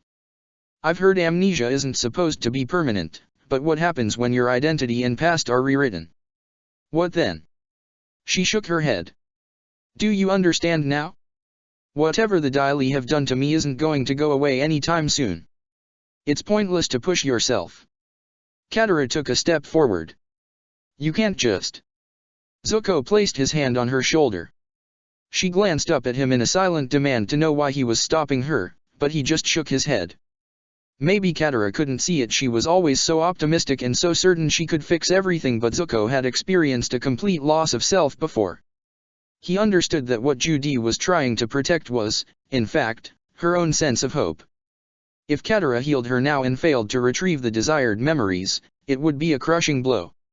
It would only confirm that the Daily had tampered too much with her mind. It would make her wonder if there was no hope for her at all, because even those with the power to create miracles couldn't fix her. Aang scratched his cheek.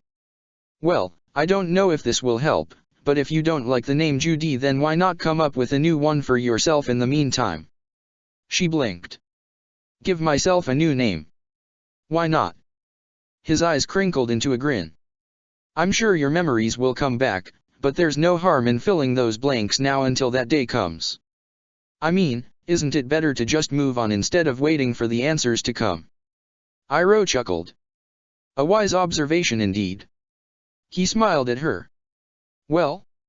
What do you think of Aang's suggestion? Her brow furrowed. I never really thought about giving myself a name. She shrugged a bit helplessly. I don't even know where to begin. I've been calling you plenty of nicknames in my head, Toph offered in a far too innocent voice. If you wanted, I can.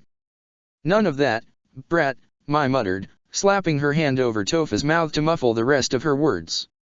We all know what your nicknames are like. Before Toph could retaliate, Judy said she would think about the matter more, but she'd rather they hurry to Lake Laogai. My name can wait, she pointed out. Your friend can't. Let's go now. No one could argue with that. Chapter 15, Beneath the Lake. The woman you know is probably being held in the rehabilitation area, Judy explained as they walked through the bunker. We will have to be careful. There will be Dai Li agents on guard. Guards schmards, Toph said, waving a dismissive hand. We can take M. Zuko flicked her in the back of her head. Don't go busting things up like you normally do. We're supposed to be keeping a low profile. She elbowed him in the stomach a little too hard, if he was to be honest. No doubt it was payback for flicking her in the head. You don't need to remind me, she said, baring her teeth in a smile. I simply meant we can take the guards down if it comes to that. Zuko frowned but didn't push the issue. All of them, including Toph, were aware that they couldn't afford to cause too much ruckus until they had Shizue safely out of the Dai Li's hands. Besides, they didn't have time to muck around chatting.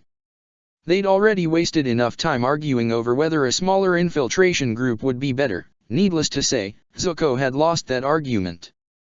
Let's just hurry, he muttered. Judy nodded and gestured for them to follow her deeper into the tunnel. The bunker was dark and dank, a web of stone corridors, waterways, and passages, all lit by stones that had been fixed into the ground and which glowed dimly. Zuko thought the bunker looked more like a sewer, though he knew that wasn't the case. All he could smell was an odd mixture of damp mustiness. No sewer in the world smelt that subtle. This place is pretty big, Sokka observed. This is the base of operations for the Dai Li, Judy explained. Everything that Longfeng wants to keep hidden is here, including the people he wants to make disappear. Does the Earth King know about this place? Iroh asked. Judy shook her head.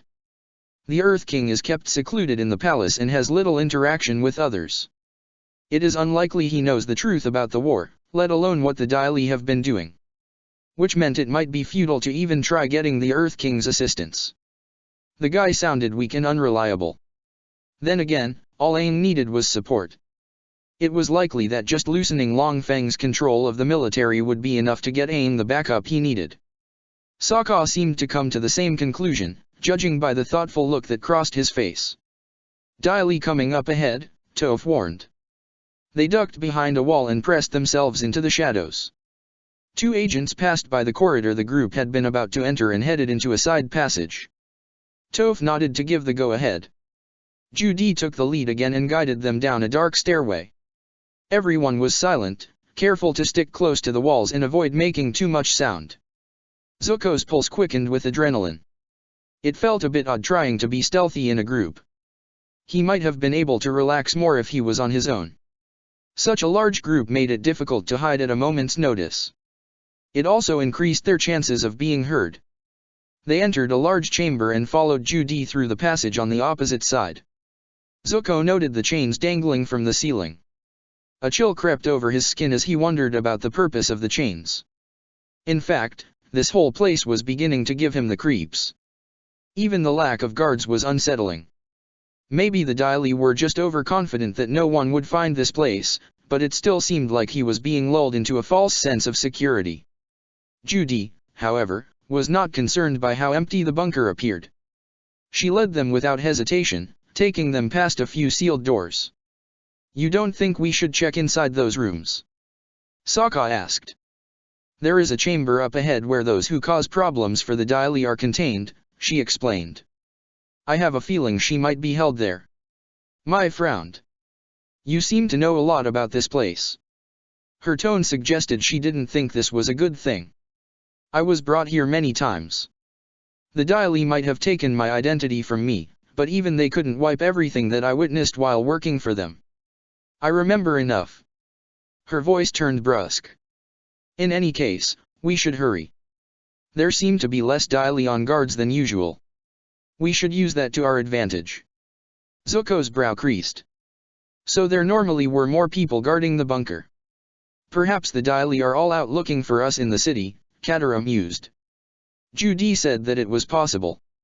Either way, she didn't want to waste this opportunity. Zuko tried to brush off the unsettled feelings that niggled and followed her until they reached a sealed door. She used her earthbending to open it, revealing a darkened chamber on the other side. The creases on his brow deepened. Shizue was being held in here? There weren't even any of those glowing stones. Judy stepped inside, leaving the others no choice but to follow. Iroh had just conjured a ball of flames to give some light when the door sealed shut. There were a few gasps of surprise. Zuko unsheathed his swords with a ring of steel and shifted into an offensive stance. His gaze frantically sought for any flicker of movement. Something caught his eye from up above. Suddenly, green lanterns flared to life along the walls, casting the cavern into stark relief. Now he could see the Daily agents suspended like spider monkeys from the chains dangling from the ceiling. There had to be at least 40 of them. This was not good. Well done, Judy, Long Feng said, stepping out from the shadows and flanked by several more Daily. You have performed your task admirably. Mai rounded on their guide. I knew it. I knew this woman couldn't be trusted. Judy shook her head, looking pale and wide-eyed. No, she said, taking a step back. I didn't betray. I would never. Don't worry, Iroh said, gripping her shoulder. We know you would not willingly betray us. His eyes narrowed on Long Feng. You did something to her, didn't you? Long Feng smiled. Call it a contingency plan. We sensed that our control had loosened over this Judy, however, rather than repair the damage immediately, we decided to plant a subliminal message in her mind to return here with any of the Avatar's group who managed to escape us. All the color drained from Judy's cheeks. That's not possible. I wanted to help them. I never wanted this. Long Feng remained unmoved. Whatever you thought you wanted is of no significance. What matters is that you got the job done. He clasped his hands behind his back. It's a pity this is as far as you go. Once a person realizes they've been brainwashed, it becomes harder to maintain control. I'm afraid you're of no use to me now. Zuko stepped forward. Don't think we're going to let you get away with this. These are people's lives you're tampering with. Do you really think you can stop me? Long Feng raised his eyebrow. You've made yourselves enemies to the state. He made a sharp gesture with his hand. Take them into custody. The Daily agents flanking him rushed to attack, even as those who had been clinging to the chains dropped from the ceiling and joined the swarm. Zuko didn't hesitate. His swords moved in a blur of steel, slashing through the stone hands that tried to latch onto him. Crumbled bits of rock and dust distorted his vision. No matter. He'd never relied on his sight all that much when acting as the Blue Spirit. Instead, he listened to the shuffle of footsteps and breathing around him, along with the whispers of instinct that pulsed through his blood. The battle became clearer in its chaotic movement, the Daily closing in, his allies blocking and countering. Zuko found his targets and slid across the ground to knock one agent off his feet before taking down another with his swords. Lee. That was Judy's voice. Something grabbed the back of his shirt. One of his earthbender allies, he guessed it was Judy, disintegrated the rock hand before it could tug him away. Zuko promised that he'd thank her later and turned to finish off the agent he'd knocked down. A spray of blood splattered across his face. He didn't even wait to see the man fall before he moved on to his next target. A part of him was aware that he was being too vicious with his finishing blows, but then he had never been so pissed off with his opponents before. For the Judys who had been brainwashed, for the woman who had been betrayed by her own mind, and for Shizue, he would take down every one of these bastards if he had to. He would stain his blades red. Besides, his bending was too weak to be of use right now, and swords were not as effective against earthbending. He didn't have the luxury of holding back. Zuko vaulted over a rock pillar and landed in a crouch before two agents. One of them managed to deflect his attack with a hastily made wall of rock, but the other was not so lucky. Toph appeared out of nowhere and smashed the wall apart, then launched the agent off to the other side of the cavern. She flashed a grin at Zuko. "Don't take all the fun, sunshine. There's plenty to go around," he muttered, slashing through a rock hand that tried to latch onto his arm. A flurry of knives shot past them and pinned an agent to the ground. It looked like Maya was busy. Iroh was close to her and helping to fend the Dai Li off with his firebending. Katara and Sokka were also working as a pair, backing each other up where needed. They were doing a good job as well until rock hands grabbed onto both their tunics. There was a yelp from each as they were suddenly dragged towards the Dai Li. Toph cursed and raised her arms in a powerful motion.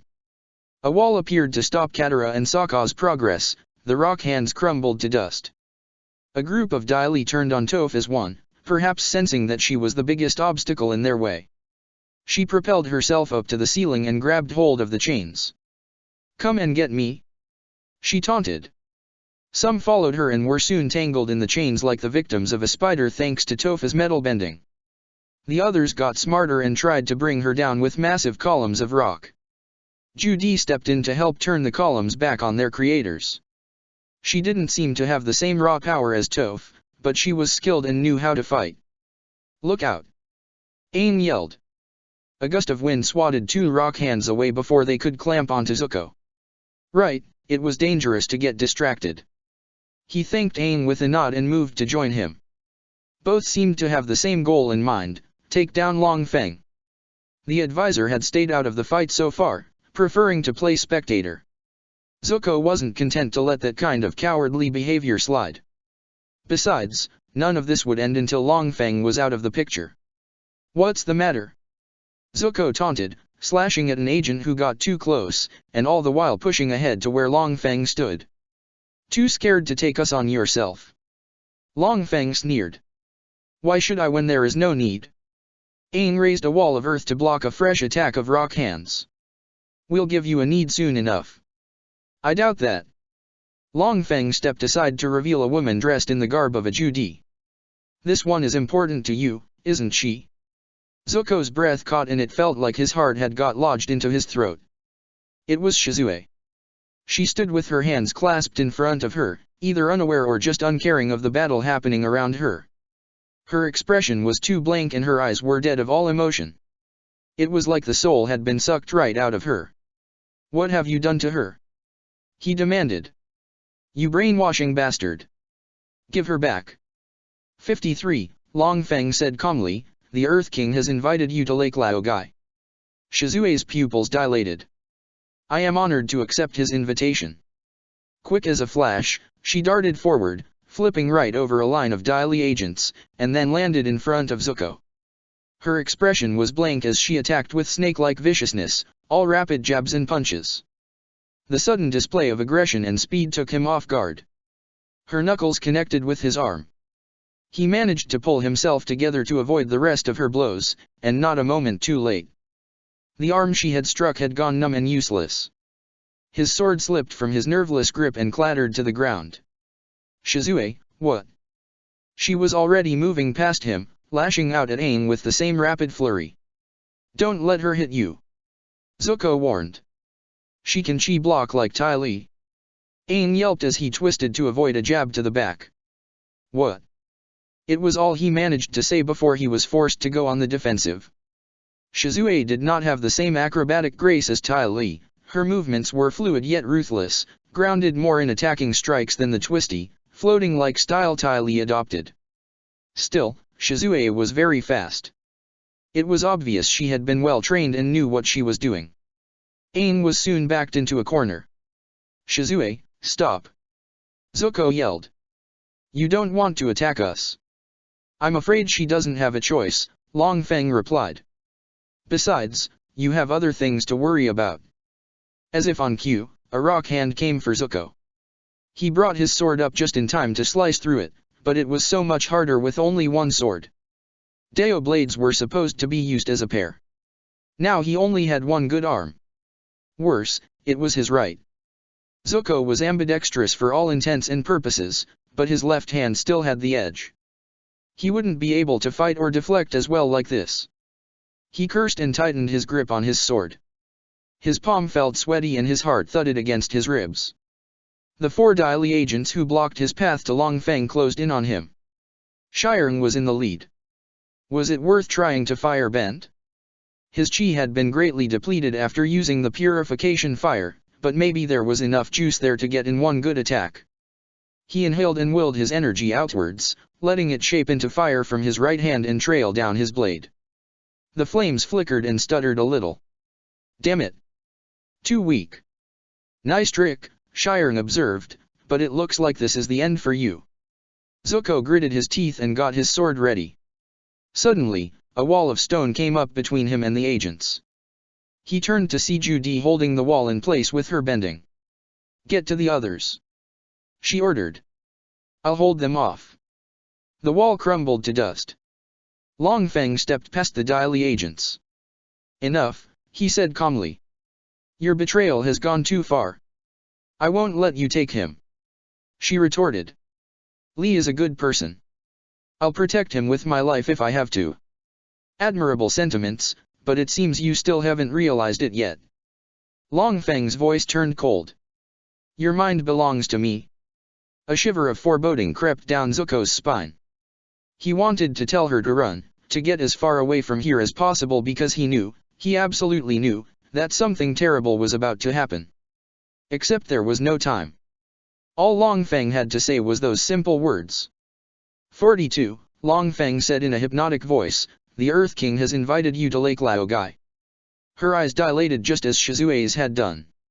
I am honored to accept his invitation. She turned on Zuko as if a switch had been flicked. He threw himself out of the way before she could trap him in a cage of rock, then rolled to avoid a projectile. 4 pairs of rock hands came for him.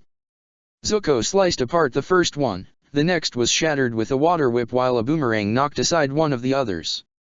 The rest of the hands latched onto him and dragged him towards the waiting Dai Li. He twisted and thrashed, but he couldn't break free. Li! Katara's shout echoed in his ears. The siblings ran towards him, but both were intercepted by Dai Li. Iroh and Mai caught onto what was happening and tried to break free of their own circle of agents to help. One of Zuko's attackers got taken out by Mai's knives, lessening the pull on his body, but then a rock hand latched onto her while her attention was distracted. She yelped as she got tugged off her feet. Zuko wanted to scream in frustration. He was grateful that everyone was trying to help him, but they were only putting themselves in danger. Oi! 2 walls sprouted up from the floor, one in front of Zuko, pushing him away from the agents and completely overpowering the tug of their rock hands, while the other protected Mai. He blinked and saw Toph standing in the middle of the platform with her arms outstretched. Judging from the amount of agents entangled in the chains dangling from the ceiling, she had finished dealing with those who had gone after her. You jerks are beginning to get on my nerves, Toph said, blowing her fringe out of her face. I'm gonna show you what happens when you mess with the blind bandit. Toph stamped her foot, creating a ripple of earth to knock the earthbenders off balance. She followed up with pillars that should have struck all the Dai Li in her range, but Long Feng created a massive wall to block the majority of the attack. He was obviously a powerful bender. TCH. Toph moved her head from side to side, making her neck click. All right, Mr. Fancy Pants. I'll take you on. She smashed through the wall with a single punch. Judy blocked her path before Toph could get any farther. Get out of the way, lady. Toph snapped. I don't wanna hurt you. Judy was unmoved. Instead, she created a barrage of slabs of rock that Toph was forced to break or get crushed. The attack was not enough to overpower Toph, but it did keep her distracted. The Dai Li increased their efforts to subdue everyone.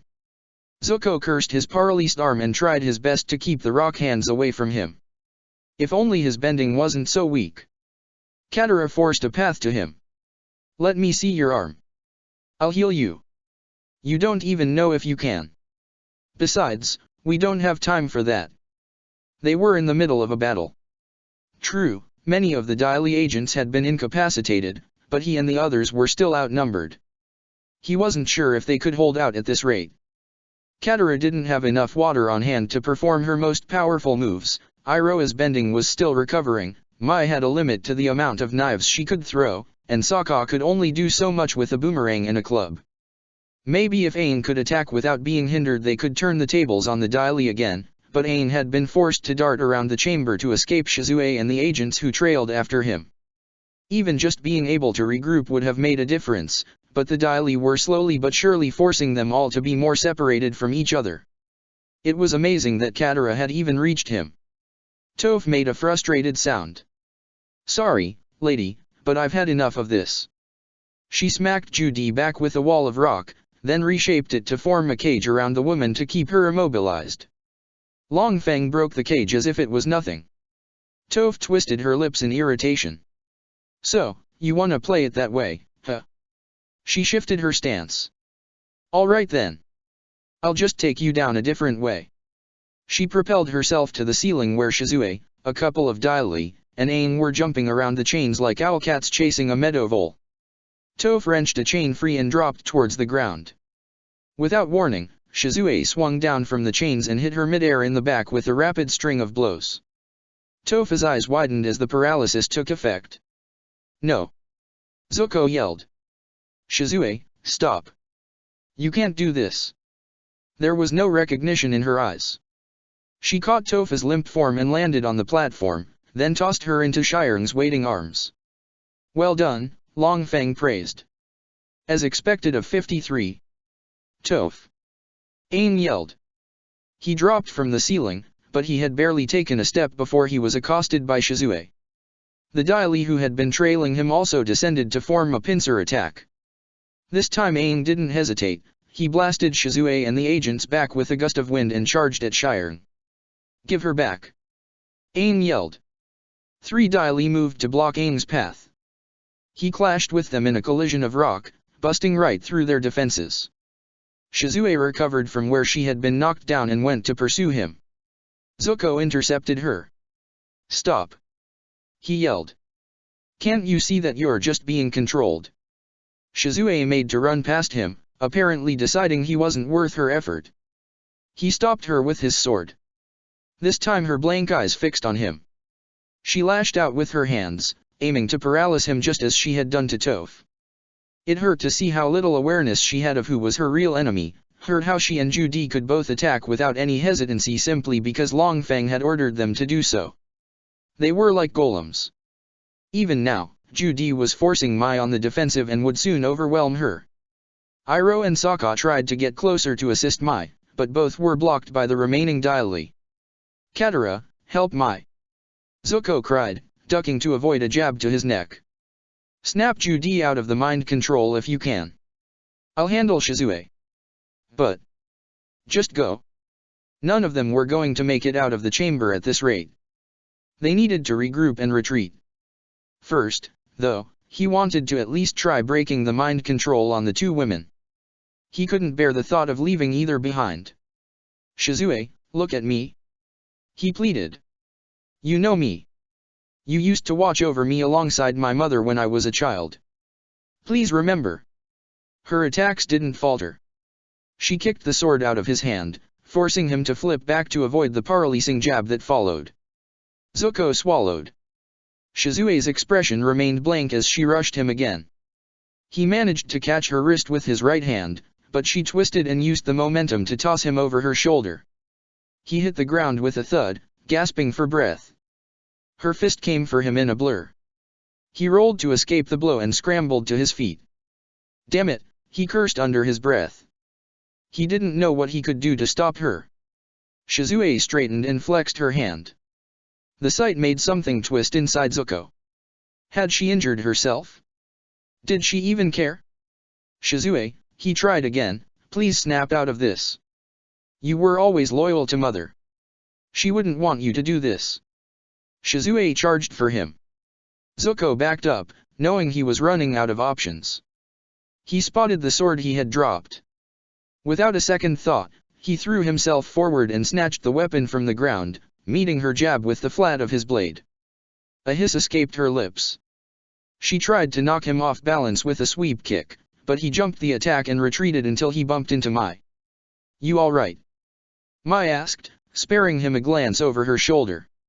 "Just peachy." Katara joined them, even as the ice wall she had created was shattered by a rock projectile. It seemed the two girls had purposely tried to draw Judy closer so that they could cover Zuko as well. Now the three stood back to back. The problem, of course, was that they also had to deal with both brainwashed women. "I don't have many weapons left," Mai confided. Zuko tightened his grip on his sword. "Then let's finish this quick." The three sprang into action. Katara used a water whip to push Shizue back while Zuko charged for Judy. He dug his sword into the slab of rock she shoved at him and vaulted over it, grabbing hold of the front of her dress and forcing her to the ground. "Now!" he yelled. Mai came in right on cue. Thin blades pierced through Judy's clothes, avoiding Zuko completely to pin her down. It was unsettling how Judy's eyes were still dilated and her expression blank, yet she twisted and thrashed to break free. Zuko got off her. "Watch out!" Katara warned. He turned to see Shizue coming for him. Katara had been held up by two Dai Li agents and even now was trying to fend them off. Mai unsheathed the dagger he had given her. The pearly blade and the message engraved on it glinted in the greenish light. He wondered if it was her last weapon. "Hey, you," Mai said, glancing at Judy. "You said you didn't want to be controlled anymore, right? Then snap out it. Didn't you want to find out who you are? Didn't you want to be free?" She turned away from her. "You'll never get anywhere if you stay under the Dai Li's control." Having said her piece, Mai raced to meet Shizue. Zuko was about to follow when he saw the blank expression flicker in Judy's eyes. "Freedom," Judy murmured. "Yes, I wanted to be free. I wanted to know the truth." Tears gathered in her eyes and rolled down her cheeks. Zuko was on his knees in a second. "Hey," he said, gripping her shoulders. "It's really you, right? You really snapped out of it." Judy's expression hardened with resolve. "Get these knives off me, Lee." He obeyed without question, freeing up one of her arms so she could help him remove the rest. She got to her feet. In a powerful motion, she stamped forward and thrust her arms out. The ground juddered and rose to trap Shizue inside a cage of rock. Mai blinked in surprise, but Judy didn't stop there. She turned on the other Dai Li, creating walls, stopping pillars, and in general countering their attacks so that Sokka, Iroh and Katara were able to put up a better fight. It wasn't that Judy was much stronger than the other benders, her betrayal simply caught the Dai Li off guard. "Come back!" Aang yelled. Zuko spun to see Longfeng and Shireng escaping with the still paralyzed Toph. Judy raised a wall to block the door. Shireng smashed through it easily and continued to run with Aang and Sokka hot in pursuit. Longfeng didn't follow.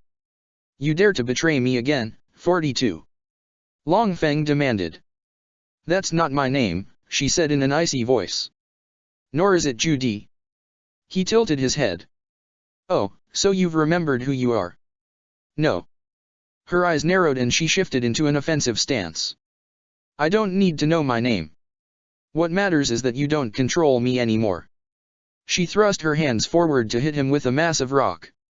Longfeng brought his arms together in a cross-like gesture and turned her attack to dust.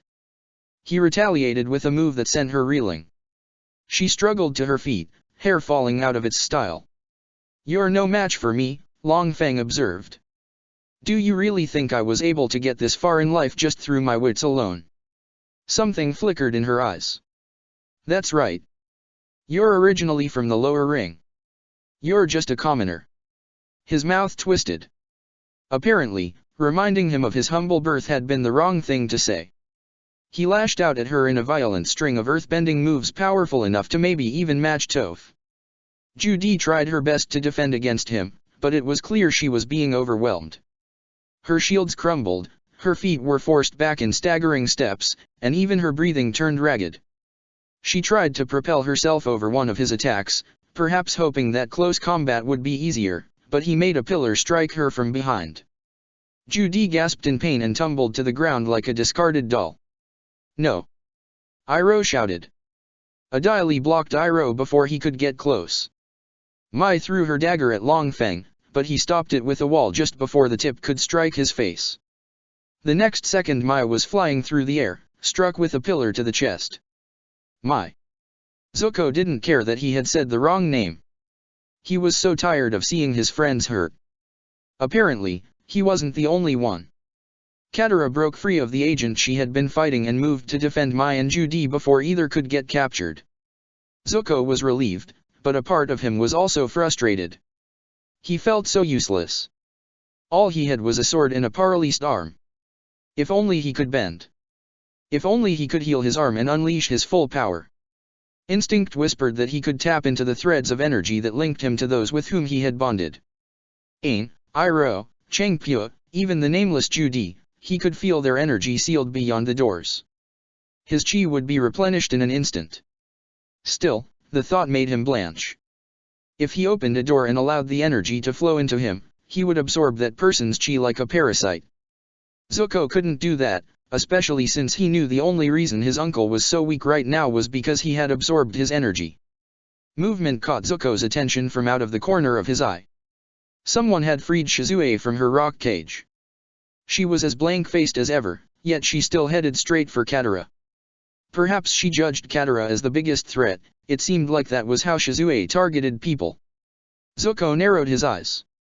"No you don't," he muttered. He ran after her, not caring if he didn't stand a real chance. Mai had snapped Judy out of the mind control. Maybe he could do the same for Shizue. The last time he'd tried to get information out of her, she had not reacted to anything he'd said either until he'd mentioned the princess. Perhaps that was the key. Shizue had always cared more about his mother and her own duty than anything. "Shizue." He called after her. "Didn't you swear an oath to serve Princess Ursa and carry out her wishes? If you continue to help the Daily, you'll be going against your duty. You'll be breaking your promise." Shizue froze. His heart quickened as he wondered if he had finally got through to her. She turned to look at him, and a hint of recognition flickered in her eyes. "You," she murmured, half reaching for him. "You're." A rock hand clamped over her mouth and bound her wrists. Horrified, he watched as she was dragged back by an invisible force straight into Long Feng's arms. Zuko snarled in frustration. "Stop getting in the way!" he growled, sprinting after them. A part of him was aware that he was being reckless. He couldn't stop Long Feng in his current state. There wasn't anyone to give him backup either. Sokka and Aang were long gone in pursuit of Toph, and the nameless Judy and Mai were injured. True, Katara and Iroh would have tried to give him their support if he asked, but both were tied up with Daily and were all that stopped Judy and Mai from being captured. At least, that had been Zuko's impression until the rock hands holding Shizue captured crumbled to dust. "What the?" Long Feng began in a startled voice. Judy slumped back to the ground. She must have dredged up enough energy to bend.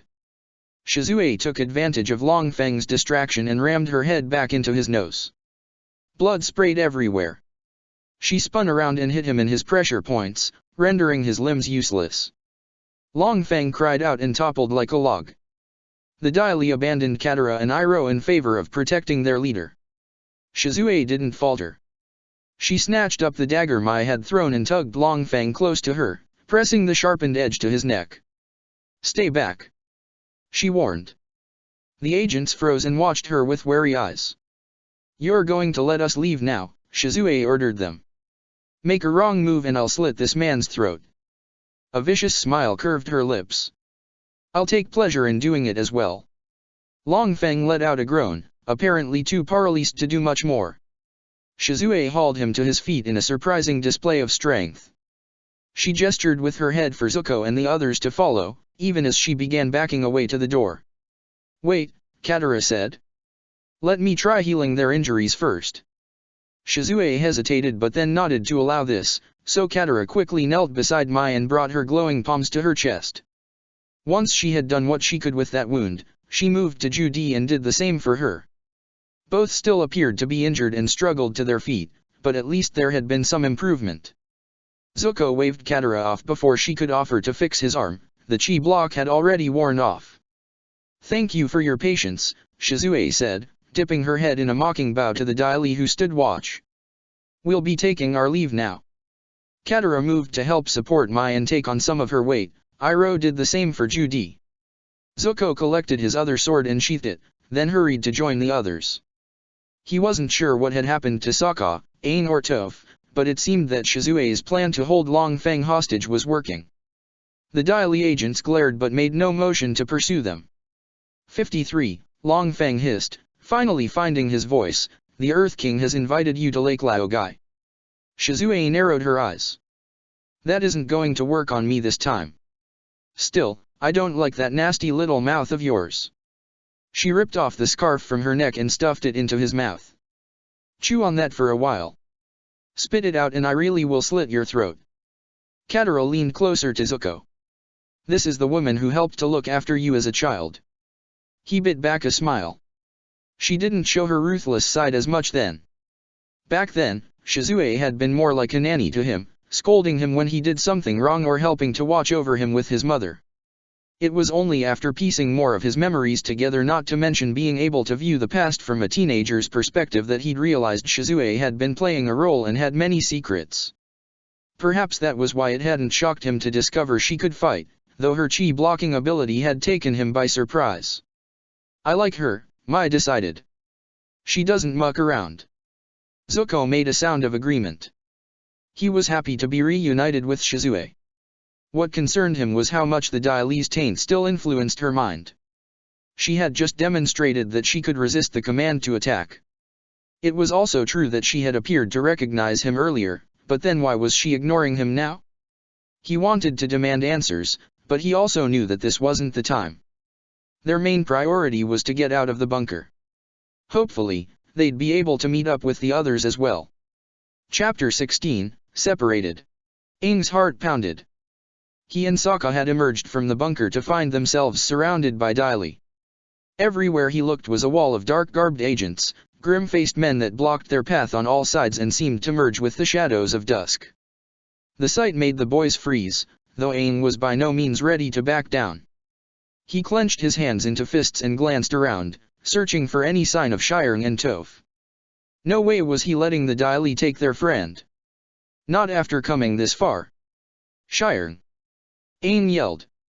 Stop hiding and show yourself. Sokka pressed closer. Not sure we're in any position to be making demands right now, he muttered, getting his boomerang ready. In case you haven't noticed, we're a little outnumbered. I don't care about that. I'm getting Toph back now.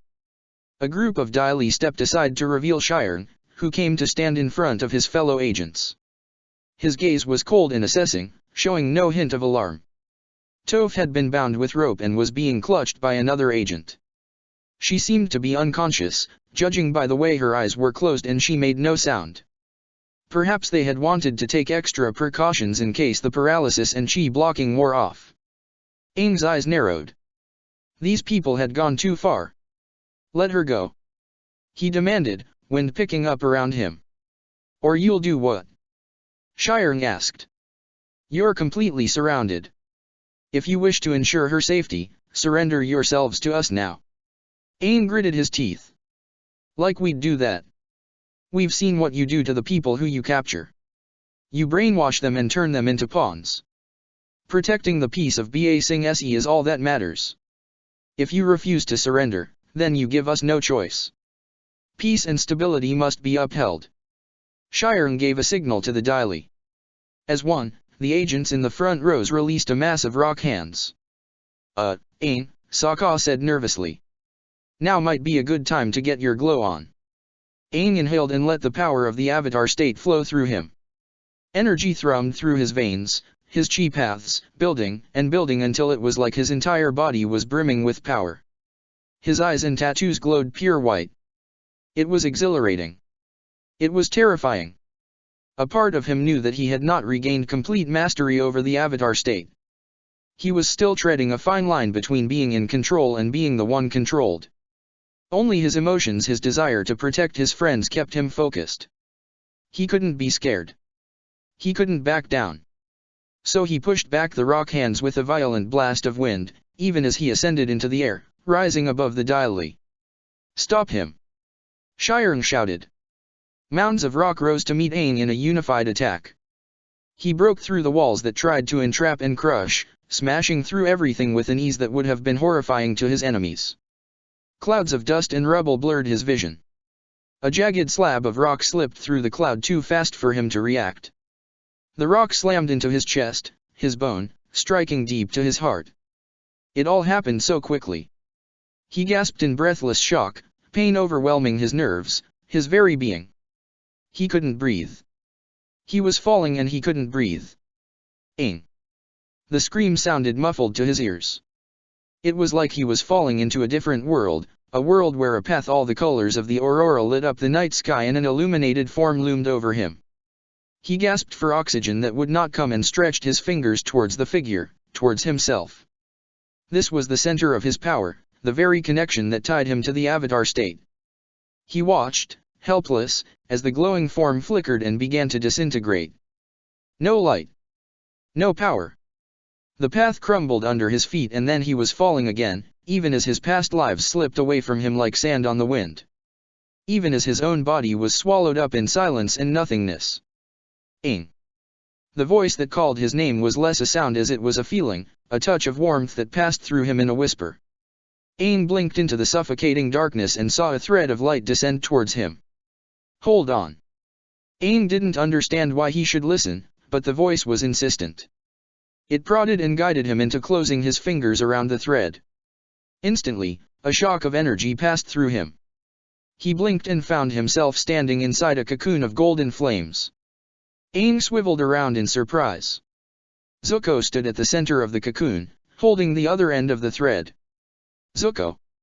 Aang took a step forward. What are you? What is this place? I thought I died. Zuko gritted his teeth. It occurred to Aang that he looked very pale, almost incorporeal. I don't know how much longer I can keep this up, Zuko admitted. Healing that woman's mind took too much out of me. Still, it looks like you'll be okay for now. His mouth quirked into a smile. You're a lucky kid. I almost lost you back there. Aang's eyes widened. You brought me back. Just barely. I didn't expect to be able to talk to you like this though. The flames around them stuttered, getting smaller by the second. Zuko winced and tightened his hold on the thread. Aang's brow creased. Something wasn't right. Are you okay? Aang asked. You really don't look well. Transparent and like he might fall apart was what Aang wanted to say, but that seemed a bit tactless. Zuko waved off the concern. It's nothing I didn't expect. I'm just sorry I dragged you into this mess. None of this would have happened if we hadn't tried to save Shizue. Like I care about that. You're my friend. Of course I'd help you rescue Shizue. I know, but that's why I have to take responsibility. He staggered a little, even as the flames flickered and shrunk more. The Avatar is supposed to bring hope to the world. I never believed in those words before, but after traveling with you and seeing what you're capable of, I want to believe in the legend. I want to believe in you. Their eyes met. That, and I just don't want my friend to die. You're a good kid. I'd never be able to forgive myself if I let something happen to you. Aang sucked in a breath. This was the first time Zuko had openly admitted to their friendship. It made him want to grin like an idiot, but the flames were still sputtering and he'd have to be blind not to notice how Zuko's outline had started to blur. Don't let me down, Aang. Zuko held his gaze. Promise me that you'll win. Promise that you'll stop my father and Azula. Something cold settled in Aang's stomach. You shouldn't talk like that. It makes it sound like you don't expect to be there with me. Zuko averted his face. I'm going to buy you as much time as I can. Katara still has the spirit oasis water. She can save you. I know she can. So just hold on, okay? Wait, Zuko. What about? It's okay. I won't let you die. That isn't what I meant. Zuko's form flickered and changed into a sun-like sphere of flames. Aang blinked and just like that the scene changed. Gone was the cocoon of fire.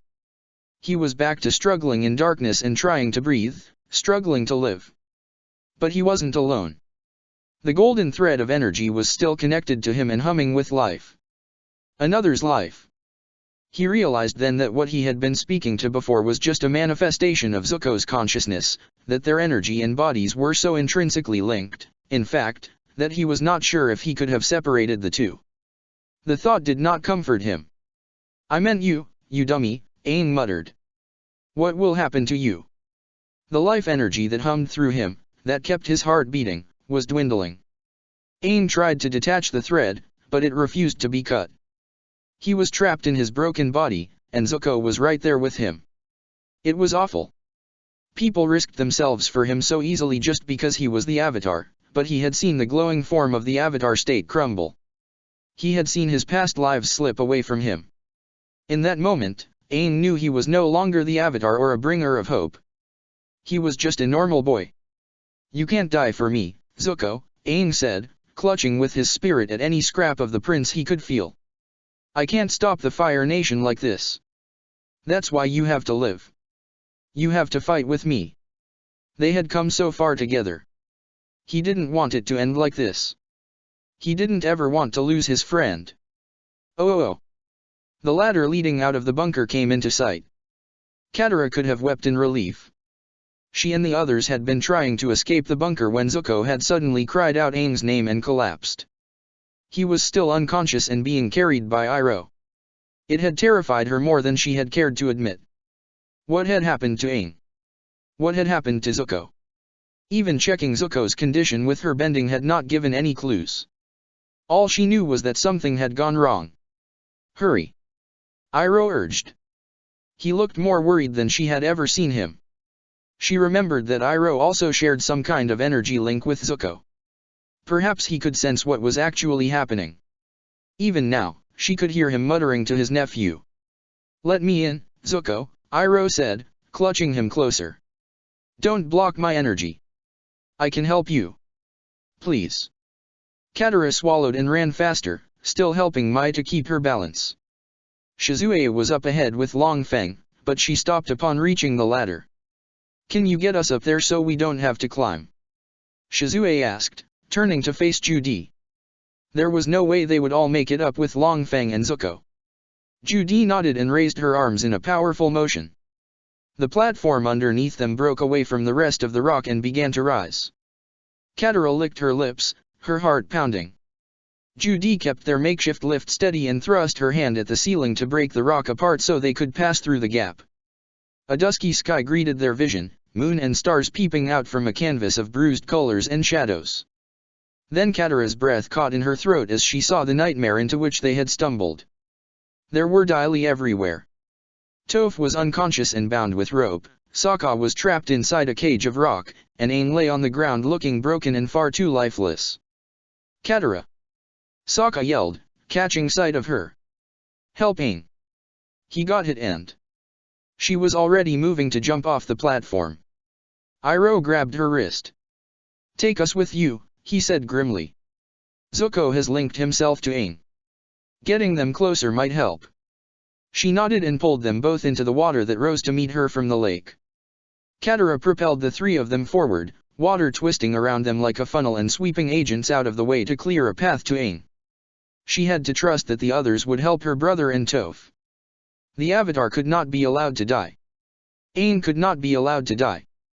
Zuko was already fighting to save him, she had to do her part as well. "Stand down unless you want your leader to die." That was Shizue. It seemed she was trying to hold the Dai off by using Long Feng as leverage. Katara left her to it and swept away the last of the agents who blocked her path. Soon, she was kneeling on the ground and placing her glowing palms against Aang's chest. So much damage, so little response. He was barely clinging to life. Still, she could feel Zuko's presence all through him. It was like the two had become one, sharing one heartbeat, one pulse, one energy. "Hold on," Zuko's chi seemed to whisper through Aang's body. "Just hold on." It didn't feel like Zuko was trying to heal Aang in the usual way. He was just giving Aang time. Time for her to reach him. Katara pulled her hands away from Aang's chest and met Iroh's gaze. Her cheeks were damp with tears. "This is bad. Neither of the boys would survive at this rate." She had to heal Aang quick, and she knew that she would need the spirit oasis water to do it. The problem was that they were still surrounded by Dai. Judy had managed to break the rock that encased Sokka, allowing him to fall back in with the others, but the fact that Toph was also being held hostage had put them in an impasse. Shizue wasn't willing to give up Long Feng, knowing the Dai would turn on them in an instant, and the Dai weren't willing to give up Toph. Long Feng spat the scarf out of his mouth. "Just take them down," he yelled. "Do it now." The Dai didn't hesitate. Neither did Sokka. He threw his boomerang at the agent holding Toph, then called on Judy for backup.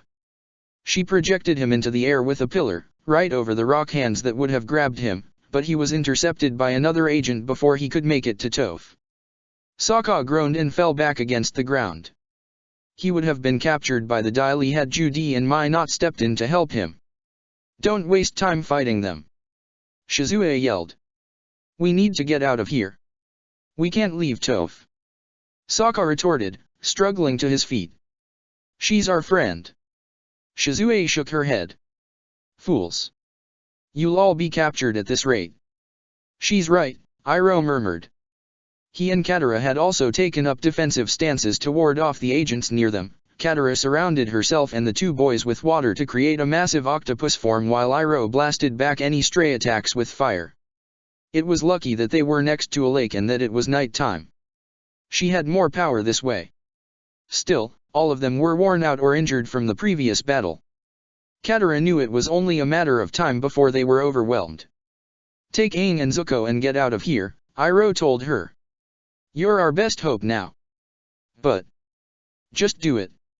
She met his gaze, seeing in his eyes what he was trying to say, that Zuko and Aang were running out of time, that she was a waterbender and had the best chance of escaping, that the weak and injured would only slow her down and make it easier to be pursued by the Dai. That this wasn't an argument, and she needed to leave right now. Katara let out a torn sound and scooped Zuko and Aang into her arms with her bending, clutching both boys to her chest. "Keep my brother safe," she begged. "I'll make sure he isn't captured," Iroh promised. "Now go." She summoned more water to her, creating a giant wave to push back as many Dai as she could before she enclosed herself and the two boys inside a spiraling funnel.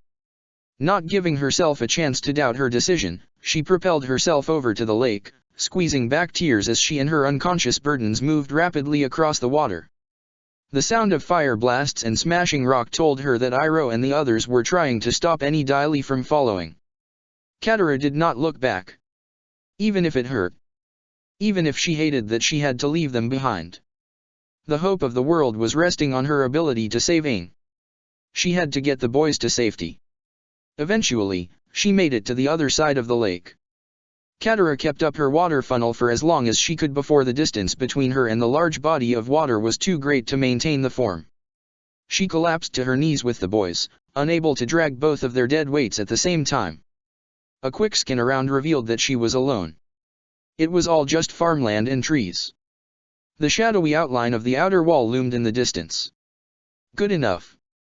She reached into her robe and pulled out the vial of spirit oasis water. She uncorked the top and gathered the water into her hands, letting it surround her skin like gloves. Her mouth felt too dry and her heart pounded. Swallowing, she placed her hands over Aang's heart. "Please work," she murmured.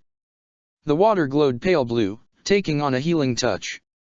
She connected with Aang's chi paths, feeling for his crushed chest and barely functioning heart. Zuko's presence was still there as well, but his energy felt diminished compared to when she had sensed him before. The signature warmth was small and fragile, like a flame about to stutter into nothing. Panic clawed at her insides, whispering that maybe this was too much for her. Maybe she couldn't save either of them. She pushed the feeling down. No, she had to focus. It was going to be okay. Everything was going to be okay. Inhaling deeply, she let her instincts guide her into what she should do next. The power of the spirit oasis water was immense. It was like holding all the spiritual energy of the world in her hands, unearthly, beautiful, like the moon and ocean wrapped into one. It had a will of its own and tapped into a power she could not hope to ever possess. So she let the water do as it pleased, let it flow through Aang and find the places that needed attention. Both boys began to breathe easier. Some of the color also returned to their cheeks. She smiled in relief and continued to fix up what she could of Aang's wounds. The damage was still too much to heal in one session, but at least she could do enough to stabilize him. Or that was her hope. The light faded from the water, leaving it bereft of spiritual power. She pulled her hands away from Aang's chest. This was all she could do for him for now. Her body wouldn't handle another healing session. She felt too weak-limbed and drained. So she settled between Zuko and Aang and interlaced her fingers with theirs. It was reassuring to feel the warmth of their skin against hers, to feel the beat of their pulses. Neither boy had stirred during the healing. She hoped it was just because they needed more time to recover. Aang's brain felt like it might have suffered slight trauma, perhaps from a lack of oxygen, but she didn't even know what to make of Zuko's condition. All she could do was trust in the power of the spirit oasis water. "You'll wake up soon, right?" She didn't want to be left alone. She wanted to hear Aang's laughter and see Zuko's rare smile again. She wanted to have both boys tell her that they were fine and that it would be no problem at all to go back and help the others. Katara gripped their hands tighter and closed her eyes. The silence was awful. Eventually, she realized that she could not just sit there with them while so exposed. The problem was how to get them to a safer place. A familiar rumbling sound came from above. She looked up and saw a dark, blotch-like thing pass overhead. It circled once before it began to lower. Soon the blotch took form, 6 legs, 2 horns, a whole lot of fur. Her eyes widened. "Appa!" she exclaimed, letting go of the boy's hands and scrambling to her feet. "How did you get here?" She remembered that Aang had been forced to leave the bison in the hands of the outer wall soldiers because it would be a breach of protocol to allow the animal inside the city. Not that this seemed to have stopped Appa. He made the rumbling sound again and landed on the ground next to her, lowering his head to nuzzle her first before he shifted his attention to Aang. She guessed that Appa must have sensed that his master was in danger. Their bond was just as strong as what Zuko shared with Aang in many ways. "Thank goodness you managed to find us," she murmured, patting his shaggy fur. "I didn't know what I was going to do." A much more human groan distracted her. She glanced up to see a man clinging to Appa's back. Panic flared in her chest, and she was just getting her water ready to attack when he toppled off the bison and landed on his butt in front of her. She blinked. "Changpyo." The soldier groaned again. She'd barely recognized him since his hair was loose and he wasn't wearing all his armor. Instead, he had donned some kind of casual attire, loose brown pants and a sleeveless tunic. She supposed armor would have been pointless since he wasn't in any condition to fight. His bandages could still be seen under the cloth. "What happened?" she asked, kneeling next to him. "Were you the one who helped Appa to escape?" "Escape?" Changpyo pointed his finger at the bison. "That thing kidnapped me and almost got me killed." She blinked again. Changpyo went into a rant, interposed with much hand-waving that would have made Sokka proud, about how he had gone to check on the bison because Appa had been making lots of noise and he had been worried that the other soldiers might do something drastic. He had not been able to calm Appa, who had snatched him up by the front of his tunic and flew off with him over the wall. Of course the other soldiers had tried to stop their advancement, and of course Changpyo had been forced to deflect their attacks as much as he could or risk getting hit himself. "Now everyone probably thinks I'm a traitor," he complained. It was just lucky that he hadn't fallen and gone splat. Changpyo explained that the chittering creature who accompanied the Avatar had appeared out of nowhere and distracted Appa enough into dropping him. Fortunately, Appa had caught him again. Unfortunately, that meant Changpyo had been left to hold on to Appa's back for dear life while they spun and swerved through the air. And did he mention that flying was really awful? "It does take some getting used to," Katara agreed. Poor Changpyo still looked a bit green. She wondered if he felt the motion sickness more because he was an earthbender. Toph had never liked flying much either. "You mentioned a chittering creature," she said, glancing around the field. "Do you mean Momo?" As if on cue, there was a flutter of wings and Momo swooped down from the sky to land on her shoulder. She smiled and scratched his chin. "So, this is where you disappeared to, HRM." Momo chittered in greeting. He had not gone with them inside the bunker. Perhaps he had been missing Appa and had wanted to reunite with his friend for a while. Perhaps he had even wanted to warn Appa of what was going on. Both animals were very aware and protective of their human companions. Either way, she was glad to find Momo safe. Momo jumped off her shoulder and moved to sniff Aang and Zuko. Appa let out a low rumble. Momo chittered in response and patted at Aang's chest with his paw. It sounded like the two animals were chatting. "Are they okay?" Changpu asked, gesturing at the boys. Katara sighed and settled into a more comfortable position. She explained what had happened at Lake Laogai and how she had been forced to flee with Li and Aang. Changpu was shocked to hear that the Dai Li had attacked them, never mind that the so-called protectors of Ba Sing Se had been brainwashing people inside a secret bunker. It was a testament of how loyal he was to Zuko that he didn't doubt her testimony for a moment. "I healed Aang the best I could," she continued. "I can only hope that the healing will have a positive effect on Li as well. He has no injuries from what I can tell. Whatever is wrong with him is beyond me." She hugged her knees to her chest. "All I can do is wait for them both to wake up." Changpu's brow creased. "That must have been what I felt earlier." "HRM." He shrugged. "It was weird. I could feel Li's energy weakening and reaching out to me, but then it was like a big wall came up between us." A wall. Iroh had mentioned something similar, how Zuko had blocked his uncle's energy, shutting him out from helping. Perhaps Zuko had been scared that he would absorb the energy of those connected to him again. She didn't quite understand how the whole process worked, but Shang's scrolls had mentioned the bonds created by those who wielded the Undying Fire were very powerful and could be manipulated if the healer chose. It seemed in this case that Zuko had wanted to risk only his own life. Changpu shrugged again. "I don't know if you would call it a wall or what. It was some kind of block anyway." He stared at Zuko in a mixture of fondness and concern. "Seems like this kid can't help but get himself into trouble. I'd say you aren't much different. You did get kidnapped by a bison. That was different." Katara covered her mouth to stifle her giggle. Changpu blushed, but he soon cleared his throat and asked her what she planned to do next. The change of subject worked. She sobered and glanced down at her hands. "I want to help the others," she admitted. "Maybe with Appa, I can. I wouldn't risk it." "You said Long Feng and the Dai Li are after you." He shook his head. "I may be just a low-ranked soldier on the outer wall, but even I know the dangers of going against the Dai Li. Lake Laogai and the city will be crawling with guards by now. Plus, this bison isn't exactly hard to miss. But the others? I didn't say you should abandon them." Changpu smiled at her surprised expression. "I'll help you if I can, Katara, but that still only leaves the two of us, Appa and Momo. Well, at least until these two wake up." He jerked his thumb at Aang and Zuko. "That isn't enough to take down the Dai Li, especially if your friends have been captured. We'd just be walking into a trap." "Then what are you suggesting?" "We hide low for a while and gather information. My family's farm actually isn't too far from here. We can get some rest tonight in one of the barns and come up with a plan.